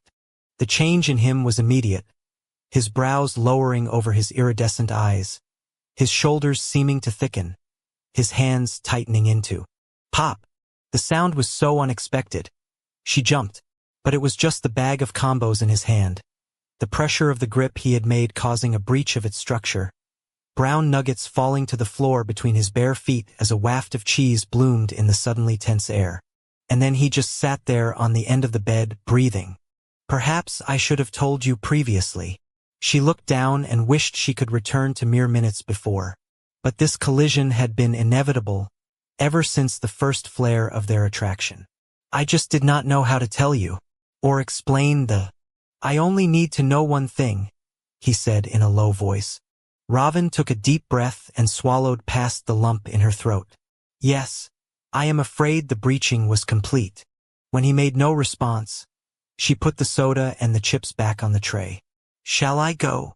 She glanced toward the door, which seemed a great distance away. Yes, I believe I should go. Is the motherfucker still alive?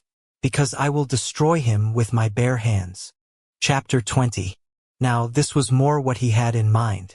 Not in terms of interior decor, Lash thought as he glanced around the shitty apartment. When it came to Architectural Digest standards, the current environs were on par with that shitty walk-up. But as he considered the lineup of fresh meat before him, there was an improvement with regard to manpower. Man, what the hell, you not washin'? You stank.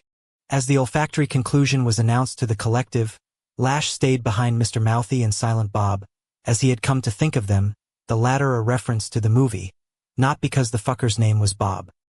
His two slayers were standing in front of him, and the group of young human men they'd called together were typical punks, unremarkable except for the strength that came not with training or discipline, but rather the sloppy confidence of youth. He would take it, however, any night of the week. Fuck you, Mouthy said to the one who had the fussy nose. So you want to work or not? You want to chill in this shithole or... Hey, fuck you. I pay $1,200 a month for this.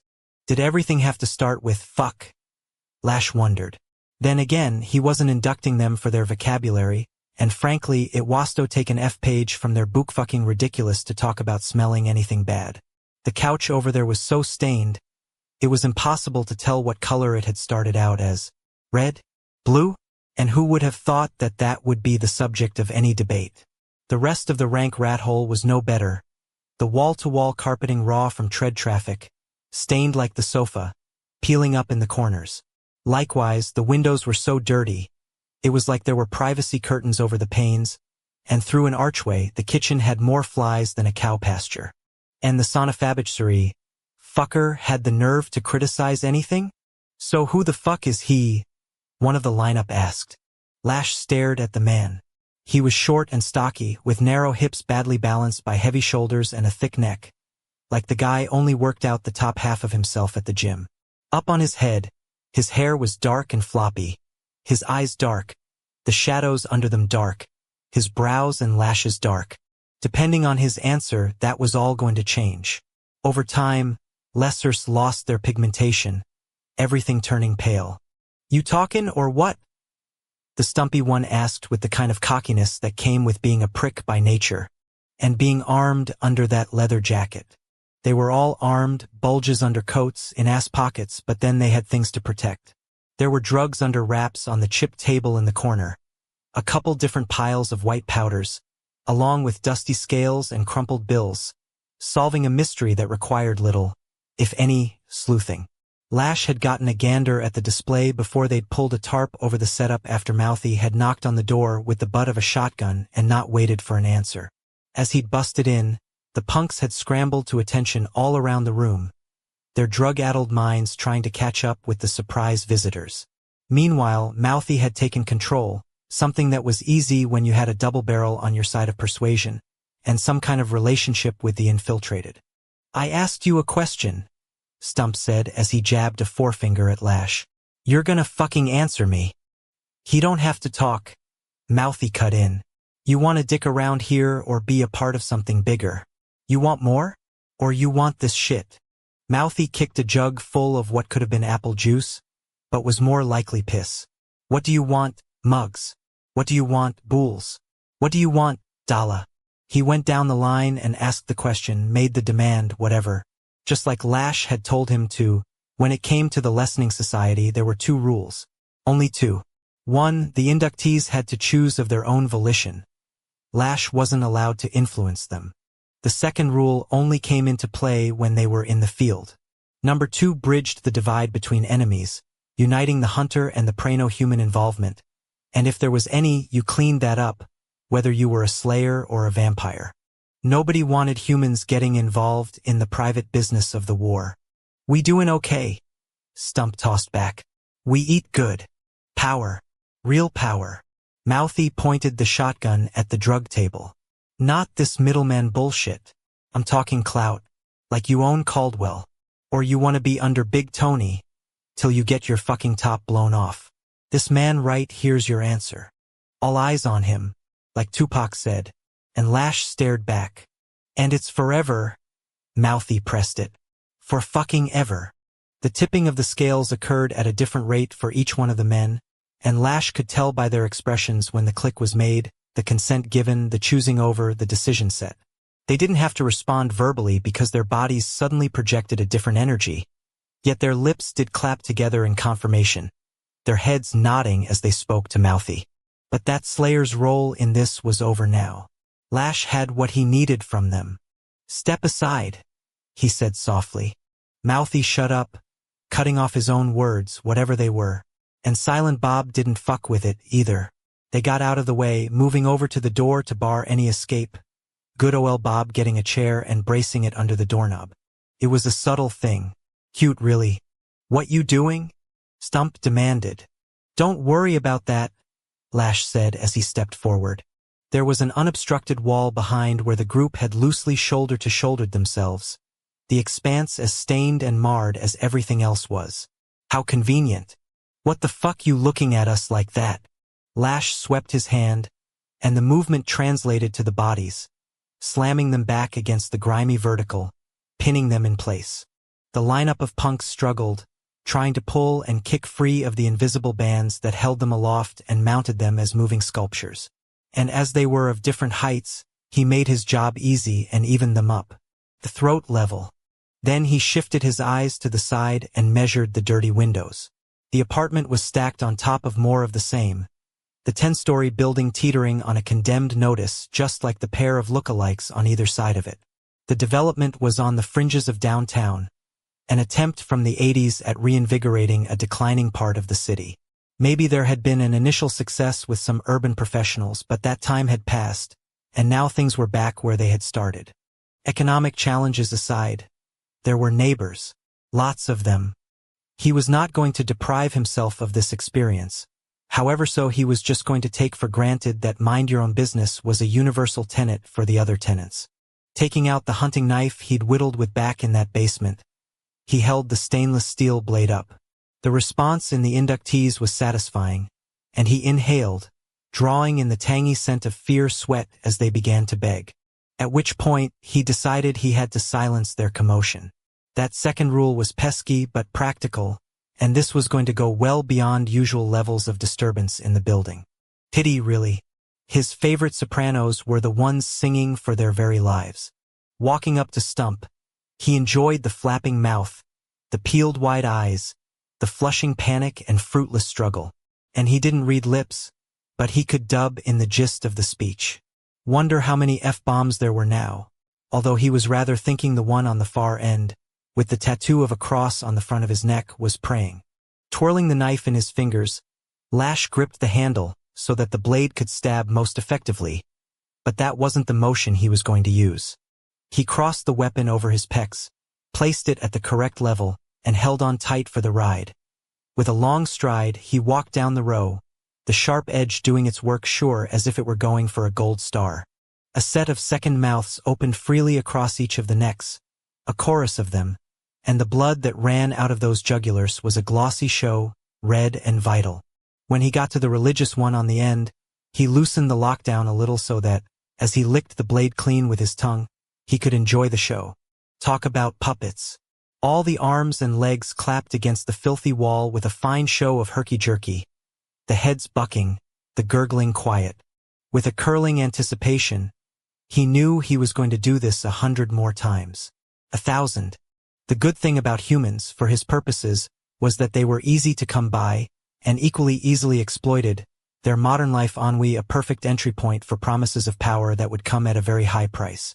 Breathing in deeply through his nose again, the copper perfume was nuanced as each of the drug dealers brought their own particular tilt to the common scent, and he knew, as he measured the puddles forming under the boots and sneakers, that this was going to take a long time. They were just beginning the inductions. Add the recovery time afterward?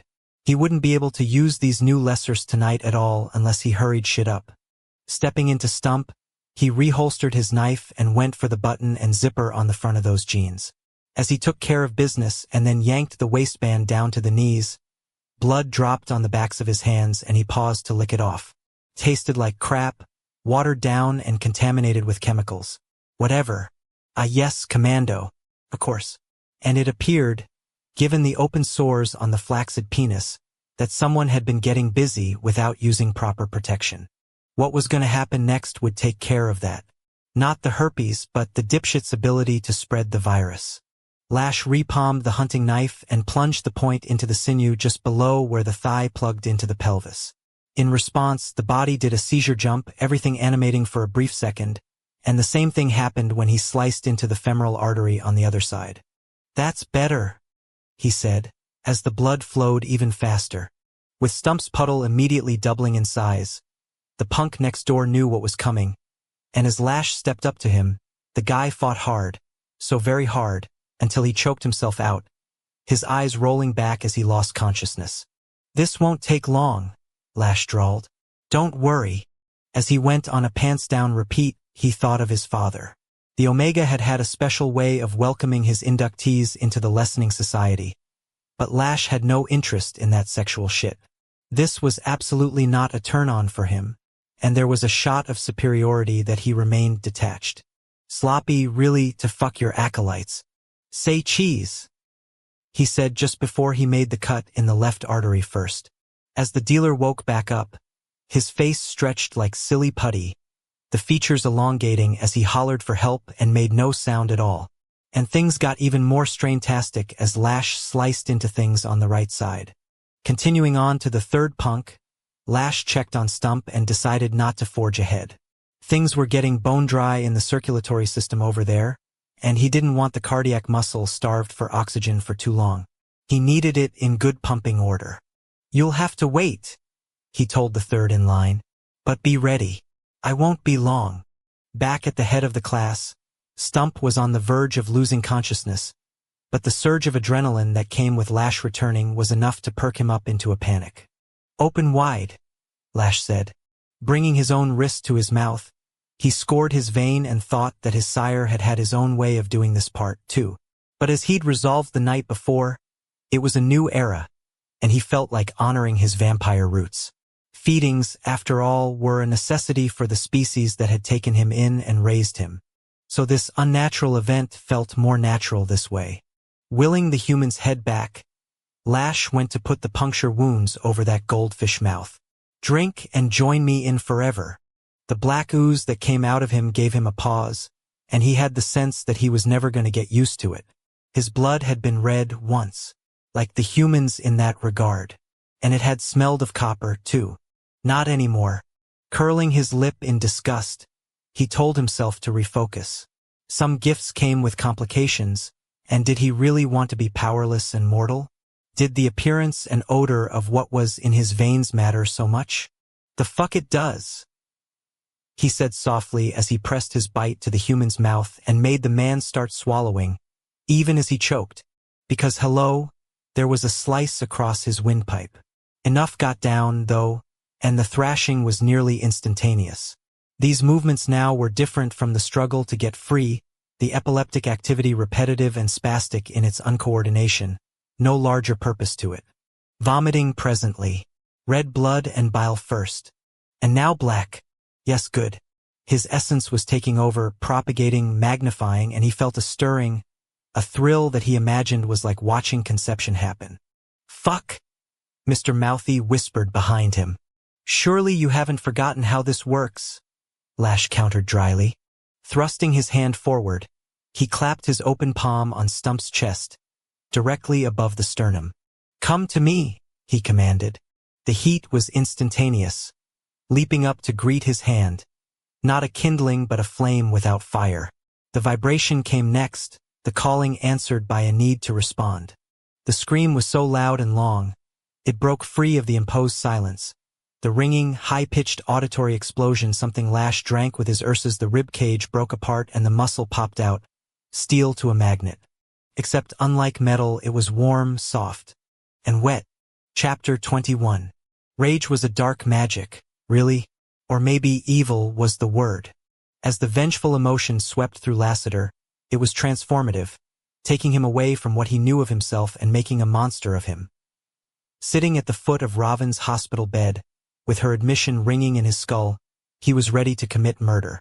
And draw the shit out. "Does he live?" he repeated, in a voice that did not sound like his own. "The male who hurt you, does he live?" "No," Raven replied roughly. "He does not." The answer should have satisfied him. Instead, he felt his fury thicken. Who had done the duty? Savage? Or another male relation of hers? "Do you still," she touched her mouth, "do you still want to kiss me?" It took him a moment to translate what she was saying through all the fury. And when her words finally processed, they were probably the only thing that could have cooled him off. Refocusing, he cradled her face in his hands, searching her beauty, wondering how he could express himself. "Of course I do. What happened to you's not you. It was something that was done to you, by someone who was wrong. Someone who needed to be skinned alive inch by inch." And yes, the irony of giving her earnest, heartfelt advice that also applied to himself was resolutely and firmly lost on him. She was different. "What is it?" he said as she grew tense. "I am changed now. Forevermore." "Yes," he said, "but at your core you are still you." "No, I'm not. And I am afraid to tell you this." As she hesitated, he took her hand and put it over his heart. "You can tell me anything. Anything." Her ragged inhale, her pale face, the way she held herself so tightly, made him want to start looking for a weapon. But he already knew without checking under the hospital bed or looking in the cabinet above the little basin, that the recovery room had no guns or knives, no flamethrowers or grenades, no axes, no hammers, no saws or crowbars. Also, no target. Just the damned bed. The rolling table with his absurd attempt to feed her piled high. The TV in the corner, suspended from the ceiling. The medical equipment that was not in use. Goddamn, why did the asshole have to be dead? He wanted to kill him. "Tell me," he prompted. "I promise you, there is nothing that you can say or do that will make me see you in any other light than I do now." As she lowered her head, her platinum hair fell forward like a veil. "The truth of it is, though it was terrible, I am strengthened from what was done to me." When her eyes darted to his, as if to check his reaction, he nodded. "That's because you survived." He tucked her hair back so he could keep seeing her properly. "You know, I've crossed paths with a lot of survivors in my line of work. Only a few have scars on the outside, and even if they do, it's what is on the inside that's always been harder to heal. But you're right. They are stronger for what they've endured. You do not judge me, then?" "I don't." He touched her chin and lifted her face. "I think you're even more beautiful, because you're a survivor." There was a long silence, and he imagined she was testing his words, his tone, his vibe, for the truth in what he was saying. And just as he was wondering what else he could say to reassure her, she cleared her throat. "Will you do something for me?" she said. "If it is agreeable to you." Anything. As he had done to her, now she did to him, her free hand rising up, her fingertips moving over his face, brushing his jaw, his cheek, his hair. The wonder in her eyes, the reverence, humbled him, and he almost told her it was misplaced. "I want you to clean him out of me." She looked down at her sweater and jeans. "I want the memory of what he did taken from me. I want to think of you, never him. Please make that go away." Her hesitant request, and all it implied, took his fucking breath away. Holy hell, he'd sat at the foot of the Creator, had seen the earth from another dimension, had felt the shifts of births and deaths alike, and never had he been so moved, never had he been so resolved. And as he imagined doing exactly what Raven had asked, Davina's specter was instantly raised, and he slapped that shit down. He was gonna lock that nasty in his vault and never think of it again. Wiped clean. Erased. Gone as if it had never happened. After all, why burden Raven with what he'd gone through? As a sense of peace came over him, it was unexpected, and he brushed her lips with his thumb. "I'm going to kiss you, now, and you can tell me whatever else you want me to do." Or if you change your mind, we can stop. I am not going to stop. Her eyes went to his mouth. I think I decided the first moment I saw you at Luch's house in the garage. I chose you then, I choose you now. Fucking hell, he couldn't breathe. I remember that moment. You captivated me. You were standing there with Savage, and I couldn't take my eyes off you. Kiss me. Lassiter leaned in and got lost in her eyes, the world around them disappearing, and this kind of magic, so different from what came with rage, was something he was into. He'd been so destroyed by the demon, left demoralized and unsure on how he could recover, but Raven was showing him the way. In service to her, he was given a further purpose that made him whole in a way he couldn't have foreseen. Saving them both. I love you, he thought just as he put his mouth on hers. Lassiter kept the kiss soft and slow, giving her all kinds of opportunity to pull back, rethink, pump the brakes. When she just made a pleading sound that went right down between his legs, she tilted his head and deepened the contact, stroking his lips over hers as he cupped her nape. She was the one who lay back, and when he went with her, their bodies stretching out together, he threw the lock on the door with his mind. Lifting his head a little, he took a moment to soak in the sight of her silken hair flowing over the pillow, her hungry eyes roaming around his face and shoulders as if she didn't know what to expect. And that was when it dawned on him. This was a first time for them both, in a way. God, he hoped he could make it good for her, and as he worried about whether he was going to know how to pleasure his female, shadows of that nightmare with the demon prowled around the periphery, sure as there were versions of Davina stalking the bed.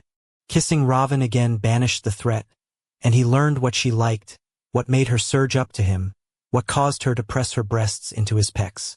But he still kept his hips back because he was hard as a 2x4, his body instantly ready to mate. Can I touch you? She asked against his mouth. The groan that came out of him was all anticipation. Anywhere. More with the kissing, as her hands rode up his biceps and drifted across his shoulders. Then they were in his hair, sinking in, bringing him even more firmly to her mouth. Following her need, he was careful as he entered her with his tongue, licking inside of her, going gently. He was so in tune with making sure he was treating her lips with the attention they deserved that he didn't immediately notice she was pulling his scrubs top up his chest. Eventually, however, the cool air hitting his hot skin got through to him, and he eased back again. May I see you? She whispered, her silver eyes shimmering. Whatever you want. He sat up. Do you want to do the undressing or should I? She answered the question before he finished it, her hands going back to the hem of the blocky blue shirt, and as she lifted the bottom, he put his arms up. Higher, higher, higher. Just as his head was swamped in the folds, she made a purring noise and then he could see again. As she saw the top half of him, she dropped the shirt to the floor like she forgot she was even holding it and put her hands on him, starting at his collarbones. The wonder in her face made him feel more masculine than anything else ever had, and he wished he were wearing all his gold chains now so that he could feel them move over his skin and hear the sweet chiming as she explored his pecs and followed the links down to the piercing in the head of his cock. But that was no more. Where are your necklaces now, Angel? She breathed. You used to wear many. Gone. Maybe I'll put some back on sometime. I would like that. If only because I could take them off you one by one. She flushed and dropped her eyes. That is silly. It's a date. As her stare flipped back up to his, he nodded. If I didn't have to leave you, I'd go get some chains right now. And then he realized. What is it? She asked as her hand went down to his sternum. What troubles you? He captured her hand and kissed her palm. I don't want to freak you out. But he wanted to take off her clothes and kiss her in places he wasn't sure she was ready for. Holy fuck, he wanted to go down on her, right now. Without meaning any offense, she said dryly. I saved a dog earlier in the day. My threshold for surprise is quite high at the moment. Thank you very much. He laughed, then pressed his mouth to her hand. When the silence became awkward, her brow lifted. I would rather hope you will see your way out of this current dearth of words. I love the way you talk and your accent. You roll your R's and it goes right through me. Oh, he looked at her mouth. It makes me wonder what else you can do with your tongue. With surprising boldness, she met him directly in the eye. "Let us find out, shall we?" Chapter 22.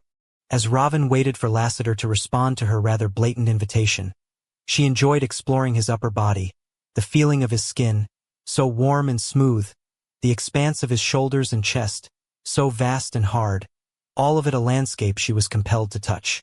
And as she imagined him with his gold on properly, she was tantalized with what it would have been like to have the lynx under her hands as well. "So will you kiss me some more?" she said in a husky voice that did not sound like her own. "I like your tongue inside of me." "Fuck yes," he groaned as he closed his eyes for a second. Gripping his shoulders, she used his body to pull herself to him, and as she closed in on his mouth, she heard herself purring in satisfaction. The contact started gentle as it had before, but it did not stay that way. His arms came around her, and there was a crushing sensation she only wanted more of as he held her against him, fiercely. Running her fingers into his blonde and black hair again, she wanted to get out of her own clothes. She wanted to be naked underneath him. She wanted. Pulling back, she was breathing hard, and her eyes latched onto his neck, where the thick vein ran up the side. As the tips of her fangs tingled, she felt a compelling need to know what he tasted like. "Do it." When she recoiled in shock, he cupped the back of her head and held her in place. "Take me in your way. I want you to mark me. I want to know what it's like to have your fangs in me."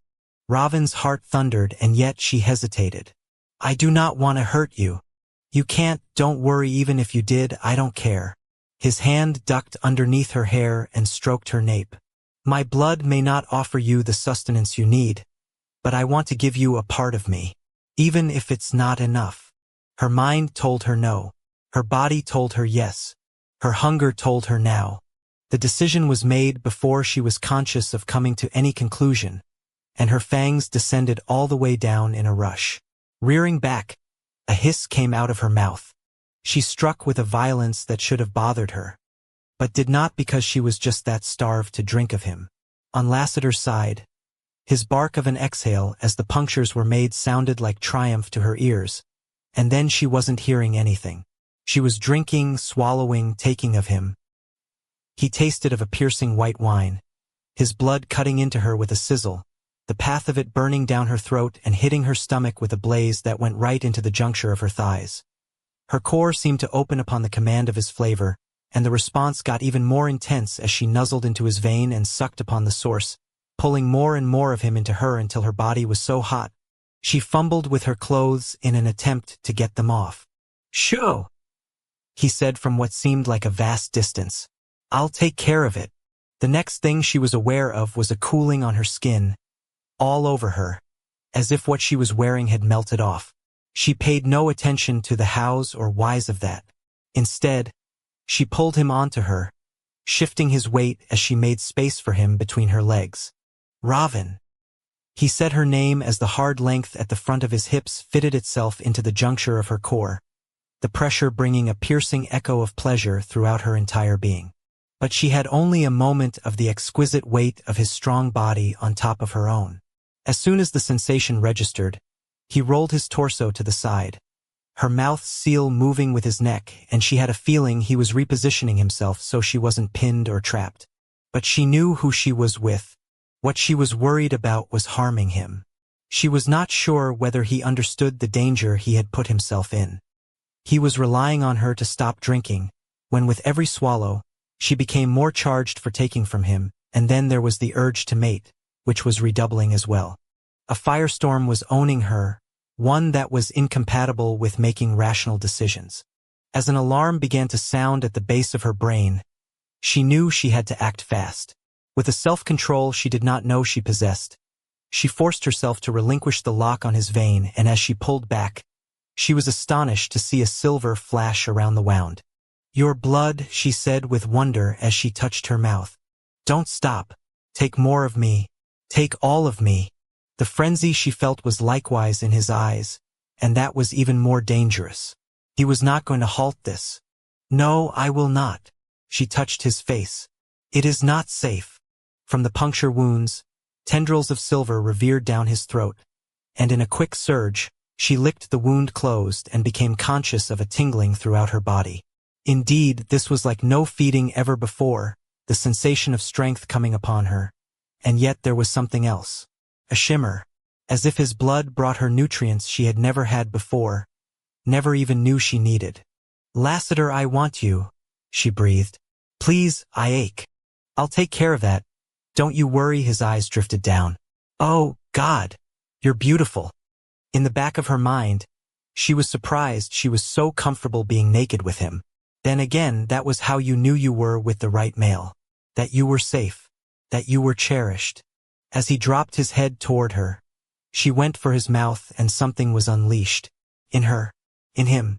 The kissing became intense, his lips grinding on hers, and then his tongue was inside of her as she dug into his back with her short nails. This time, as she tugged at him, he went where she wanted him. Fully on top of her, his hair falling around her face, all blonde and black waves, the thickness between his thighs pressing into her again. Only this time, with no barrier on her side, and just the scrub's bottoms on his. So no barrier at all, really. Pushing her knees up, she tilted her hips and the moan that came out of her was so loud, she probably should have been more quiet about it, as walls and doors were thin. But then Lassiter swallowed most of the sound. Things got hotter from there. The movement. Dearest Virgin Scribe, he began flexing his lower back, and then releasing it, flexing and releasing, and with every surge forward, that arousal of his stroked her sex. Soon he would be inside of her doing that, and then he would fill her up.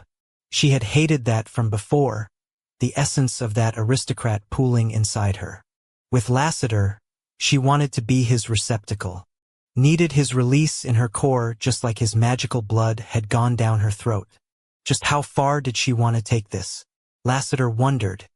He hadn't been sure how Raven would feel with him on top of her, but with the way she was moaning, especially as he started to ride her a little, she seemed to want this as badly as he did, and after she'd taken his vein, he was next level hot for her. Nearly coming right now. Breaking the kiss, he lifted himself off her. Beneath him, she was flushed and panting, her head going back and forth on the pillow in frustration.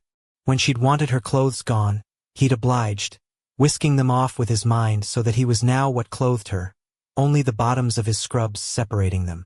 "Raven," he said as he stared at her spectacular breasts. Her eyes fluttered open. "Yes, watch me." When he was certain that she saw him properly, he dipped his head and kissed her shoulder, then her collarbone, then the top of her sternum. Sweeping his hand down the side of her ribs, he moved himself lower on her body. "You're so damned beautiful." Her bare breasts were rosy-tipped and perfectly proportioned for her body, and he had to touch them, his hand shaking as he cupped one and brushed his thumb over her nipple. Raven cried out again and arched up into his hand. He couldn't resist. Leading with his tongue, he licked at her and was rewarded with her holding on to him as he sucked on her, treating her as she should be treated, making sure she knew who was doing her so right. Yet she seemed to know. There didn't appear to be any confusion with what had happened to her before, and he was struck by her courage. He didn't need the details to know the violation had hurt and traumatized her. But here she was, enjoying him while he enjoyed her. She inspired him, and by her example, he felt himself separate even more from what had been done to him. Raven was his healing, and at the same time she was his undoing in the best possible way.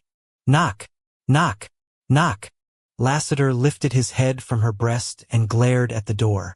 "No," he snapped. "We're not here." The voice that came through the panel was the last one he wanted to hear. "Too bad.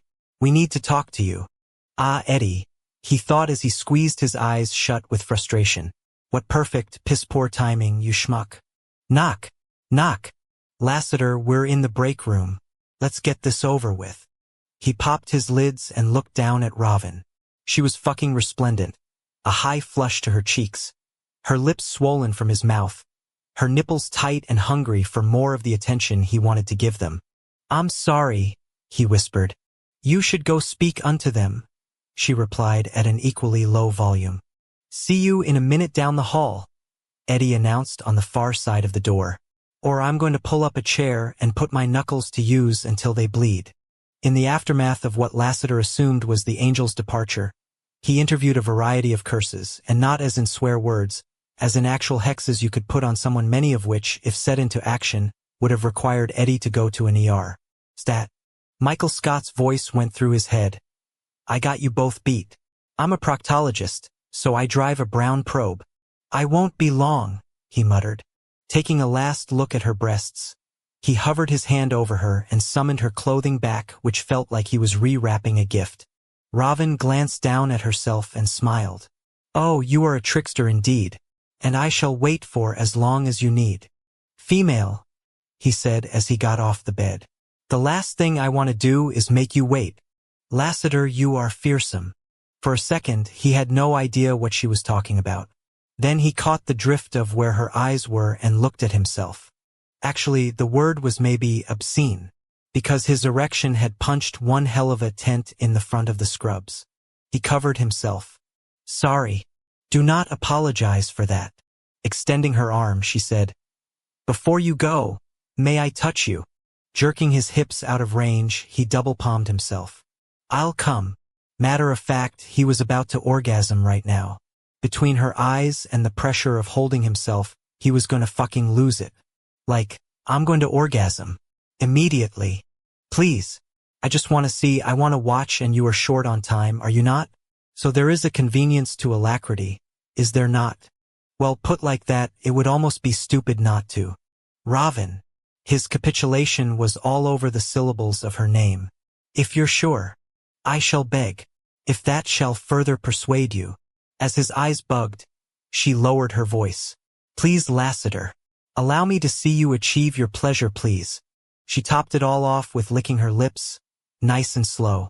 As his eyes rolled back in his head, he stepped toward her. And when he didn't feel her touch, he wondered if she had changed her mind. As he opened his eyes, she smiled. I thought you might want to watch.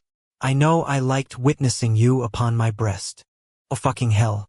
Her hand was tentative as she reached forward, and then she made contact with his hypersensitive head. The sound he made was explosive, and his hips thrust, bumping him into her palm. I want to see, she said roughly.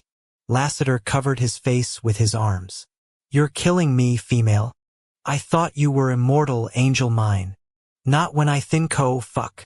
Her fingers brushed against his lower abdomen as she freed the bow he'd tied in the front of the scrubs, and the friction of the loose cotton fabric was enough to drive him right to the edge. Then new torture showed up. The bump, and shift of the waistband stretching over the length of him ground his molars. After which his erection broke out. Oh, she sighed, as if she approved of what she'd found. Dropping his eyes, he looked down his pecs and his abs, to his enormous arousal just as Robin's hand circled his shaft. He barely had time to bark out her name before he was tackled by the most powerful orgasm he had ever had. Throwing a hand out blindly, he grabbed onto something, a blanket, a sheet, whatever, and pulled it over his cock. He caught the jets just in time. He couldn't say the same for his balance. As he listed to the side, the bed came up and kept him from hitting the floor. Of course, it was the other way around. But he was absolutely off the damned planet, so it sure as hell seemed like he was still on his feet. And the flop was not the most manly thing, but Robin didn't seem to mind. As the initial spasms passed, she moaned in the back of her throat and then did some exploring of her own, which made him start to release all over again. Stretching out across the foot of the bed, he watched her face as she peeled the blanket off him and stared at his ejaculations with rapt attention as they marked up his six-pack. Fuck it. Those angels could wait a little longer. Chapter 23. Arkshalai, son of Arkshalai the Younger, was done with the waiting. Pulling his Tesla into the shallow parking area of a modest ranch house, he canned the car and glanced around the quiet neighborhood. Vampires hiding in plain sight. It was genius and banal as fuck. Middle America, with its average Joes who liked football and porno and books about war, sitting in their average houses with the nice hardwood floors, didn't really interest him. But then, he was an asshole. Probably why he knew all the words to Dennis Leary's magnum opus. Getting out, Shuley jacked up his fawn-colored suede pants, then brushed at the thighs just because he liked the feel of the supple leather. And maybe because he was nervous. After that, he fucked with the collar of his animal print silk shirt. He was pulling a neo-60s mod vibe tonight, but he wasn't sure he was feeling all the Harry Styles style. The lights were out in the house, which wasn't right, and he checked his phone just to double-triple hundredth time check the no texts, no call state of things. None. Still. What are you doing, Nate? He muttered as he shoved the cell into his ass pocket and got walking. Heading around the side of the garage, he noted the coiled garden hose, green as a lawn should be, and the orderly arrangement of recycling and garbage bins. Out the far side, the backyard was narrow and shallow, the porch that anchored the rear of the ranch free of all furniture as part of the winter lockdown that persisted. No lights on in the kitchen either, not even for security. Then again, the inhabitants lived mostly in the basement except when it was, hello, dark out, so shouldn't there have been some lamps on? Unless, of course, everyone was at work. Fucking finally, Shuli said as he jammed his hand around his phone and whipped it out of his ass. Not Nate, their boss. He answered. Hey, yeah, I just pulled up to Nate's house. I still don't know where he is. What? No, it's cool. I have the codes. I'm just going Tono, his parents gave them to me. They're chill, yeah. I'll call you back after I'm inside. As he ended the connection, he shook his head. Great, so their boss was looking for Nate, too. Then again, the guy always showed up for work. Always answered calls, even when he didn't want to. Always was willing to hang out. Even when he didn't want to. Stepping up onto the pressure-treated porch, Shuli went over to the sliding glass door. He'd heard that the Black Dagger Brotherhood house had kitted out these satellite homes with all kinds of security, so he was well aware, as he entered a numeric sequence on a keypad, that his breaching the seal would be recorded and maybe even followed up on. But murder had given him access because they all knew that Nate had some special circumstances he was dealing with. All of which had gotten even more special a couple of nights ago.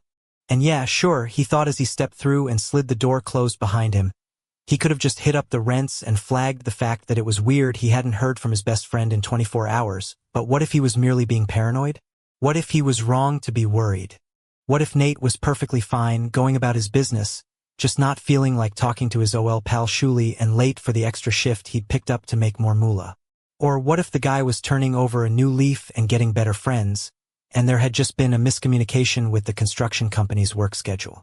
Inside the house, everything was neat as a pin, which was one of those sayings like happy as a clam, that he wasn't sure he understood. Were pins neat? Could they be messy? Had clams really been properly assessed for depressive episodes? Whatever, the counters were free of clutter, no dirty plates in the sink, no pans in the drying rack. The subtle whirring noise suggested the dishwasher was running, or maybe there was a washer going somewhere. Hello? He called out. No answer, so he went over to the cellar door. Like all vampire homes of this ilk, the sleeping quarters were down below and there was another code he had to put in. When he got two of the numbers mixed up, he had to re-enter the sequence before he heard the deadbolt retract. Finally, light. As he opened up the steel door, he was relieved by the illumination and thought it was funny how a ceiling fixture could elevate your mood. Of course, it was artificial optimism. In the same way a dark room could be perfectly safe, he knew that just because you could see didn't mean the boogeyman wasn't waiting for you around the corner. You did have a better chance of defending yourself, though. Nate? He was halfway down the carpeted stairs when he got a sickening feeling in his gut, and as he reached the bottom and stepped off into the lower living area, he figured out what it was. Gunmetal. He smelled gunmetal. Cranking his head to the left, he looked down the hall. Nate's bedroom was the first one and the door was closed. My man, he said loudly. Whatcha doing? As he headed across the living room carpet, he sniffed the air some more. Definitely a gun. Maybe it was murder getting ready for the night? That had to be it, right? The brother was always armed when he left the house, and that meant making sure his weapons were in working order and in their holsters. Nate? At the closed panel, he knuckled up and rapped. Nate! Putting his hand out, he watched from a distance as he gripped the knob. I'm coming in. Right now. Shuli threw the door wide and braced himself for. Nate? Stupid question. The navy blue room was relatively small, and the guy wasn't in it. Not unless he was hiding in the closet. The big bed, which was required for Nate's size, was pushed flush into the corner, so there was no other side for him to be on the floor behind. The dresser was shallow, not the kind of thing someone like Nate could play hide and seek with. Same with the desk. And as for the closet, Shuli went over and pushed the slider aside to reveal the t-shirts and sweatshirts and the lonely button-down hanging on plastic hangers. Nate hated bureaus for some reason. Said he liked to see his clothes all at once, or he didn't know what he had to pick from. As if there's a huge difference, Shuli muttered. Just as he turned away, he saw the cell phone. It was sitting on the bedside table, next to the pillows that were set up neatly against the headboard. With a fresh shot of dread, Shuli stepped back out of the room and looked farther down the narrow corridor. As he breathed in through his nose, he caught the scent of his friend, although it was impossible to know whether it was from the bedroom or if the guy had really just gone through the hall. Nate? Continuing on, he passed by a couple of other closed doors that he'd always assumed were guest rooms, because Nate's parents' master suite was down at the other end.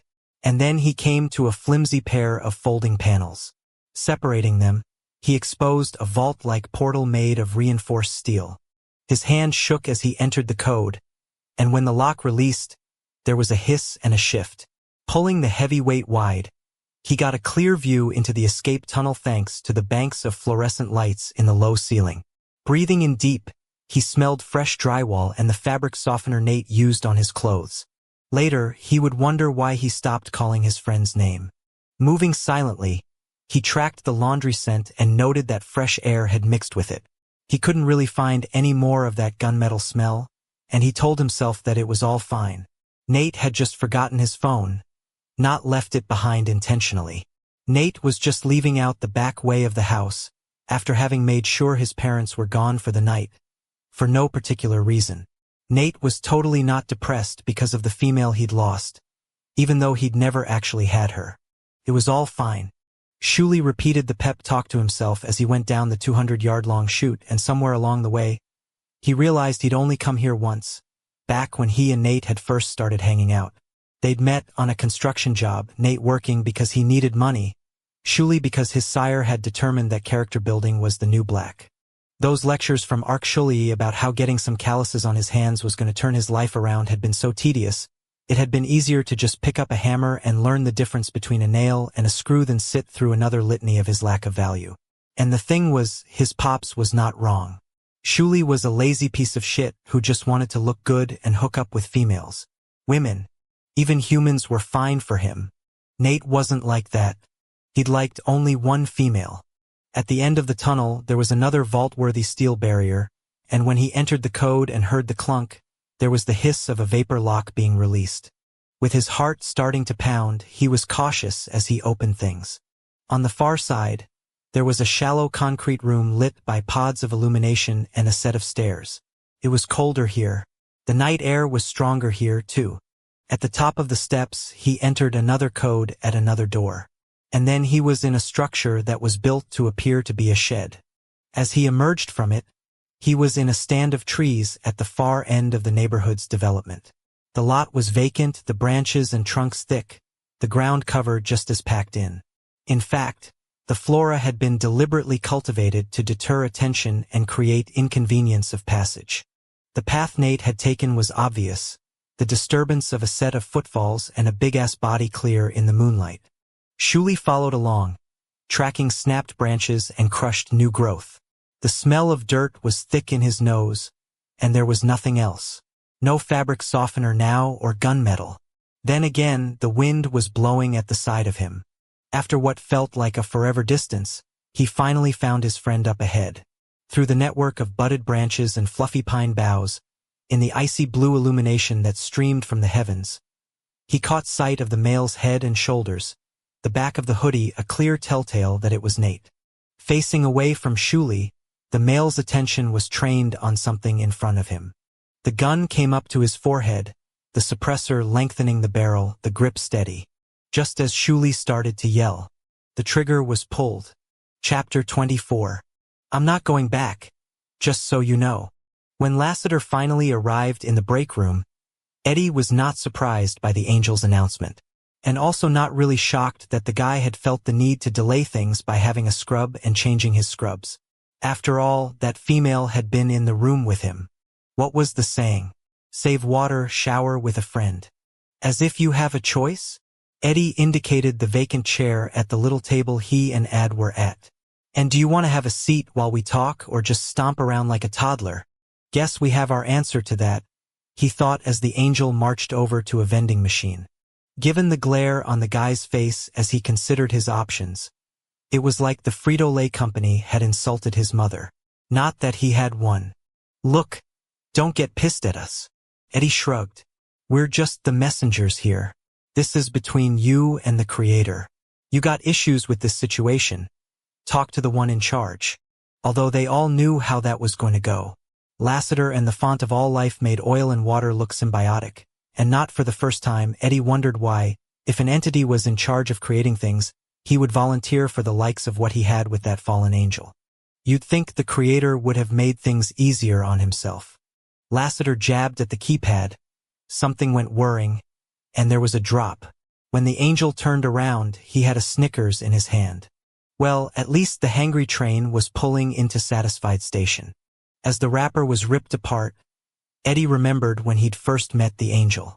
He and Ad had just gotten out of purgatory, and the three of them had bumped into each other in a way that could have been predestined, but might have been chance. It had been a fender bender of sorts. Go figure. Do you think we're lying about you being called home? Eddie said. When there was no reply, he could feel himself ramping up. Really? After everything we've been through? Or have you forgotten the past? Lassiter took a shark's bite out of the Snickers. None of that matters now.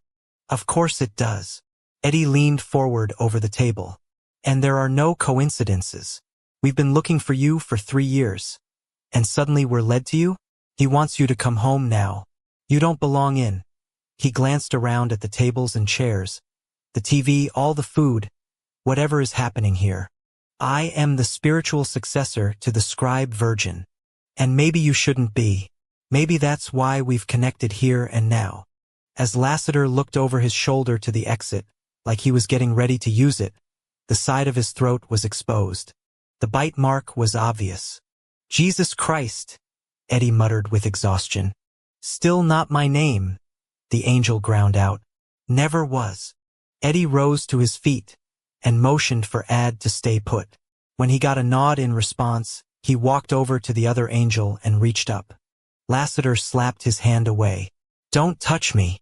Ignoring that, Eddie swept the blonde and black hair back again. You know why he wants you to return. And worse than hooking up with some female, you've been playing God, haven't you? You're supposed to be the eyes of the Creator, only a witness, never a participant, and that means you shouldn't.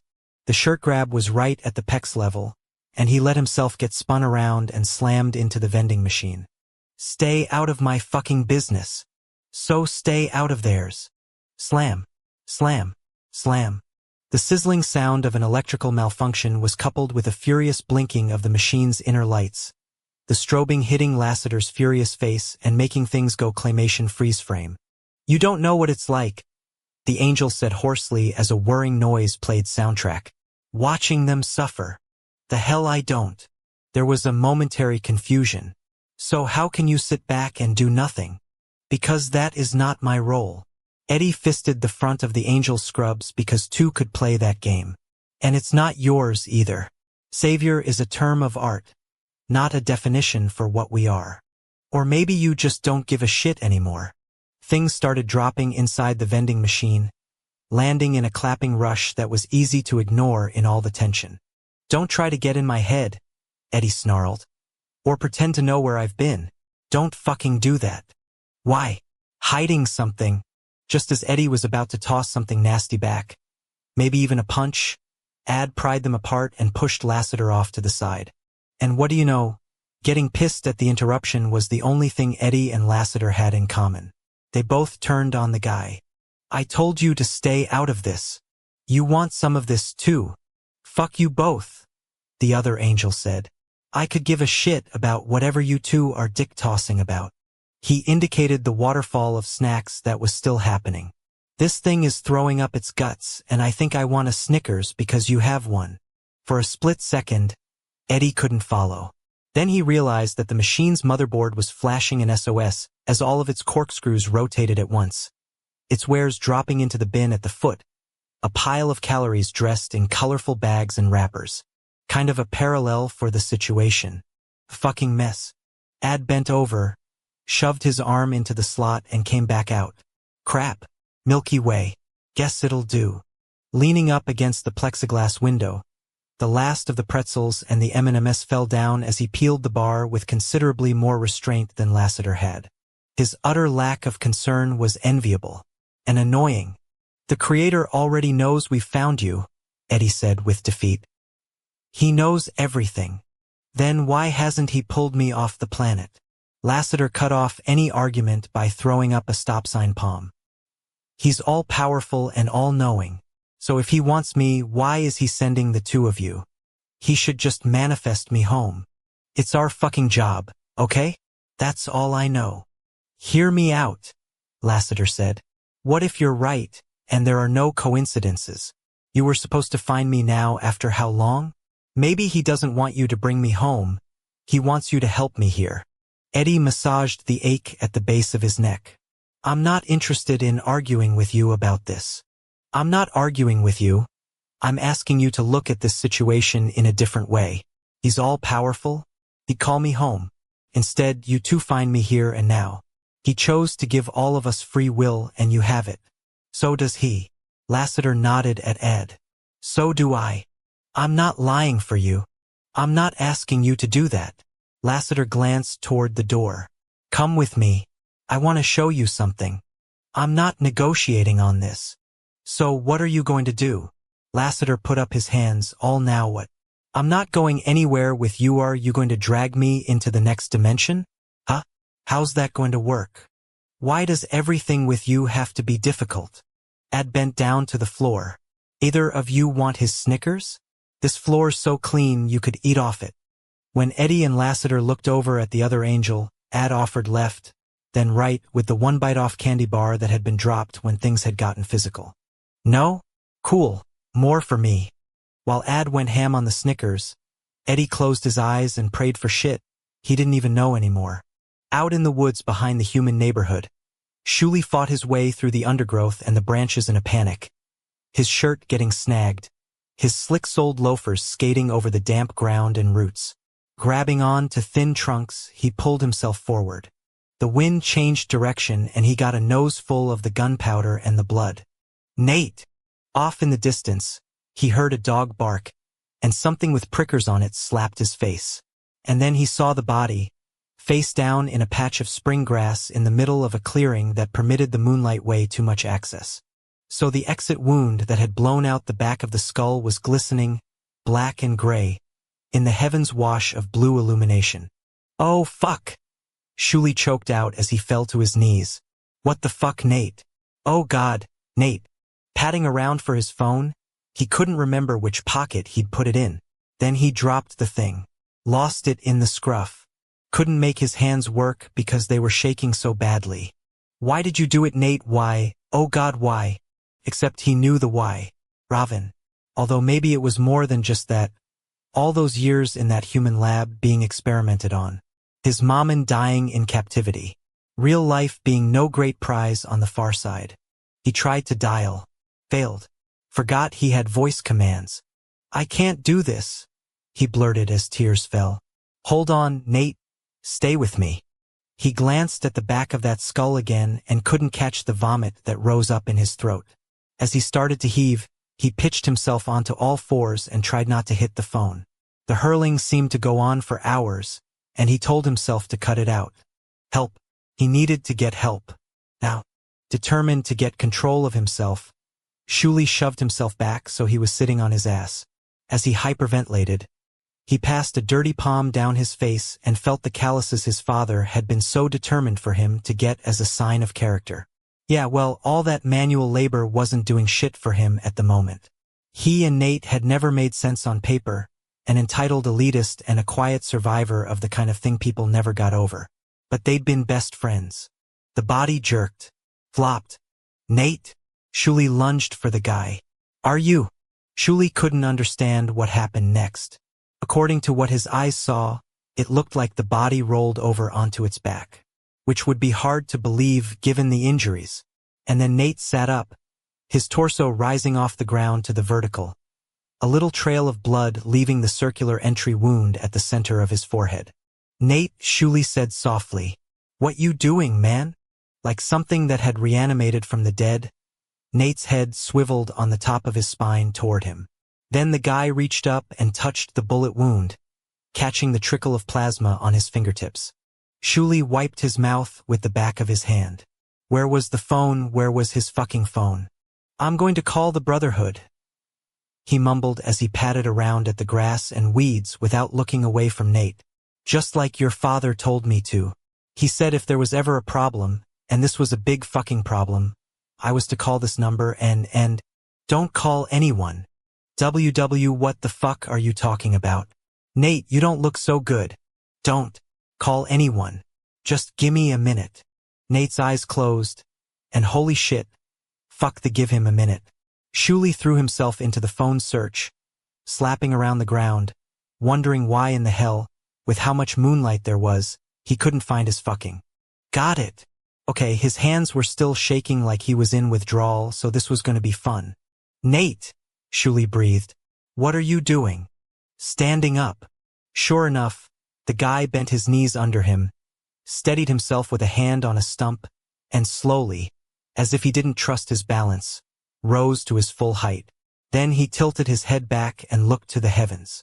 Blood streamed from the exit wound, not black now, but deep red as the moonlight penetrated the translucent flow. With an awkward hesitation, Nate reached behind his skull and touched the gaping hole in what should have been solid bone. "I'm calling." That head snapped in Shuli's direction. No calls. For a split second, a thread of fear wound its way around Shuli's throat, tightening things up but good, making it impossible to speak or breathe. The eyes that met his were not his friends. He didn't know whose they were. Chapter 25. And now he hunted. As Lash stepped out of the drug dealer's shitty apartment, he closed the door and locked it with his mind. No one was in the hallway, but he could hear the other humans inside their little rat cages. Scurry, scurry, scurry. He started walking without paying any attention to which direction he was going. It didn't matter. Striding along, he heard TVs, video games, cursing. Smelled food that actually made his mouth water, some kind of meat that was seasoned well, also scented weed. A lot of weed. By the time he got to the battered stairwell, he was aware someone was following him. They were good at the stealth, their footfalls muffled to the extent that, had he been a human, he wouldn't have heard them. But he wasn't human. He knew they'd strike at the landing, and wheeled around just as the switchblade was raised. He had a brief impression of dark hair, light eyes, and black clothes, and then he was taking control of the arm, bending it back, breaking the wrist. As the weapon dropped with a clatter and the scream started to rip, he slammed his palm on the front of the throat and pinned the slick bastard to the concrete wall. Right by a stretch of red and orange graffiti that read, "Puzzy," which suggested, as talented as the artist had been, they couldn't spell for shit. Zit, whatever. Unholstering his hunting knife, Lash leaned in and got eye to eye with the guy, which was only possible because he was holding his attacker about a foot off the ground. "This was stupid on your part," he said softly as he watched the slack mouth click. With a vicious thrust, he drove his blade into the guts, twisted it sharply, and jerked up until he hit the base of the sternum. A warm blanket of blood tickled his hand on the grip of his weapon, and he had a thought the thing had proven quite handy in the last 24 hours. Too bad they couldn't use any of the ways he'd put it to work in a commercial. Retail price was about $100. Considering the number of slices he'd made, stabs, he'd be down to $4 or $5 a job. Of course, he'd stolen it, so the economics worked even if he'd just been using it as a paperweight. Very stupid. He let the man drop and stepped back as the crumple happened, the limbs drawing in on themselves as his victim curled up around vital organs that had been breached, ancient lizard brain instincts overriding the logic that would have informed the dumb shit it was too late. The mortal wound had been made, so there was nothing to defend against anymore. Shifting his weight, Lash lifted one of the hunting boots he'd boosted, and as it came up, he noted that the things were waterproof. How handy. He placed the tread on the side of the face and skull, right at the ear, and as he transferred a little of his heft, there was an immediate intensification of writhing, a muffled holler bubbling as bloody hands clawed at the chipped tile and one of the legs bobbed up and down, like a dog getting its belly scratched. Lash relented the pressure, watching the movements ease. Then he brought it back. What the fuck? Twisting his head, he looked behind himself. A young kid, about the age of the punks who'd been inducted, skidded to a halt in the doorway of the first apartment on the left. In his baggy clothes, fresh kicks, and waft of cologne, he was clearly ready for a good night. "Do you want some of this?" Lash drawled. "No, sir. Sure don't."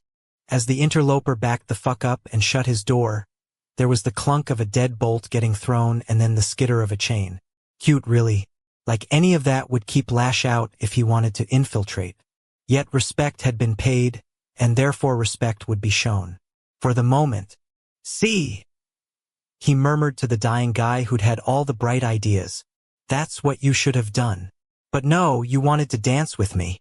With a quick hop, he transferred all his weight onto his raised boot, going ballerina, balancing himself with the help of a palm on the pussy.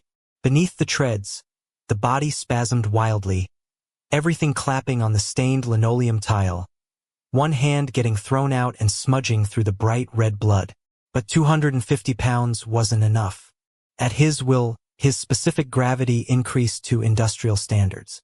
The crack was so satisfying that Lash closed his eyes and parted his mouth. He was a little less satisfied with the results when he stepped off and had to kick free all kinds of glistening debris. Leaving the body, he went back to the head of the stairs, and as he assumed his descent, his left boot made a squeak or two, which was rather annoying. By the time he bottomed out in the front hall, however, things had worn off or dried off, and he walked silently out the building's entrance. He was aware that along the way he passed a couple of humans. They didn't bother with him, keeping their heads lowered and moving on their way quickly. So he did not bother them. On the street, he assessed his surroundings as he took out the burner phone he'd taken off one of the new inductees. The text he needed was right on top, and a quick check of the time informed him he had to hustle. Dematerializing across the Hudson River to Caldwell's other side, he reformed in a parking lot that had only a couple of cars slotted close to a white marble-faced block of a building. The glowing cursive sign over the door gave him a moment's pause of nostalgia. Saks Fifth Avenue. Back when he had been with that family he'd thought was his own by birth, he had gotten some of his clothes here. Most of what he'd worn had been made for him specifically, imported from England, Italy, and France. But he had also come to this store, and had always liked the orderliness and subservience of the staff. He couldn't go to the appointment he had tonight as he was dressed now. A quick glance down at himself was intended to confirm that this was not a self-indulgent waste of time, and all he saw were the stains. Cursing, he whisked the dried red and black blood off the hunting clothes and boots just as a well-tended man in a suit stepped out of the glass doors. As the guy approached, he gave Lash an up and down that suggested disapproval on a moral scale, and wasn't that something that was going to get dealt with right here and now? Except as his upper lip peeled off his fangs, Lash caught sight of the name tag. Edward.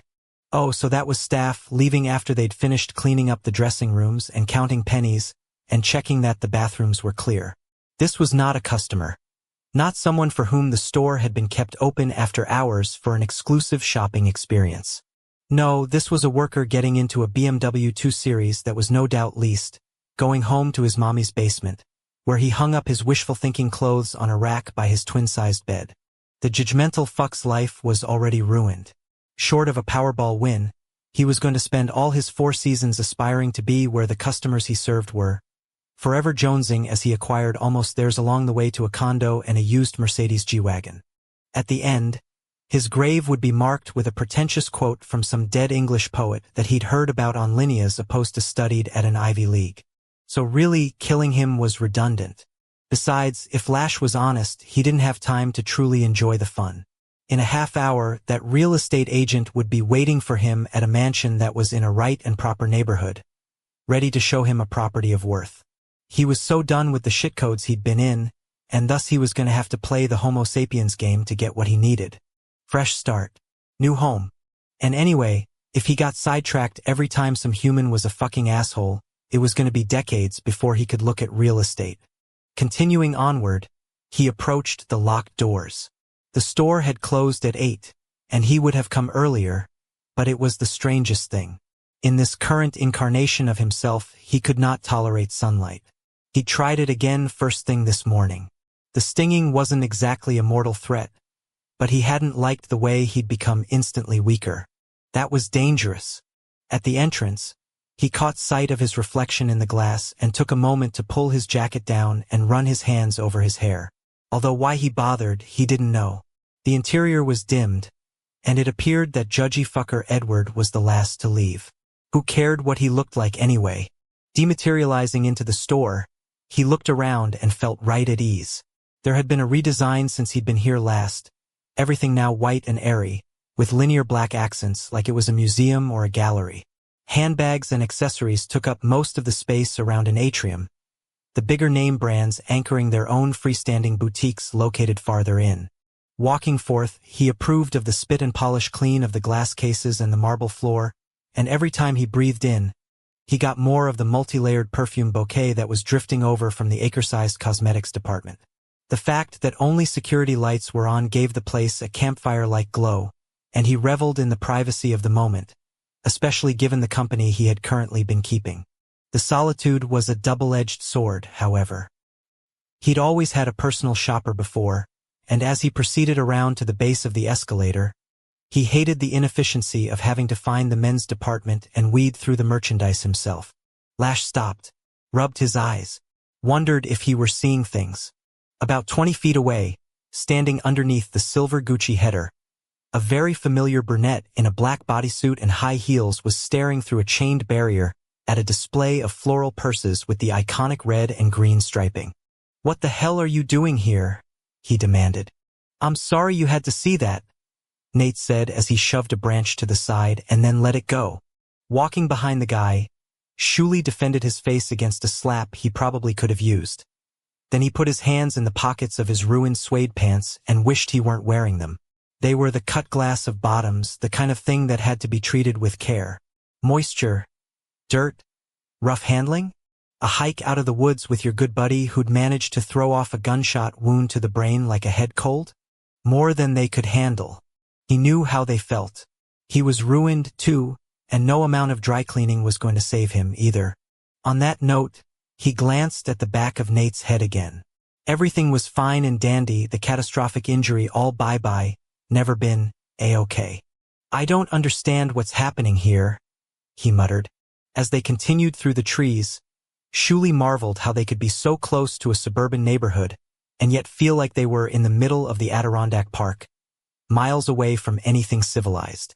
Although he supposed he could have currently been in a mall at Christmas time and felt totally isolated. "It's hard to explain," Nate said eventually. No shit, Shuli thought. That night, after what went down at Dandelion, Nate held another branch off, this time waiting until Shuli took hold of it before continuing. "I was revived. Back at the clinic, yeah. It was a miracle. Literally." In the moonlight, the guy's shoulders lifted in a shrug underneath his Sunni Caldwell hoodie. "I'm not supposed to be here at all. She brought me back. And now things are different." There was no reason to ask for a clarification on who this she was. The tone alone said it was Ravanand on the subject of brought back. Shuli had assumed things had been more along the lines of CPR, just-in-time, conventional revival stuff. Not whatever the hell made you immortal or some shit. As they came up to the shed that camoed the escape route out of Nate's house, Shuli hung back. "I left my car at your place. So come on." Nate indicated the door. "I have to go to work anyway. I'm late." The guy still had the same wholesome looks, all that boy next door handsome, definitely the type for a certain kind of female or woman, the eyes clear and blue, the face nice and regular, the hair cut for practicality rather than style. The sweatshirt and jeans were Nate's regular Joe Schmo uniform, too comfortable and casual, yet emphasizing his big build. But the vibe was dark as a black cape and a vendetta against a hero. "What?" Nate said. "Did you know that was going to?" Shuli motioned lamely up around his own head. Did you know that was going to fix itself? Not a question. Nope, that was a demand because he had to understand because the implications were mind-blowing. In a way that wasn't bullet-driven but might as well have been. I told you, Nate countered calmly. I needed to know how far it went. What if it hadn't? What if you had? Then I would have known the answer. The logical way the response was framed was so chilling. Shuli felt compelled to spell everything out in words of one syllable. So he did. But you'd been dead. Yeah, pretty much. The guy nodded to the entrance of the shed. You coming with? Shuli reached out and put his hand on a heavy shoulder. Do you understand what you're saying? Of course I do. Why do you think I cleaned my room before I came out here? You honestly believe that is what we would have all cared about? That your clothes were fucking folded and your bed made? Hung. What? I like to hang my clothes, not fold them. Shuli rubbed his face and entertained the idea that this might be some kind of fucked up dream. But then he dropped his arms and nothing was any different. They were still out in the woods, and the little word volley was still in the air between them. Nate, what the fuck has gotten into you? And please, don't bullshit me. You need to be alarmed by all of this. And instead you're… What am I alarmed by? An eyebrow raised. Tell me. You just shot yourself in the head and you don't seem to be bothered by the fact that you don't care whether you lived or died. Yup, that's where I'm at. You want to sum it all up for a third time? Would it make you feel better? Shuli wanted to grab the guy by the sweatshirt and shake the shit out of him. If you died, and I'd found you, what the fuck do you think it would do to me? You weren't supposed to be out here. So fine. He threw up his hands. I'd have gotten a phone call whenever they found your body. What about your parents? They're not really my parents. They're just giving me a place to put my head. That night in the clinic when you came in on a stretcher, they were weeping. Were you there? Did you see it yourself? 'Cause if I remember, you were still back in the club, fucking humans in the bathroom while I was getting shot and bleeding out on the sidewalk. So how the hell would you know what those two people did next to my hospital bed better than me? They love you, Shuli said roughly. Or maybe they just have savior complexes that have nothing to do with me. In which case, it's not my problem if they get all twisted. Are you listening to yourself? What the fuck? As Shuli's voice went up an octave and projected like a loudspeaker, a night bird flushed off into the darkness. But that was the only reaction he got. Nate just stood there as if he were a bad actor in a Dawson's Creek remake. Shuli shook his head. I need a drink. Good. I'll go get my phone and call in sick to work. Nate shrugged in that offhand way again. I didn't feel like going in anyway, and I think I'd like to get drunk. This isn't right. You need to talk to someone. I just found out I'm a fucking superhero, and you're upset? Really? This is not bad news. Nate turned back to the shed and opened things. I'm going out for a drink. You can come or not. I don't really care. As the shed door clapped shut behind the guy, Shuli looked up at the sky and decided that whoever the male was who had just up and left without a care in the world, he was not his friend. He only happened to be inhabiting Nate's body. Chapter 26. Sometimes you had to show and not tell. Aware that those pains in the angels were waiting for him out in the corridor, Lassiter ducked back into Robin's recovery room and kept as quiet as he could. She had curled onto her side facing the door, her hands under her chin, her feet tucked in. A blanket had been pulled up from the base of the bed, but he imagined she'd been half asleep when she'd gone looking for extra warmth, because the thing covered only part of her legs and none of her back. He would have given anything to be able to join her. Whispering across the cool, tiled floor, he carefully lifted the blanket and rearranged it so that, You return, she said in a husky voice. As her eyes fluttered open, he laid the thin covering properly over her body. Just to check on you. I have to go out. For a while or 4 or more? Just for a while. He brushed her cheek. Don't worry. At least that was the plan. Robin rolled over and stretched, and his eyes went to the soft swells of her breasts. She had changed into a fresh set of scrubs, the loose fabric hiding her curves from him, but also from others if anyone else came into the recovery room, and yes, maybe it made him a prehistoric, bonded knucklehead, but he was not in any kind of hurry for another male to see what she looked like naked. Mostly because they were likely to lose their minds at how beautiful she was, and then he was going to have to murder the poor bastard. Ah yes, bonded males were such fun. "Where are you going?" she asked. "If I may inquire." "Of course you can. I'm going to the audience house." "Oh." She pushed herself off the pillows. "Will you be safe?" "I promise. And as soon as I'm done, I'll come back here." So they could finish what they'd started, he thought to himself. "Please be careful." Her smile was the worried kind, the one you put on when you were trying not to show how anxious you were. Bending down, he pressed his lips to hers and lingered with the contact, his body instantly flaring back to life which, considering how fucking distracted he was with all the shit going on, was an indication of exactly how desperate he was to have her. "I'm always careful." He kissed her again. "Just rest. I'll be back before you know it." Robin nodded and resumed her tuck-in, but she didn't look like she was going to sleep anymore, her stare too fixed on the duress if she knew who was waiting for him on the other side of it. "Don't worry about Eddie and Adrian," he told her. "I'm taking care of it." Now she sighed. "All right." He waited until her lids got low again, and honestly all he wanted to do, maybe for the rest of his immortal life, was just stand over her like this, guarding her as she caught up on the rest she clearly needed. But knew he was going to play tour guide. But shit, maybe if those two angels could see what the Brotherhood and the King did every night, maybe they'd understand why he had to stay here. "Sleep well," he whispered.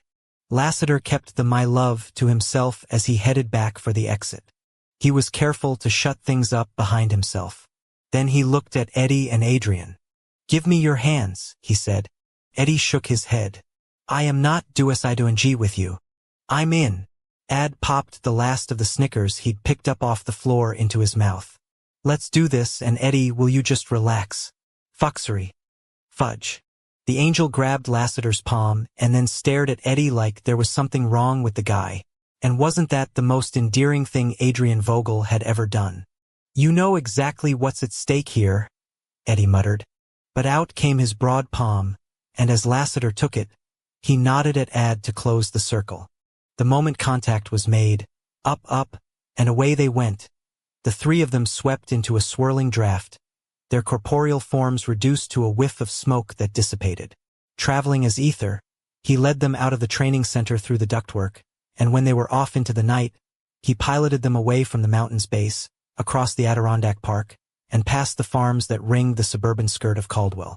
When they were finally in the right neighborhood, he reconstituted himself, and in doing so, them as well, all their bodies reappearing in the shadows on the front lawn of a gracious federal house. Ad whistled softly. "Nice digs. You thinking of buying it, or is this an aspirational thing?" Leading the way to the door, Lassiter paused and glanced over his shoulder. "And you're both going to have to remain hidden, too, 'kay?" Though Ad was sticking right with the program, Eddie was still out on the grass, his boots planted like he was some kind of heavy-duty, hard-ass garden gnome. With his thick braid, and those ready-to-fight clothes, he fit in bit only with the people on the inside. Some of the people, that was Eddie. Lassiter motioned for the guy to come on up. "Let's go." After a moment, the angel approached the shallow steps. "You're bargaining with the wrong people. You don't need to convince us." I know. You're just the messengers, doing your job." "Well, I'm trying to do mine, and I want to show you a part of it. And can you lose that disapproval stew you're marinating in? You'll scare the fucking children." He glanced at Ed. "Or is it frickin'?"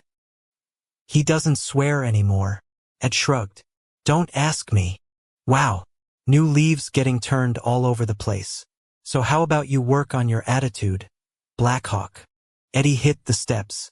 "I am not responsible for what my face does when you're talking. You know," Lassiter muttered. "You and Vishouse are soulmates." Passing through the door, he waited on the far side, wondering whether either of them. Thank God, he thought as Eddie and Ad ghosted through. The audience house's foyer wasn't anything like the Brotherhood Mansion's enormous cavern of marble and mirror and crystal, but it wasn't dog's hit, either. The generous space separated what had once been a dining room capable of sitting 24, easy, and a parlor that was now a waiting room. A formal staircase in the middle accessed the second floor, and hallways on either side led to the library and study to the left, and Fritz's second home, the kitchen and pantry, to the right. Leaning into the waiting area, he wanted the angels to look at the civilians cooling their jets before they saw their king. There were 3 groups sitting on the silk chairs and antique sofas, all of them fidgeting and recrossing legs, the females checking their makeup in compacts, the males on their phones or staring off into space. 2 guys were up on their feet and pacing and assiduously not making eye contact or getting in each other's way. The receptionist, a lovely female with an easy smile and a knack for staying calm and organizing things, was not at her post. But there was an empty spot on the coffee table where the Danish were always served at the beginning of the night. Maybe she'd taken the platter back for a refill, although Fritz was not going to approve of that. "Come on," Lassiter murmured. The closed dining room doors were no barrier at all to him yet, as invisible as he was. The instant he was on the far side, Vishouse straightened out of his lean against one of the sideboards, the brother's hand going to one of the black daggers that were holstered, handles down, on his chest. Likewise, Rage, who was over between the windows that faced out the front of the mansion, stiffened and swept the room back and forth with his Bahamas blue gaze. There was an audience in process, and Lassiter stayed just inside the entry, crossing his arms and tuning in to the other end of the room. The young couple who were huddled together on the Persian rug didn't notice anything. Then again, they were facing the hearth, not that they were interested in the modest fire that crackled and sparked in a friendly way. Their attention was consumed by the pair of armchairs angled in toward each other. Only one of the seats had been called into service, and Wrath's imposing royal form overfilled its high back and generous contours. Dressed in black leathers and a muscle shirt, with those black wraparounds hiding his blind eyes and his long black hair falling from that widow's peak, it was easy to understand why a pair of civilians would be shitting their knickers. And the king was aware something had altered in the environment. Like the 2 brothers who were guarding him, Wrath knew other interested parties had entered the proverbial chat. His head tilted up ever so slightly, as if his eyes were in working order and he was searching exactly where Lassiter and the other angels were. And then his nostrils flared as though scenting the air. As well, George, who was very hale and hearty at his feet, lifted his boxy head and pricked his ears. After a moment, the king refocused on the couple. Extending his dagger hand, the black diamond he wore flashed as he motioned. "Bring the young to me," he commanded. The female glanced at her male, and then she repositioned the bundle in her arms. When her Hellrin nodded, they both approached cautiously. Made sense. Sitting the way he was, with his hard jaw up and all those muscles showing, Wrath looked like he could go either way, aristocrat or aggressor. And that was a really tiny little baby in the burrito of pale blue blanketing. "Gigi, go on, then?" The male stuttered as he gingerly moved his Shellin in front of him. "Bring him up." The guy didn't abandon her. He stayed connected to his mate, keeping his hands on her shoulders, pressing his chest into her back. Such a fragile young family, Lassiter thought. Just starting out and scared to death because everything they were in life was wrapped in that cotton bundle. "Go ahead, Leland," the male whispered. The female was trembling so badly, it seemed like she could barely stand, and Lassiter glanced at V in Rage, hoping one of them would step in, do a solid, and make it so the young didn't hit the floor and crack open like an egg. But neither of them moved, and Saxton, the king's solicitor, was nowhere in sight. His desk, with its neatly arranged paperwork and volumes of the old laws, vacant for the moment. Fine, Lassiter thought as he went to step forward. He might as well demonstrate exactly how he helped. Wrath's face softened and he leaned to the side, placing his broad palm on George's head to stroke the dog. "That's what I call my mate," he said as he fiddled with one of the blonde ears. "Leland, she is my beloved." "The queen," said the male with awe. Nodding, Wrath kept his face angled in their direction. "We have a son, too. I remember how scary it was in the beginning. Do you watch over him when he sleeps?" "We did that constantly for the first month." The female glanced back at her Hellrin, then cleared her throat. In a wavering voice, she said, "I'm afraid he won't wake up. I almost prefer him fussy and crying." Wrath nodded again. "Oh, I remember those days. They're really long. LW is past that now, but you never forget it." They're so small. How many nights old? The female said with a little more gumption. 3 nights. Are you okay? Wrath lifted his hand toward the male. If you'll permit me the inquiry of your Shellen? The civilian seemed dumbfounded that the ruler would ask his permission. Then he nodded furiously before seeming to recall the king could not see. Yes, he said. Please. I am well, the female answered. As long as he is well. Now, when the king held out his hands, the female went forward, and as she transferred the young, there was a rousing and a squawk. A proper crying commenced, and as the couple rushed forward, the king secured the infant in the crook of his arm and started gently batting that diaper. Pat, pat, pat, pat. The young settled in almost immediately, and the male and female fell back a little, holding on to each other. Wrath murmured to the infant, his low, deep voice weaving throughout the room. After a little bit, he moved his free hand up and parted the folds around the face. Blunt fingers traveled over the tiny features.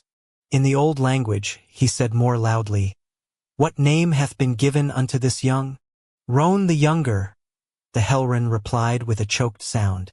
I hereby proclaim this fine-born male as Roan, son of Roan, pride of his mammon and father, anchor of his bloodline. May he find all blessings in this life, and carry forth unto further years the love and honor of his family. In accordance with the right and proper way, and as my royal sire before me and his before him, I welcome Roan unto the world corporeal. And then the king smiled, not in a perfunctory way, not in a just doing my job fashion. He well and truly beamed, the warmth transforming that harsh, autocratic face into something altogether approachable. Well, almost approachable. When he held the infant out, the mammon took Roan back, and then the couple fell onto their knees with bowed heads, the scent of their tears of joy wafting up. That dagger hand was extended, and both of the civilians kissed the black diamond. Words of devotion and submission whispered over the ancient king's ring. Lassiter glanced at Eddie and Ed. They were staring across the long room, their faces serious. Good. He was glad he didn't need to state the obvious. Generations of vampires, in the midst of their fragile mortal lives, had fallen in line with this private ceremony, a linkage that went from the current moment to all the ones that had gone before, back to the very first king and the very first young who had been recognized, welcomed, and approved of. Turning back to the hearth, Lassiter's eyes shifted over and down to George. The golden retriever had angled his head toward the exchange, and with his jaws open in an easy pant, it seemed as though he was also smiling at the baby. For certain, he was alert and tracking everything, his blonde fur and kind eyes like a second banked fire warming the room. Lassiter tried to imagine the scene without George's gentle presence. And couldn't. God, he loved Raven so damned much. Chapter 27. Down in the Brotherhood's training center, the knock upon the recovery room door was soft and respectful, yet Raven sat up in a rush and put her hand to her skipping heart. Yes? She said over the thumping in her chest. Although what exactly did she think was coming through that door? Elena, the clinic's nurse, put her head in. The female had strawberry blonde hair and toffee-colored eyes, and always seemed, with her warm smile, a calming and competent presence. Hi, you still okay? When Raven nodded, the female pointed to the bedside table. You've got a call on the phone there? It was transferred in from the main switchboard. Just push the blinking light and pick up. Oh, she glanced over at the unit. Oh, thank you. No worries. And remember, I'm just 2 doors down if you need anything. After the female gave a little wave and ducked out, Raven looked at the telephone that sat on the bedside table. She had seen such landlines in use at Luch's house, and yet she had to remind herself how to pick up the heavy handheld unit that linked one's ear and mouth. When there was no sound, she remembered the light. She pushed the little square and there was a clicking and a quiet hiss. Hello? She said. Raven. She frowned. Shuli. As the male started speaking, a distortion cut into the connection. Shuli. I'm having difficulty hearing you. Where are you? In the Brotherhood's clinic. Is there something wrong? Stupid question. She might not be able to hear all his words, but the tension in his voice was obvious. Are you okay? There was a crackling that made her flinch and take the phone away from her ear. When she put the unit back, he was much more clear. I need your help with Nate, the male said. He's gone off the rails. Maybe you can talk to him. Where is he? Another stupid question. Where are you, rather? Outside his house. He just took off. Now with a fuzzy sound, as if perhaps he were in a breeze that had just intensified. He says he's going to go get drunk. I think you're the only one who can reach him. He's fucking lost it. This was all her fault. But wherever did he go? Out to the club somewhere. Do you know his address? Come here and meet me. We'll look for him together. I'm afraid that at one point, he told me where he lived, but I disregarded the coordinates. There was a pause. Okay, meet me at Dandelion. You remember where that is, right? We'll start there. As her gut tightened, she thought about suggesting they convene somewhere. Anywhere else. All right, I shall leave the now. You're sure you know where the club is? Between one blink and the next, she saw Nate falling to his knees onto the sidewalk, a small hole in the front of his sweatshirt, a haunted look in his eyes, her name leaving his lips on a gasp. As if I can forget, she said roughly. Okay, I'm gonna move my car and then dematerialize over. Gimme 10 minutes. She was about to tell him to be careful when the call was cut. After replacing the heavy plastic communicator in its cradle, she shifted off the bed and looked down at herself. She had put on some of those baggy blue clothes for comfort, but her jeans and sweater were folded on the chair, and she quickly changed back into them. When she stepped out into the hallway, she heard people talking a couple of doors down, but she was disinclined to ask for directions to depart from the facility.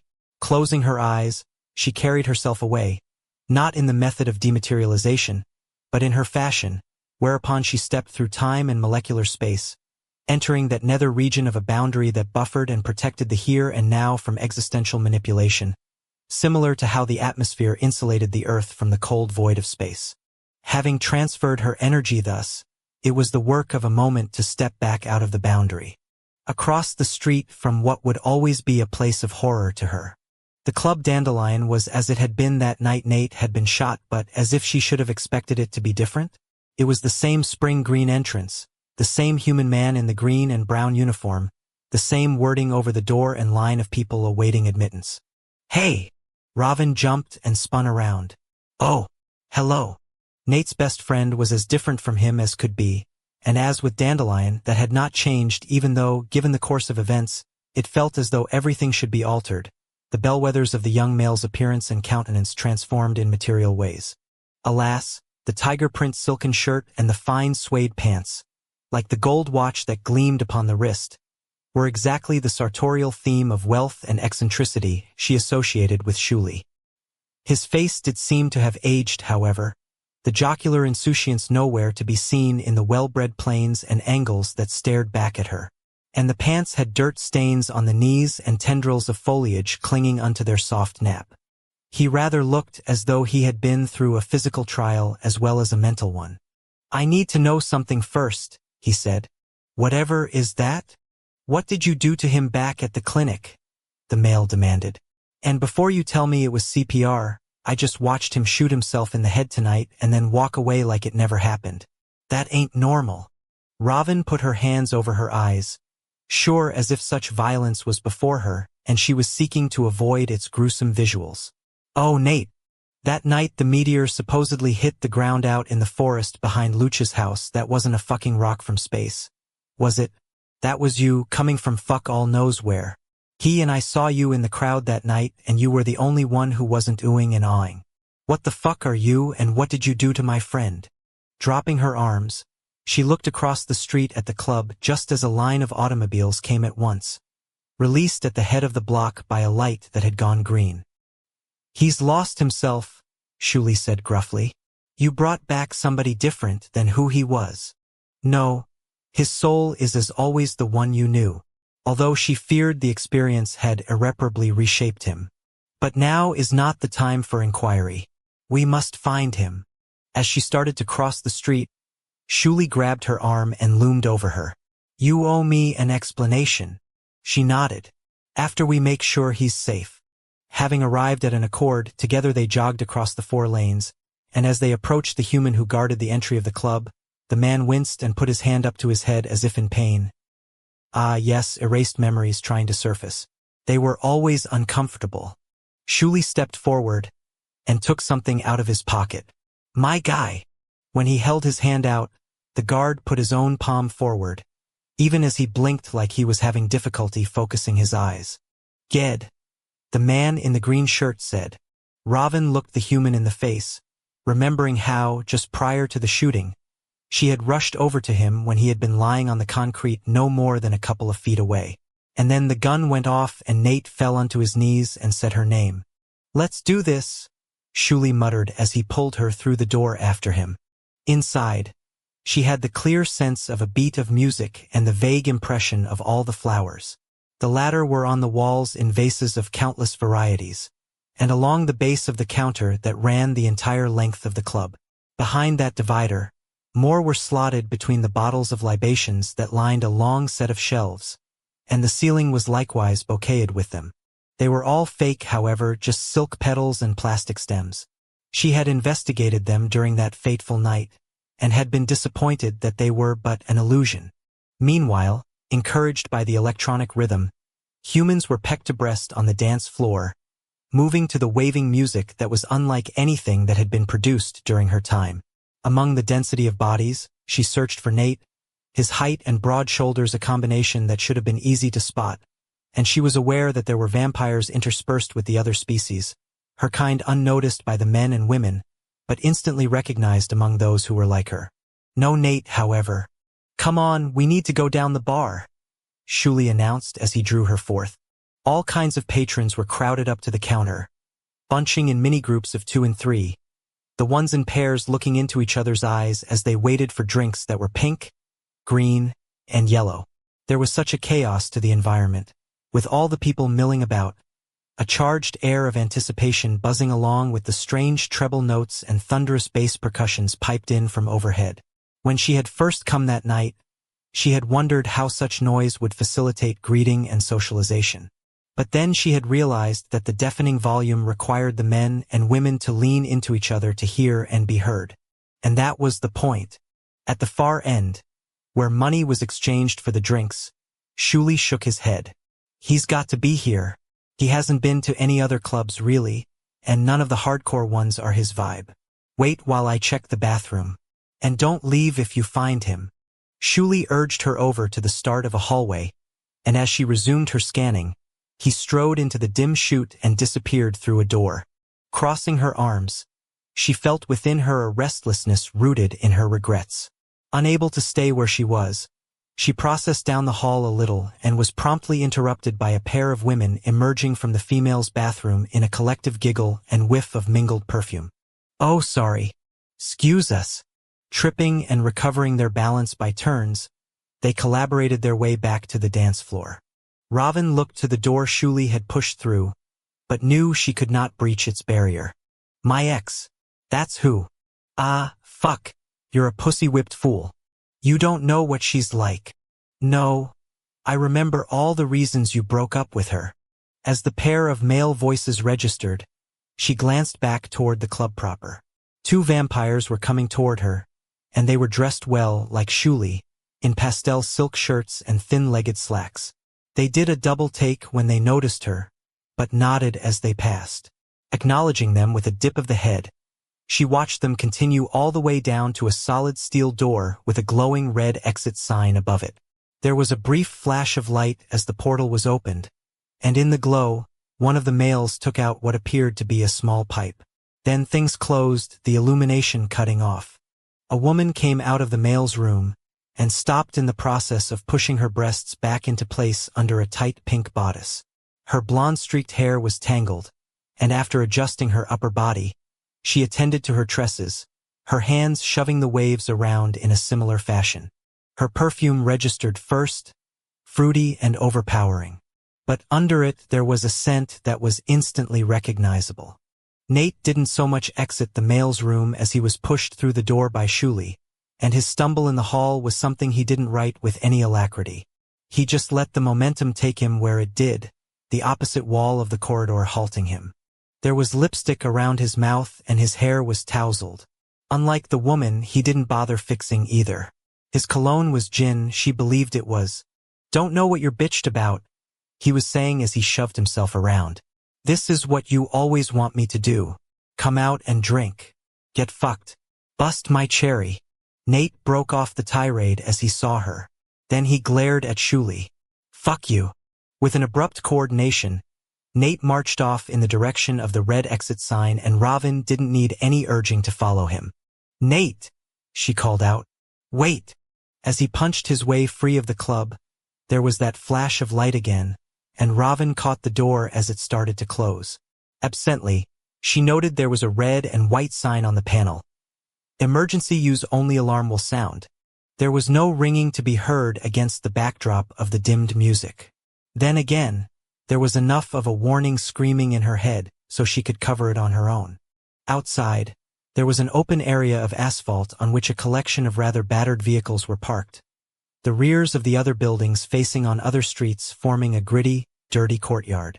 The two vampires who had gone by her were in a tight clutch over on the left, huddling in the shadows around the smoking instrument which they passed back and forth.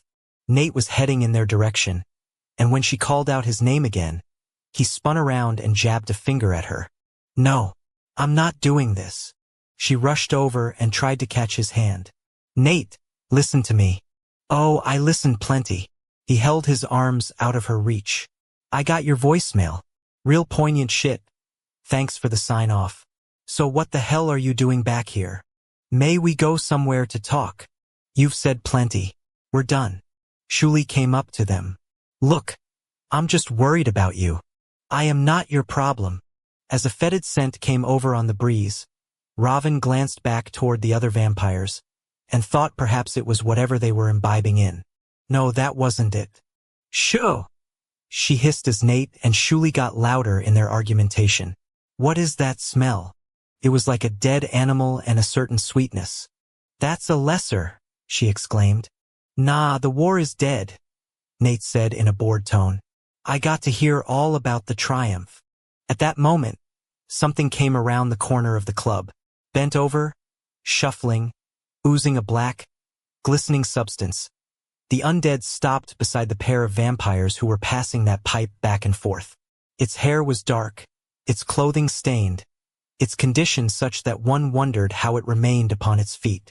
As Shuli cried out a name, the deadly attack was so fast, neither of the males had time to react.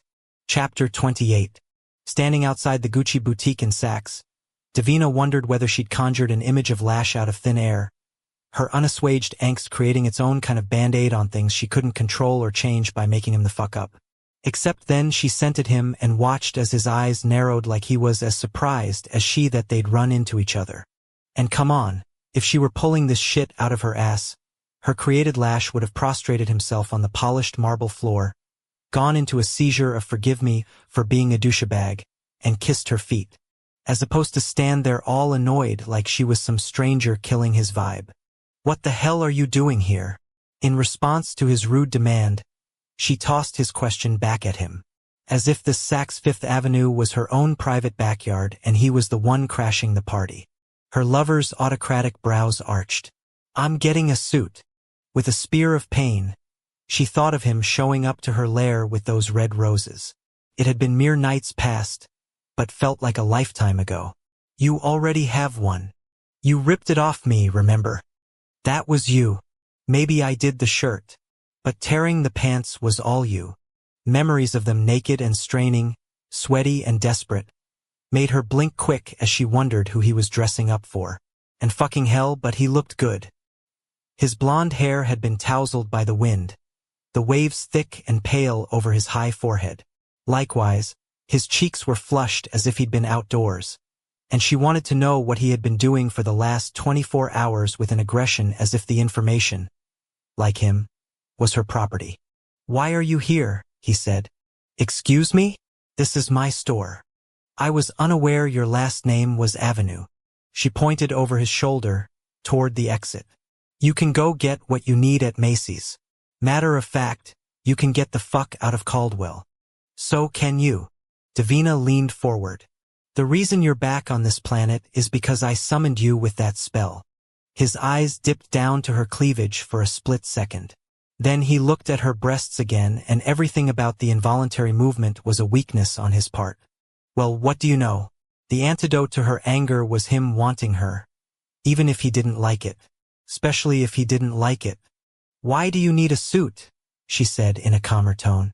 I have a meeting. Job interview? As a fuckboy.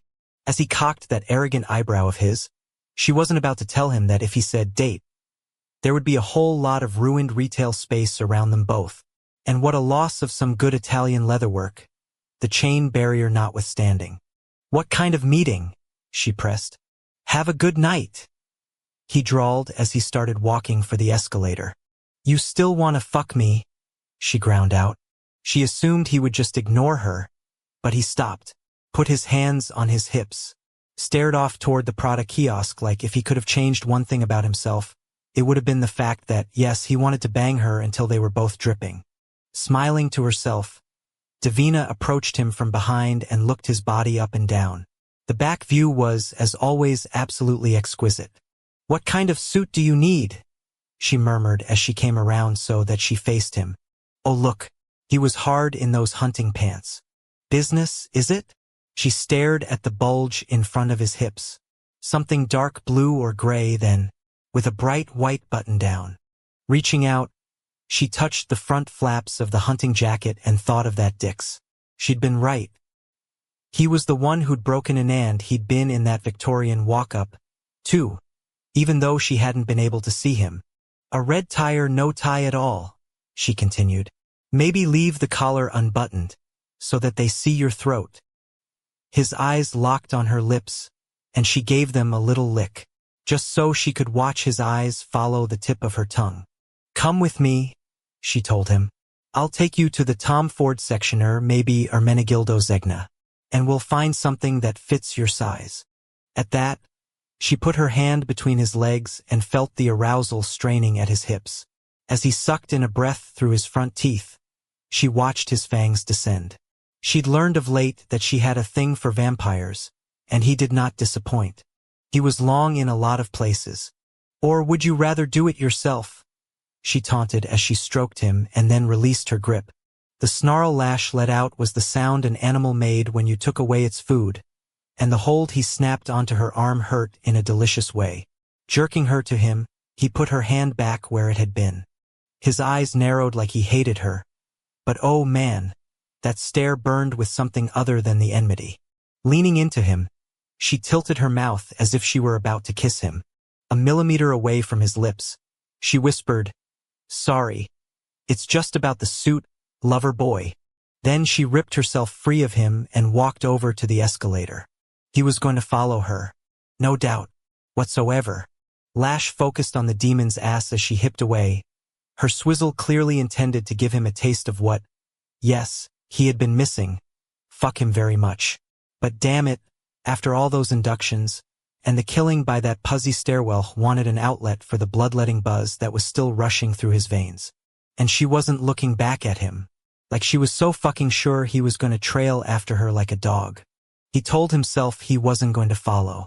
Except then he was reminded that he was better with a personal shopper. He'd never bought anything here without one. Plus she gave good head. Really good head. Falling into her wake, he closed the distance. The blur of merchandise and well-familiar luxury brands lost to him given the view he was being treated to. When they reached the escalator's base and all of its static, interlocking metal levels, he expected her to ghost up to the second floor. Nope.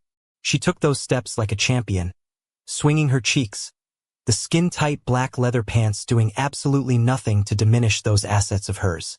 The fucking heels were a nice touch. Louboutins, of course, the soles red as the blood he'd spilled tonight. And the night before. It was his favorite color, he decided.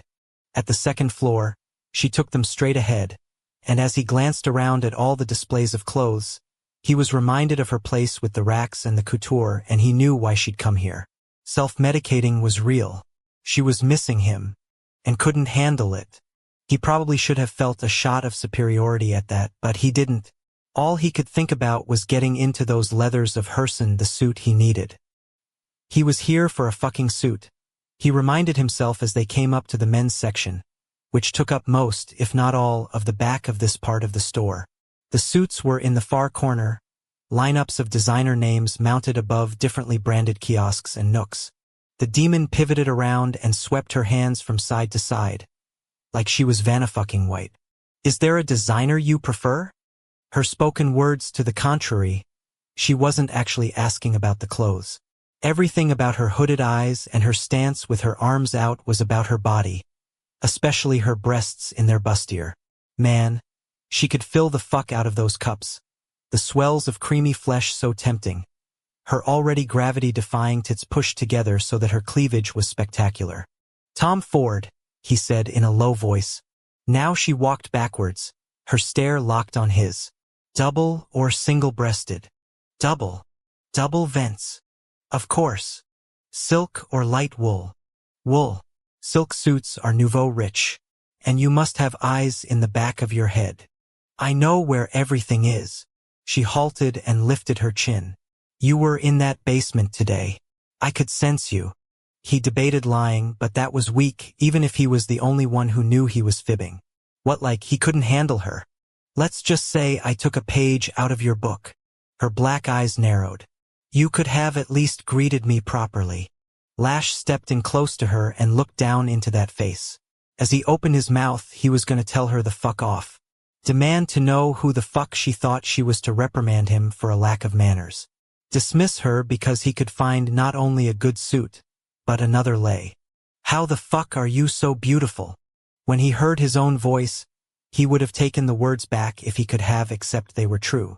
The demon was exquisite, her eyes topped with brows that arched as if by aesthetic engineering, her nose an unobtrusive straight shot to her mouth, her cheekbones high and prominent and balanced by her jaw, and her red lips they were a goddamn work of art. She was Angelina Jolie and Gal Gadot and Elizabeth Hurley ca the Versace safety pin dress, all rolled into one. Her true secret sauce, though, was what was under that skin she clothed herself in. She was a nasty piece of work, and to him that was her biggest appeal. Snapping a hold around her waist, he yanked her against him and she pushed at his chest. What are you doing? Greeting you properly.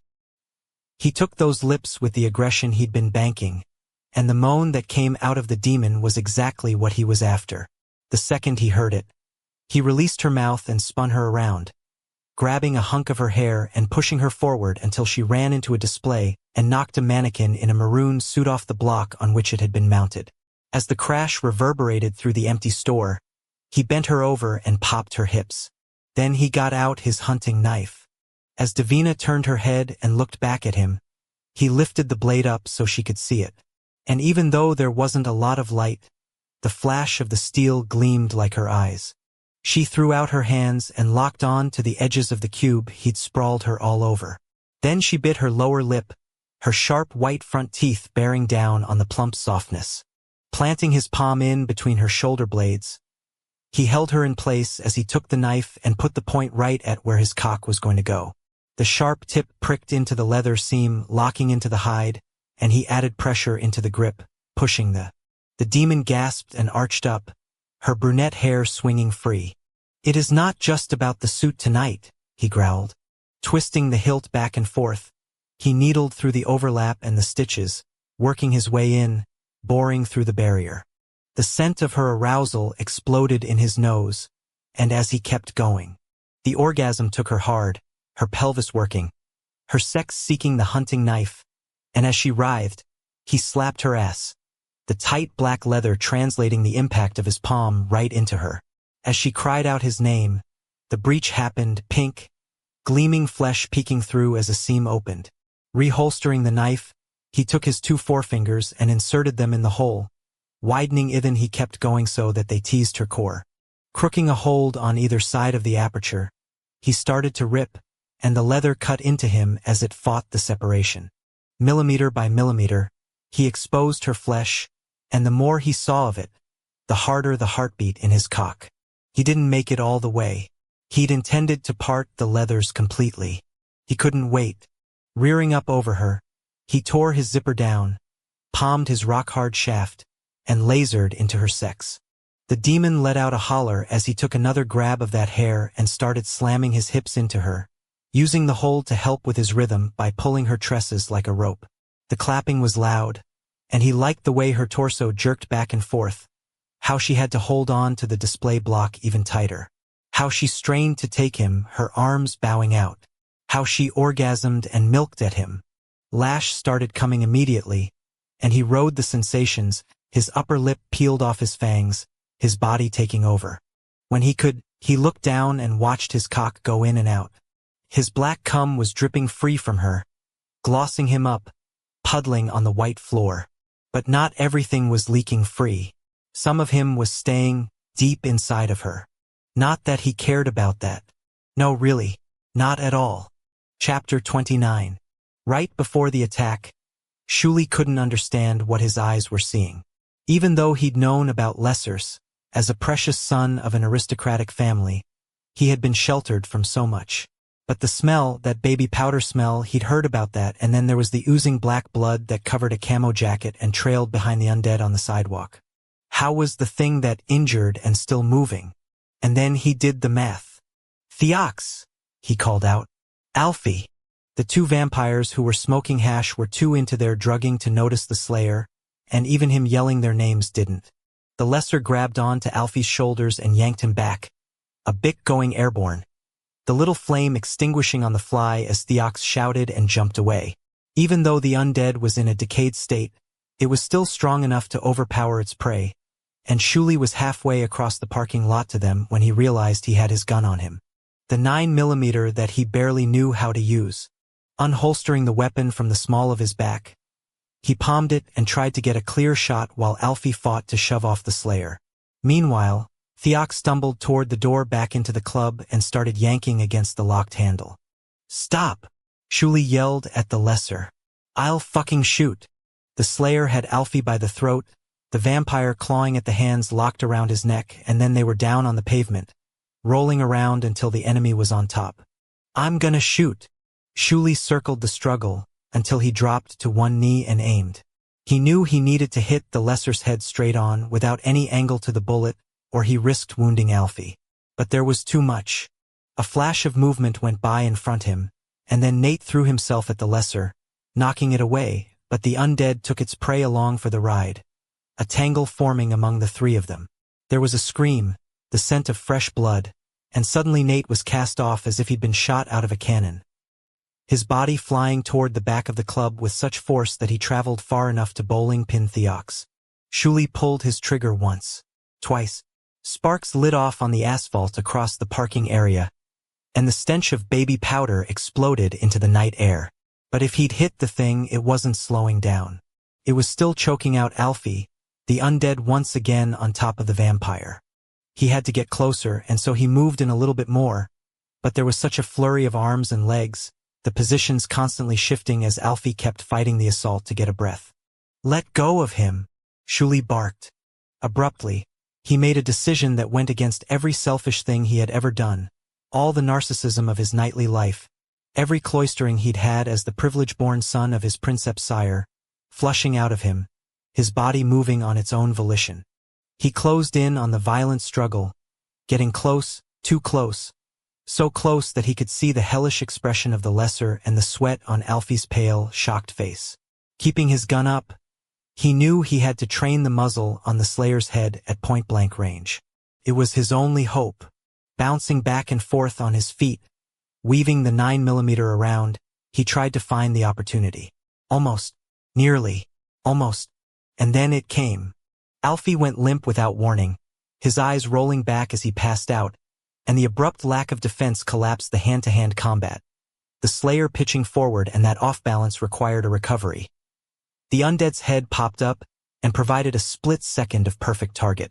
Shuli put the muzzle directly on the temple. Just as he pulled the trigger, the slayer swung his arm up and deflected the shot. With the weapon going wide, their eyes met, and it was like staring into an abyss, and Shuli froze, which provided an opportunity for the lesser. With a surge, it tackled Shuli backwards and grabbed the autoloader. The strength in the slayer was a total shock. As black blood speckled his face, Shuli battled against an unfathomable brawn to get his arm free. The gun discharge was a pop right by Shuli's ear, and he instinctively recoiled, bracing for a blaze of pain. When none came, he pulled at his arm, and as the hold on it released, he felt a wave of triumph. That didn't last. The Slayer had the gun, and it squared the muzzle off in Shuli's face. The world slowed down, as it did in the movie's realization that he felt a weird, detached surprise at, and as he stared up into the face of evil, he couldn't believe this was how he died. Behind a club, by a Slayer turning his own weapon on him. Fresh air. All of a sudden, Shuli was staring up at the darkness that blanketed Caldwell. No gun. No lesser. Just the night sky. In confusion, he turned his head. For the second time, he couldn't understand what was happening. The Slayer was up off the pavement, suspended on high as if it had spontaneously levitated. Had one of the Black Dagger Brotherhood come from out of the blue? The lesser was slammed into the ground, the impact sending black blood in a splatter all around. When he saw a figure standing over the undead, he couldn't process what he was looking at. But it was Raven, and she wasn't finished.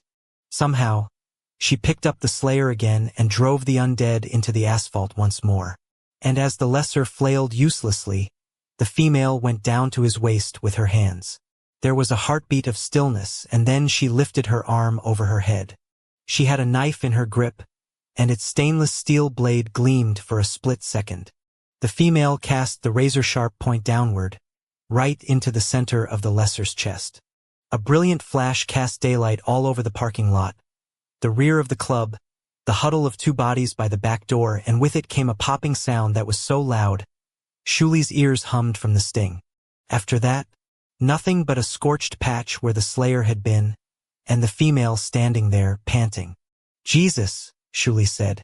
"How did you do that?" "He's hit. Shit, he's bleeding out." As Nate spoke up by the club's exit, Shuli scrambled toward the rear door while he went for his phone. What happened? Just as he took out his cell, he got in range and his heart stopped.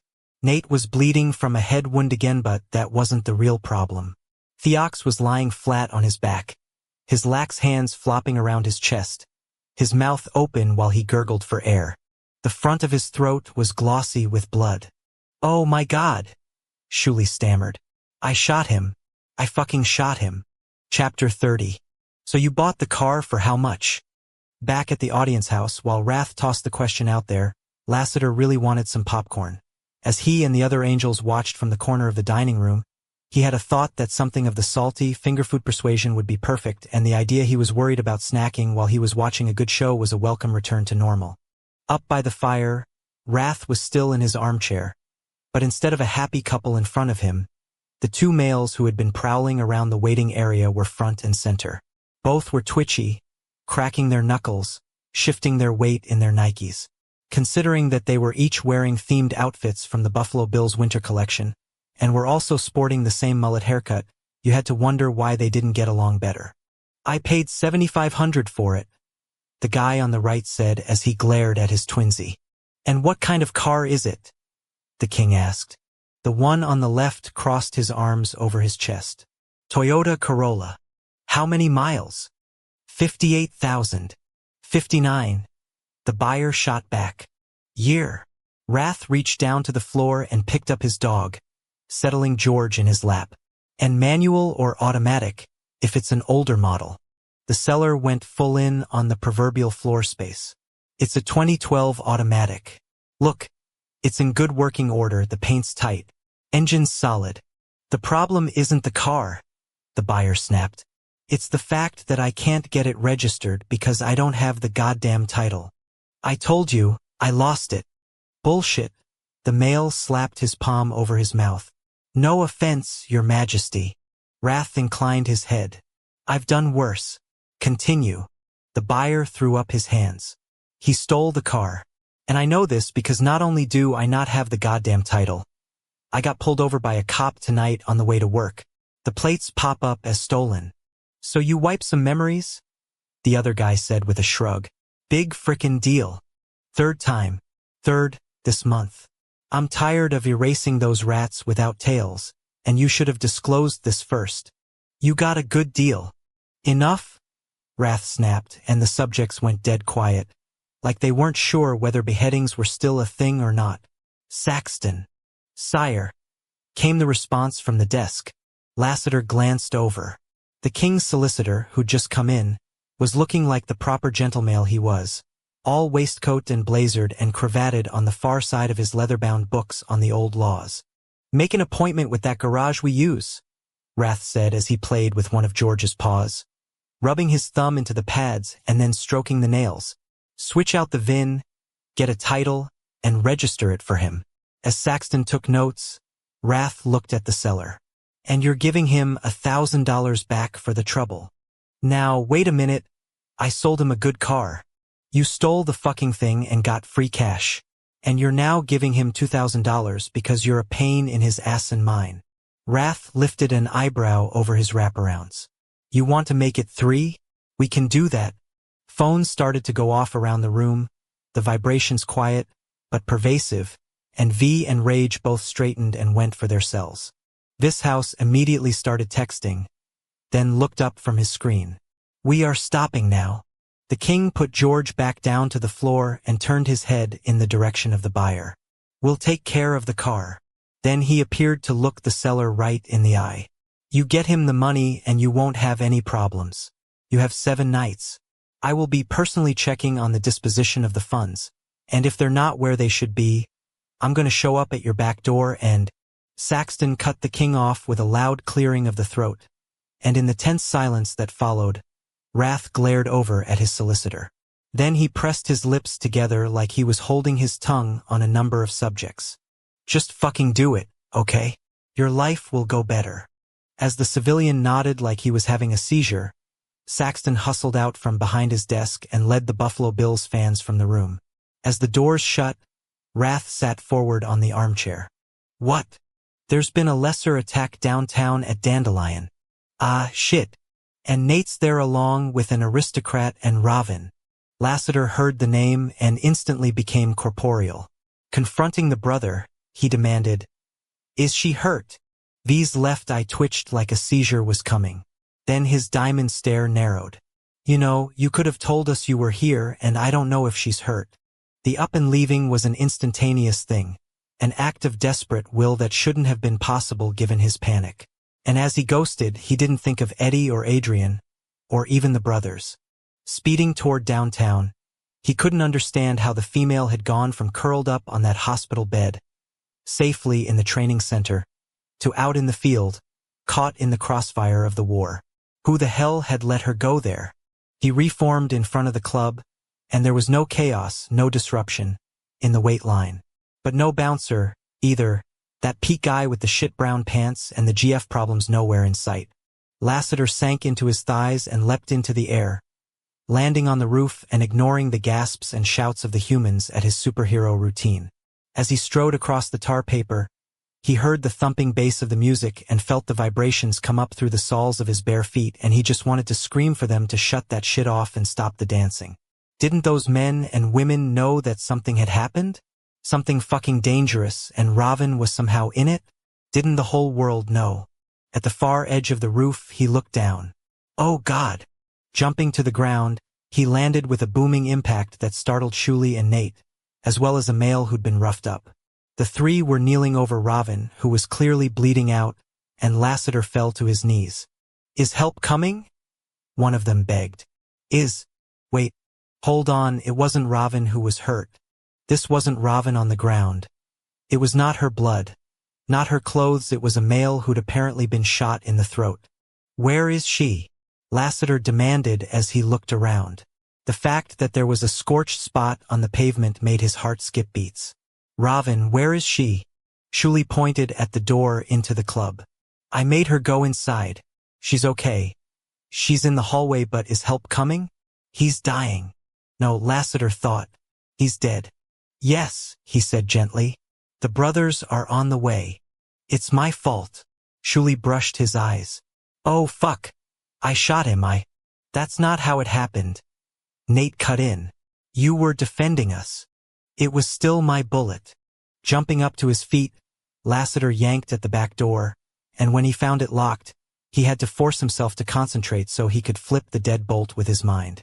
The instant he got the thing open, he saw Robin.